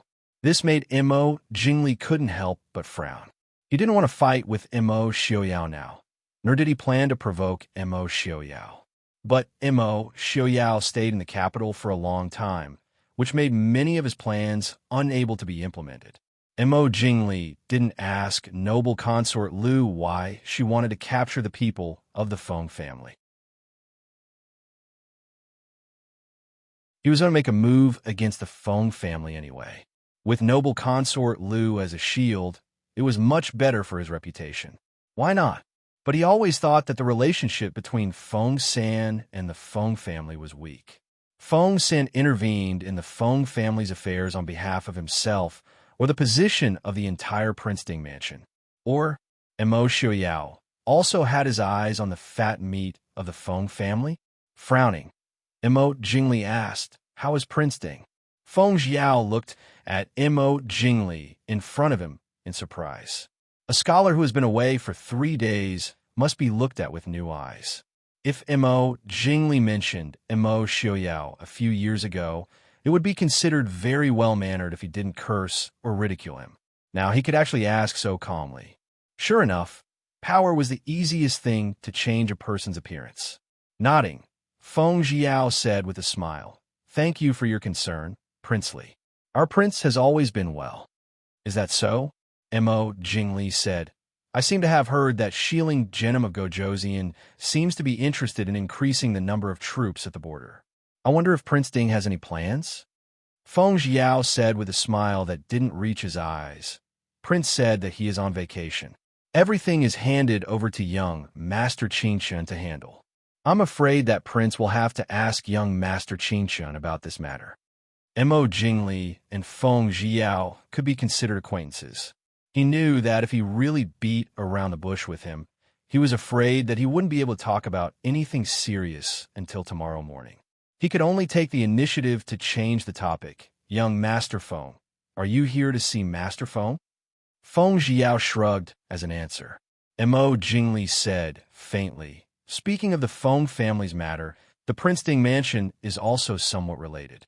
However, I don't have the final say on this matter. Otherwise, for the sake of Prince Ding, it's not a big deal to make things easy for young Master Feng. Feng Jiao looked down.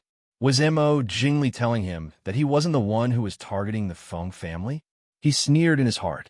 He would be a fool to believe Mo Jingli. He glanced at noble consort Lu beside him faintly. This woman was probably the one who was being used. Sure enough, she was an idiot with a beautiful face. No wonder Prince didn't like her.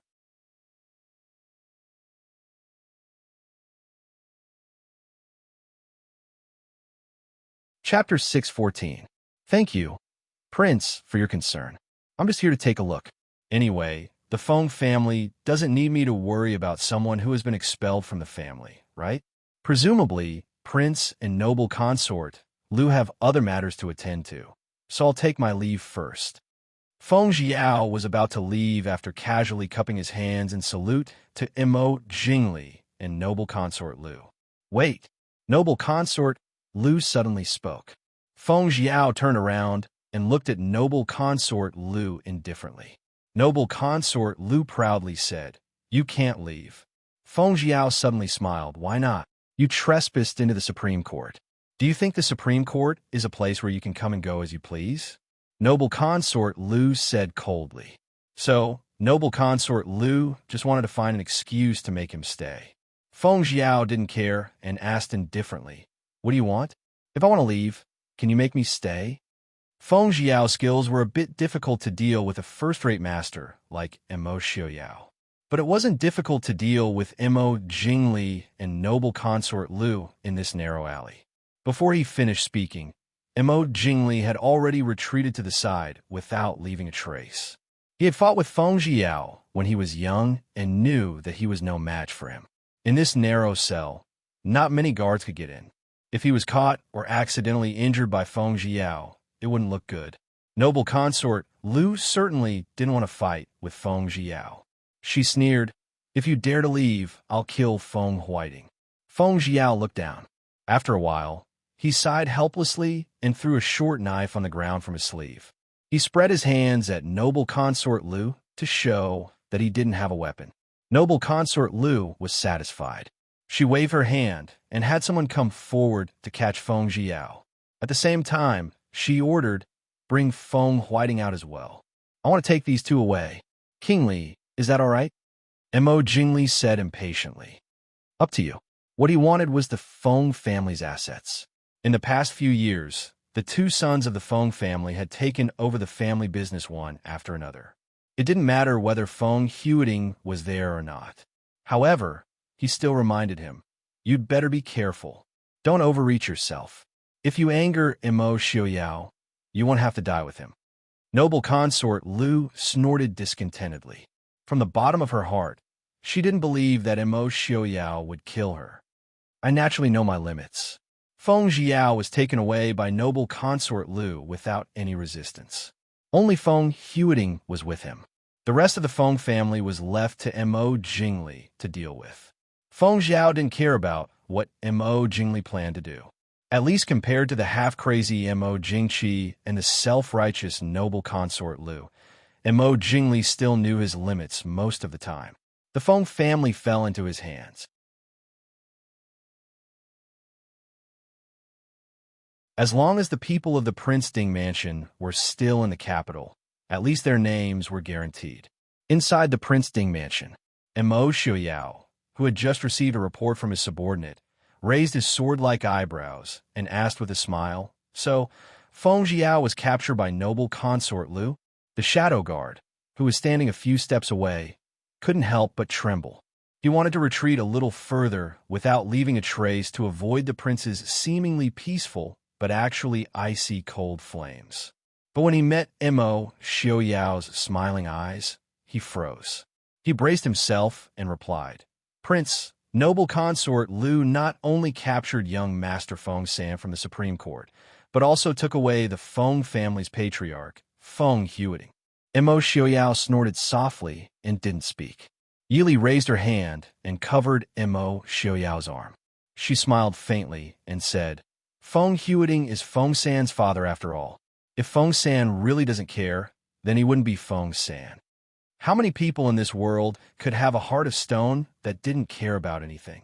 No matter how much the Feng family neglected Feng Jiao, Feng Huiting was still Feng Jiao's biological father. It was impossible for Feng Jiao to not care about him at all. Just like Lung Haoyu. Lung Haoyu's days in the Lung family might not be better than Feng Jiao's, but when he heard that Lung Huai was besieged, Lung Haoyu still remembered it like it was something. Imo Xiaoyao rolled his eyes unhappily. He looked at Yi Li with some grievance and said, "I didn't say that I wouldn't save Feng Huiting. Why is Feng San sacrificing himself now?" Yi Li smiled and said, "I'm afraid this is an accident. Feng Jiao might not have known that noble consort Lu and Prince Li would so coincidentally choose to go to the Supreme Court at that time. It seems that this time, not only the Lu family, but even Prince Li is involved in the Feng family's matter." Imo Xiaoyao was not surprised. Now, most of the power in the capital is in the hands of Imo Jingli. Without his consent, the Lu family would have to think twice if they want to touch the Feng family. I'm afraid that it's not the Lu family that wants to touch the Feng family, but Imo Jingli that wants to touch the Feng family. Yi Li's heart moved. She looked at Imo Xiaoyao and said, "The Feng family's property? Imo Jingli controls the wealthiest place in the entire Dechu state. After all these years, he shouldn't be lacking money." Imo Xiaoyao smiled and said, "That's not necessarily true.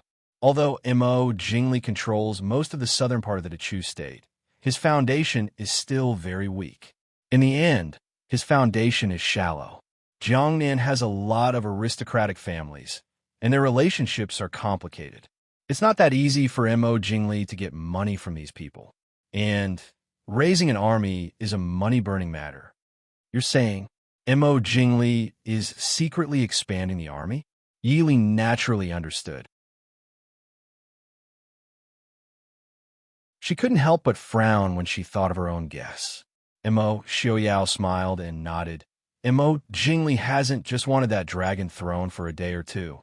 When the new emperor ascends the throne, we'll return to the northwest. I won't be in a mood to play with him." Yi Li frowned and pondered for a moment before saying, "Since it's like this, why must we wait until the new emperor ascends the throne? Because I like to make things difficult for him." As long as Imo Xiaoyao was in the capital, even if Imo Jingli really wanted to usurp the throne, he wouldn't have the guts. Prince! The subordinate who didn't get a reply was still standing alone in the hall. He pitifully looked at Imo Xiaoyao, who had clearly forgotten about his existence. "Is there anything else?" Imo Xiaoyao asked, finally finding a chance to speak. The pitiful person hurriedly used the fastest speed to clearly report what she wanted to say. "Just now, I received news from Noble Consort Lu that Noble Consort Lu will be visiting Ding Palace tomorrow morning and has some matters to discuss with Wang Yi. Wang Yi, please do not refuse." A certain person who was holding her breath and did not pause for even a moment breathed a sigh of relief. "Noble Consort Lu? Visit? Don't refuse?" Imo Xiaoyao asked with a smile. The messenger was crying in his heart. "Your Highness, this subordinate is just a messenger. This has nothing to do with me." Yi Li laughed and pulled Imo Xiaoyao. She smiled at the subordinate and said, "All right, Prince knows. You can leave." "Thank you, Princess." This subordinate will take his leave. The person who let out a sigh of relief turned around and disappeared from the entrance of the hall. In an unknown prison cell, Feng Jiao sat leisurely on the simple bed in the cell. Feng Huiting, who was locked in the cell next door, was still sitting on the bed with his eyes closed. He had no intention of communicating with Feng Jiao. Feng Jiao sat at the head of the bed and looked at the man in front of him whose hair was almost white. He snorted softly and walked to the railing to knock on it a few times. After a while, someone came in and stared vigilantly at Feng Jiao. He asked, "Third young master Feng, what is the matter?" Feng Jiao was instantly amused. "Oh, you know me?" Feng Jiao casually looked at the inconspicuous middle-aged man in front of him. He didn't have any impression of him, but he could see that his martial arts weren't bad. Feng Jiao said, "Bring me a cloak. Do you want to freeze this young master to death?" The middle-aged man faintly glanced at Feng Jiao and turned to leave. After a while, he came in with a dark green brocade rabbit-skin cloak. He handed it to Feng Jiao and then turned to leave. Feng Jiao looked at the dark green cloak in his hand and smiled thoughtfully. He raised his hand, and the cloak passed through the bars of the two cells without any obstruction and landed on Feng Huiting's body. Feng Huiting opened his eyes and stared blankly at the cloak on his body. He tilted his head to look at Feng Jiao next to him. Feng Jiao had already slowly walked back to his bed and was facing the wall on the other side, ignoring him. It was the middle of March. Even outside, one could feel a bit of coldness, much less in the dark dungeon. As soon as the cloak was on his body, the coldness that had been on his body dissipated greatly.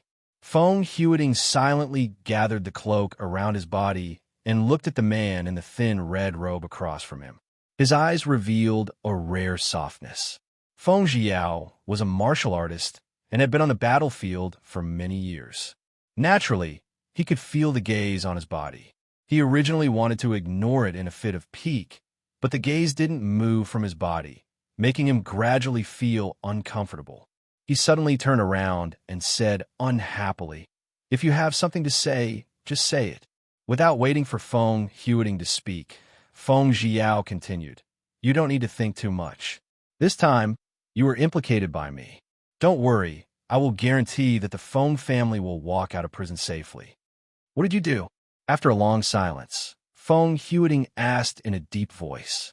Feng Jiao squeezed out a strange smile and looked at Feng Huiting with a trace of deliberate malice. "I kidnapped someone from the palace." As the head of the Feng family, Feng Huiting naturally had his own channels of information. Even if someone in the palace went missing, he would still know a thing or two. Hearing Feng Jiao's words, his expression couldn't help but change slightly. After a long while, he said in a deep voice, "After so many years, you still can't let it go?" This time, it was Feng Jiao's turn to be stunned.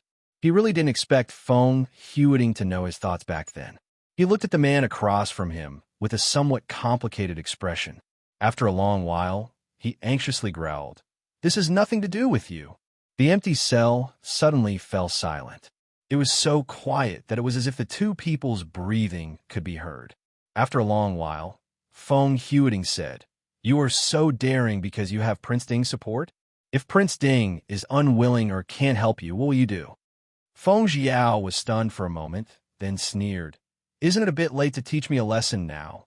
Feng Jiao did feel very guilty for acting impulsively this time, but when faced with Feng Huiting's cold expression and tone, he couldn't calm down and speak properly. Feng Huiting calmly looked at him for a long time, then finally sighed softly and didn't say anything more. Feng Jiao stared blankly at Feng Huiting, who closed his eyes and didn't speak anymore. His heart was filled with mixed feelings, and he didn't know what to think.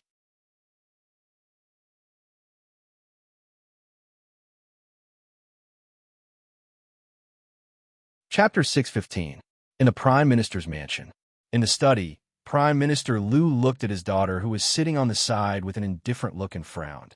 He walked back and forth in the study room with his hands behind his back. After a while, he turned around and stared at noble concubine Liu. "Daughter, what do you want?" Noble concubine Liu raised her head and said unhappily, "What?" Prime Minister Liu said angrily, "What? What do you ask? We had a good discussion before. Why do you want to mess with Immerse at this time?" Noble concubine Lu frowned slightly. How did I mess with Mo Xiaoyao? Prime Minister Lu had a headache. It was good to have a smart, beautiful, and spoiled daughter, but it was a headache to have a disobedient daughter. Rubbing his forehead, Prime Minister Lu took a deep breath and said calmly, "We had a deal. First, we will deal with the matter of the burial. Now that this matter hasn't been resolved, and you've provoked Mo Xiaoyao, if he suddenly interferes, you have to know that Father and Prince Li are still suppressing this matter under the pressure of those scholars and old pedants. As long as Prince Ding says something, those people will make trouble again." Noble concubine Lu supported her head with her hands and looked at Prime Minister Lu indifferently. "What do you want? No matter what, you should let Feng Jiao go first. He is Mo Xiaoyao's man. Since Mo Xiaoyao has said that he has no intention of interfering in the affairs in the capital, we should not mess with him for the time being." Noble concubine Lu said unhappily. Prince Ding took Tan Jiji away. "Father, don't you know what Feng Jiao did?" "No matter what he did," Prime Minister Lu said firmly, "he took the Empress away, so what? It is not bad for us. If the Empress is still alive, she will be the Empress Dowager when the new emperor ascends the throne. At that time, the Hua family will be able to help the new emperor openly. Isn't it good now? The new emperor is still young. If his birth mother dies early, then as the previous emperor's imperial concubine, you will naturally be the most powerful person in the palace. What's more, Hua clan has such a weakness in our hands." By then, Prime Minister Lu showed a smug smile when he thought of the situation where Hua clan was under the foot of Lu clan or even under the control of Lu clan. Noble consort Lu lowered her eyes, and a trace of disdain flashed across her eyes. The most powerful person in the palace? So what? Even if it was the position of Empress Dowager, if she didn't have that person, what was the use of those noble positions? Prime Minister Lu turned around and saw the sneer and disdain on noble concubine Lu's lips. He frowned and asked, "Haven't you given up on Prince Ding?" Seeing noble concubine Lu's determined eyes, Prime Minister Lu felt extremely uncomfortable. He was about to spit out a mouthful of blood in his chest. What sin had he committed to have such a disappointing daughter? What a sin. It has been so many years. If Prince Ding likes you, he wouldn't have waited until now. Why are you still? Prime Minister Lu tried his best to persuade her. Shut up. What Prime Minister Lu said really touched noble concubine Lu's bottom line. Her delicate face was instantly covered with a layer of anger. Noble concubine Lu glared at her father in front of her. She gritted her teeth and said, "I don't believe it. He doesn't dislike me. He just didn't kill me." Prime Minister Lu didn't know what to say at that moment. Prime Minister Lu didn't know what to say. He really didn't understand where the Lu family's education had failed to raise such a stubborn daughter. A woman in her 30s would be a grandmother in an ordinary family. Even if she didn't enter the palace, she should be a lady in charge of a noble family. How could a woman at her age care about a man wholeheartedly, and a man who didn't care about her at all? Sin, sin. Prime Minister Lu sighed and stamped his feet. Noble concubine Lu didn't care about her father's anxiety. She showed a faint but sweet smile. "Yes, that's right. He just didn't see me. Tomorrow, I will go to the Prince Ding mansion to see him. He will definitely understand how I feel about him." "Are you sure he won't kick you out?" Prime Minister Lu poured cold water on her mercilessly. Noble concubine Lu caught Prince Ding's people. The most likely reaction of Prince Ding was to detain noble concubine Lu as well. At that time, they would still have to exchange people for her. Maybe they would have to pay a higher price. Prime Minister Lu didn't think that Mo Xiaoyao would pay a high price for Feng Jiao. After all, Feng Jiao was just a subordinate. If Prince Ding got angry because of this, it would be more likely that his dignity was challenged. Prime Minister Lu really couldn't admit that this daughter was taught by him. Noble concubine Lu smiled confidently. "No, unless he doesn't want Feng San to die." Prime Minister Lu sneered. "Why are you going to see him? Do you want him to marry you? Don't tell me you don't know that Prince Ding loves the princess deeply. For so many years, he only has Princess Ding by his side. Do you think Prince Ding will betray his wife for Feng San?" Not only that, Prime Minister Liu was also a man. From a man's point of view, it was absolutely impossible for him to abandon Princess Ding, who was also outstanding in appearance and ability and had been in the same boat with him. For a woman who had been married and had given birth to another man's child, even if that woman was as beautiful as a fairy, abandoning his wife for pure beauty was a despicable thing to do. Prime Minister Liu wasn't a good man, but he wasn't despicable either. How could Prince Ding do something that even he disdained to do? Noble concubine Liu looked at Prime Minister Liu strangely. Father, I really don't understand. Don't you know that both the new emperor and Mo Jingli are far inferior to Prince Ding? As long as Mo Xiaoyao wants, he can get as much as the Chu state. If I get better, the Liu family will get better. Why are you so against it? Prime Minister Liu bitterly smiled in his heart, but once again confirmed that he had failed to educate his daughter. It seemed that it was time to give up. Fortunately, two of his granddaughters were about to reach marriageable age. Although they weren't as beautiful and talented as his daughter, they were still excellent. King Li and King Qin had to be careful. As for Prince Ding, Prime Minister Liu had never considered the possibility of relying on Prince Ding. Not only because of the dirty relationship between the Liu family and the Prince Ding mansion, but also because Mo Xiaoyao's behavior was completely different from the Liu family's. Even if Prince Ding really married noble concubine Liu, the Liu family wouldn't get any benefits from it. Helplessly waving his hand, Prime Minister Liu said blandly, "All right, since you don't want to listen to me, then do whatever you want. But I just hope that you won't bring trouble to the Liu family. In the future, you don't have to come back. After all, you're a concubine of the late emperor.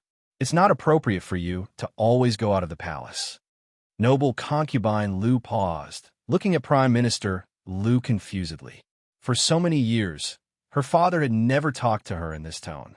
It wasn't anger or coldness, but a faint disheartened and alienated feeling. Instinctively, noble concubine Liu didn't like this feeling. "Father, all right, you can go now." "Oh, right, I plan to marry Xian to King Li." Prime Minister Liu told her his plan.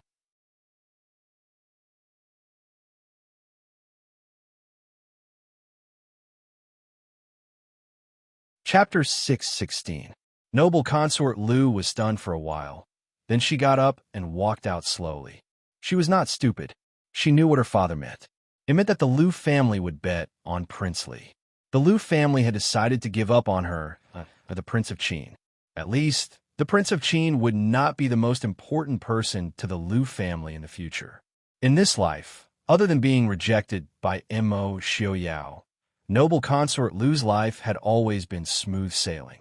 She had never thought that one day she would be abandoned by someone. Father, why can't you understand me? I am doing this for my own happiness. Is there anything wrong with that? Father, since you are so heartless, don't blame me for being unjust." Looking back, noble consort Liu glanced at Prime Minister Liu, who was thinking with his head lowered in the study. A trace of hatred flashed across her face, and she walked forward steadily. In the dark cell at night, Feng Jiao, who was sitting cross-legged on the bed, slowly opened his eyes. He looked sideways at Feng Huoding, who was sleeping on the bed with a cloak not far away. A trace of worry flashed across his eyes. "Zhuojing." Feng Jiao looked at the door of the cell and asked tentatively. A deep laugh came from the door of the cell. Qin Feng appeared at the door of the cell and looked at him leisurely. He teased, "It's not Zhuojing, but Zhuojing asked me to tell you something." "What is it?" Feng Jiao raised his eyebrows and asked, "Why are you here?" He remembered that Qin Feng did not come to the capital with them. Qin Feng walked into the dungeon and said with a smile, "Zhuojing said, Prince is very angry. As for why I am here, it's a coincidence. As soon as I came to the capital, I heard that young Master Feng San was caught by a woman. So I came to visit him. After all, compared with Zhuojing, we are colleagues, aren't we? It's an accident." Hearing that the prince was very angry, Feng Jiao shrank his neck out of habit and said calmly, "This was really an accident. How could he have known that the woman would run to the Supreme Court at that time?" Noble consort Liu was a woman who had lost her mind for the prince. She wasn't Emo Jingli. If he dared to run, noble consort Lu would really dare to kill Feng Huiting. Although he hated Feng Huiting for neglecting him, it wasn't to the point where he wanted him dead. Qin Feng tilted his head and smiled at the person in the cell next to him. "Uncle, I'm Qin Feng. He's Feng San's friend. How's Uncle?" Feng Huiting, who was in the cell next door, woke up as soon as they spoke. A place like a cell wasn't a place where people could sleep soundly. Feng Huiting was startled, but he nodded and said, "This old man is fine. Many thanks, young Master Qin."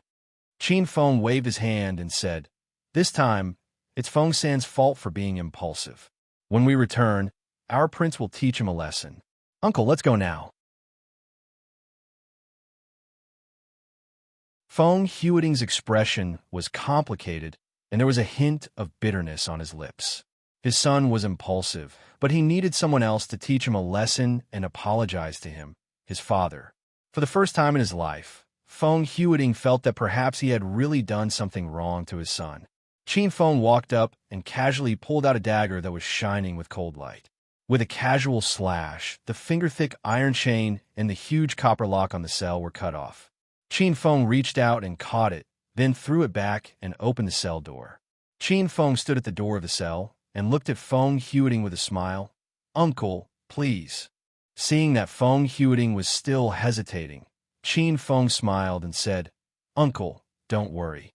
Although the other members of the Feng family are in Prince Li's hands, he won't hurt them." However, the Feng family's property was in doubt.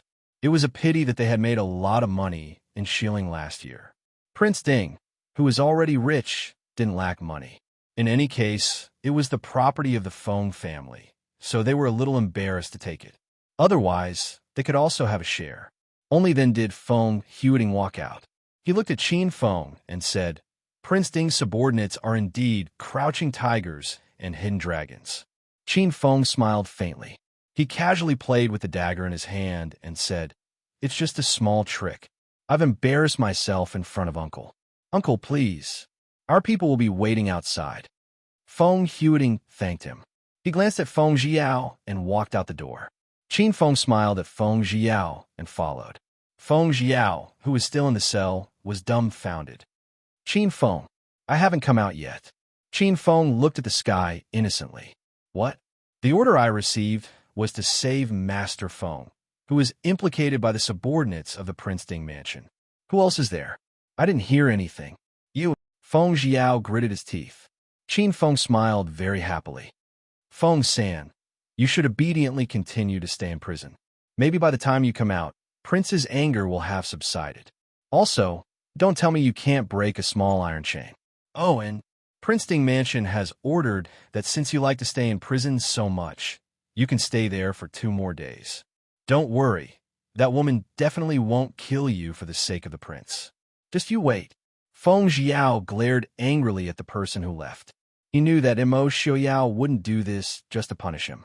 However, when he thought of Qin Feng's smug and mocking expression, he couldn't help but curse in his heart with resentment. This young master curses your love life to be bumpy. Qin Feng, who had just walked out of the secret cell, shivered for no reason. He raised his head and looked at the sky.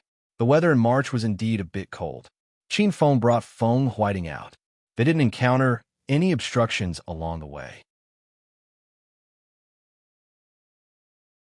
Seeing the powerful subordinates of the Prince Ding mansion, Feng Huiting's heart wavered and he pondered deeply. When they returned to the Prince Ding mansion, the sky was already slightly bright. Feng Huiting was familiarized with the place. After eating a bit of breakfast, he was brought to see Mo Xiaoyao and Yili. Mo Xiaoyao and Yili weren't in the study. Instead, they were in a quiet little garden in the depths of the Prince Ding mansion. When Feng Huiting was brought over, Mo Xiaoyao was practicing his swordsmanship. Not far away, Yi Li and the Empress were sitting at a stone table and talking. Not far from the table, 2 children were squatting on the ground with their heads together. It was unknown what they were talking about. The first rays of the morning sun shone in the courtyard. The faint fragrance of orchids filled one's nose, making one feel relaxed and happy. "It's old Master Feng? Come and sit." Yili was the first to notice Feng Huiting. She turned around and spoke with a smile. Feng Whiting walked forward and cupped his hands, saying, "Greetings to Princess Ding. Greetings to Empress Nyang Nyang." Almost instantly, the Empress clearly sensed that Feng Whiting was criticizing her. She smiled faintly and didn't speak. She was only a guest right now, so she naturally couldn't steal the limelight. Yili sighed helplessly in her heart. If the Empress could sense it, she would naturally be able to. Mo Xiao had dragged the Empress to see Feng Jiao together. She didn't know if Feng Jiao would blame them in the future. However, Yili understood Mo Xiao's thoughts. If the Empress was going to be with Feng Jiao in the future, then Feng Whiting was a hurdle they had to pass.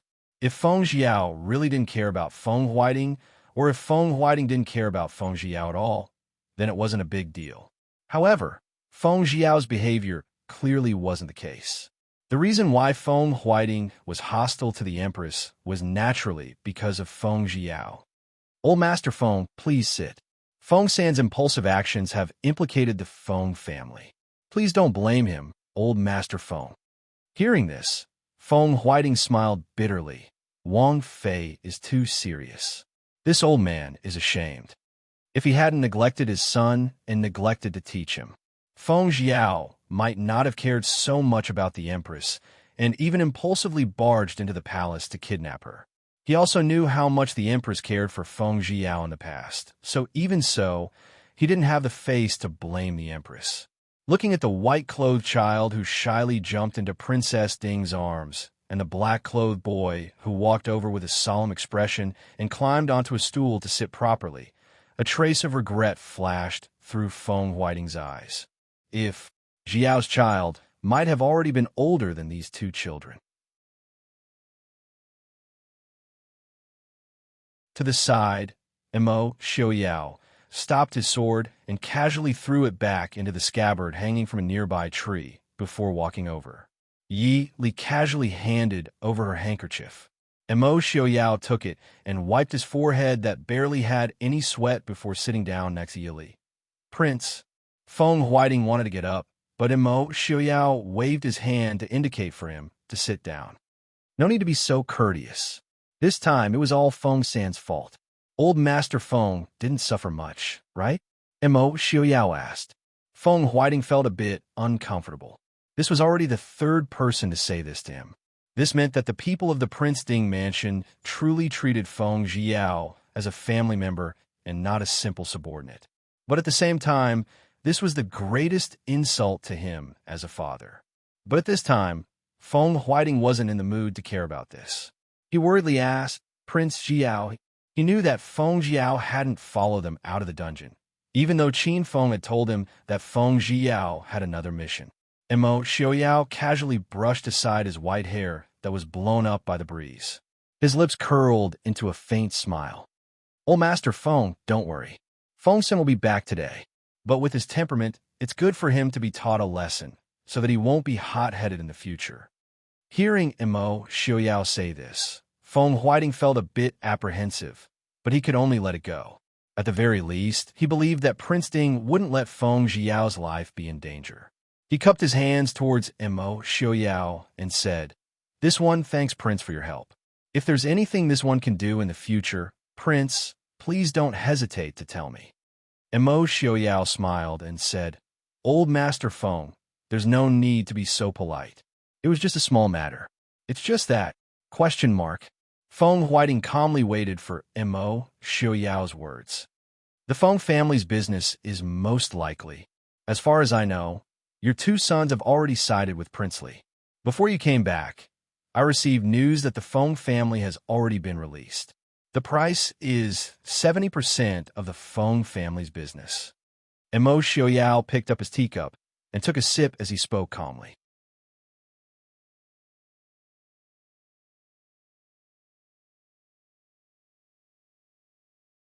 Chapter 617. What? These two bastards. Feng Huiting gritted his teeth in anger. The reason why the Feng family was loyal to Mo Jingqi was not without reason. Back then, the Feng family almost experienced a disaster. At that time, it was Mo Jingqi, who was still a prince, who helped.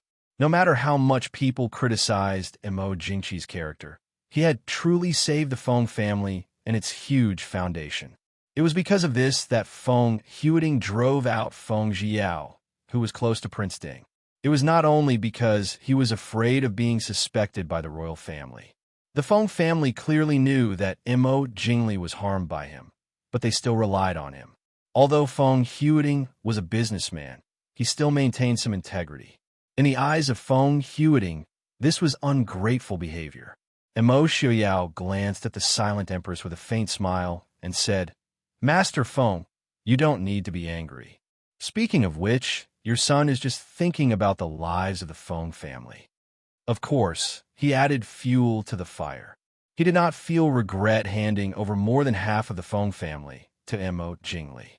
Money could be earned at any time, but the people who earned money, the two legitimate sons of the Feng family, were enough. The one who was truly capable was the one in front of him. The Feng family only had its current power and wealth in his hands. Prince Ding's residence had a wide variety of businesses, and there were countless of them. He could no longer trust Han Minghua. Han Mingxi and Lung Haoyu were gradually struggling to cope. Moreover, the development of the Northwest had gradually begun to reach a bottleneck.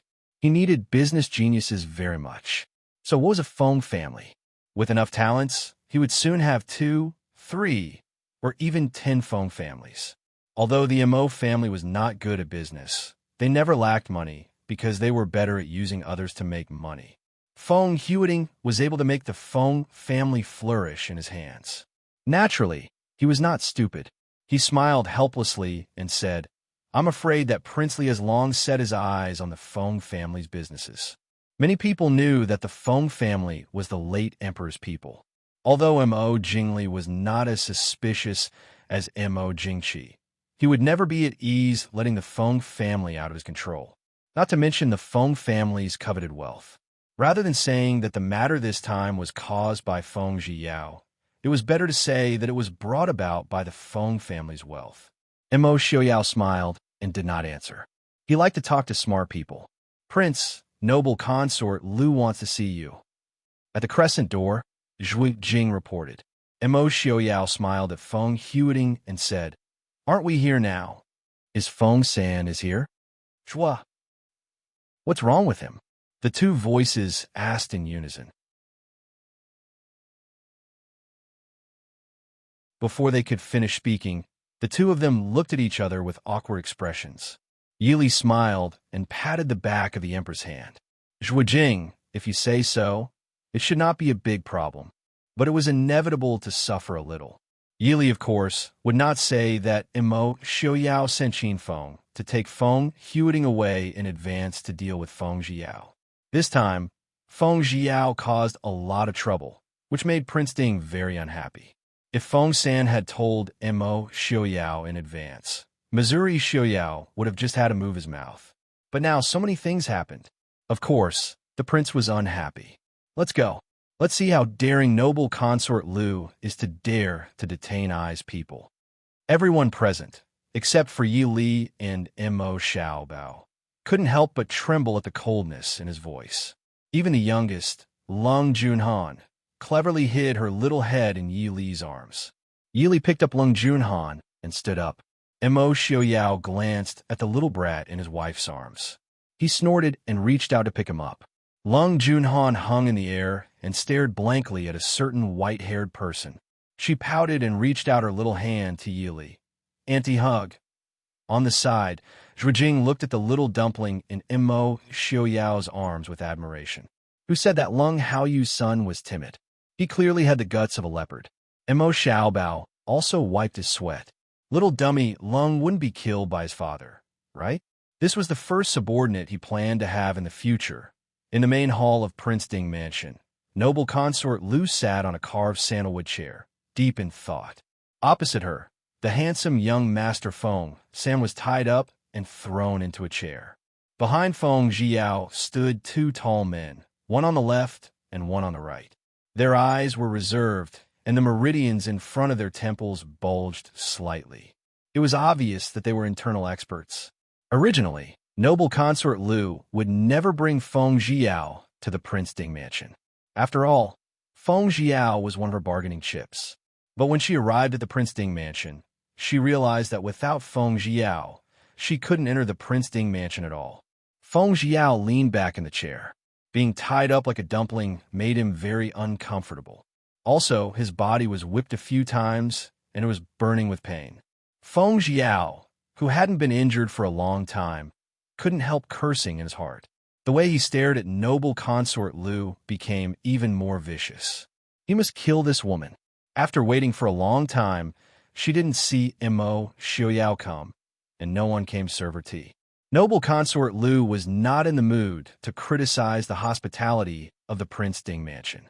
Her delicate eyebrows were tightly knitted, as if she was thinking about something important. Princess. Outside the door came the sound of the guards and maids saluting. Noble consort Lu raised her head.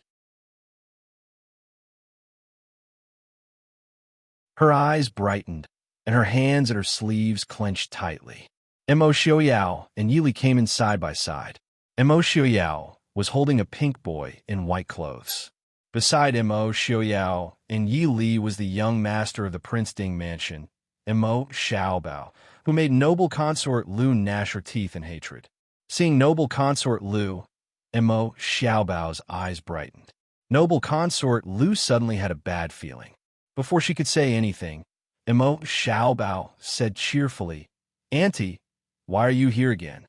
"Auntie?" Lung Junhan tilted her head and looked at noble consort Lu curiously. She blinked her eyes in confusion. This auntie was very beautiful.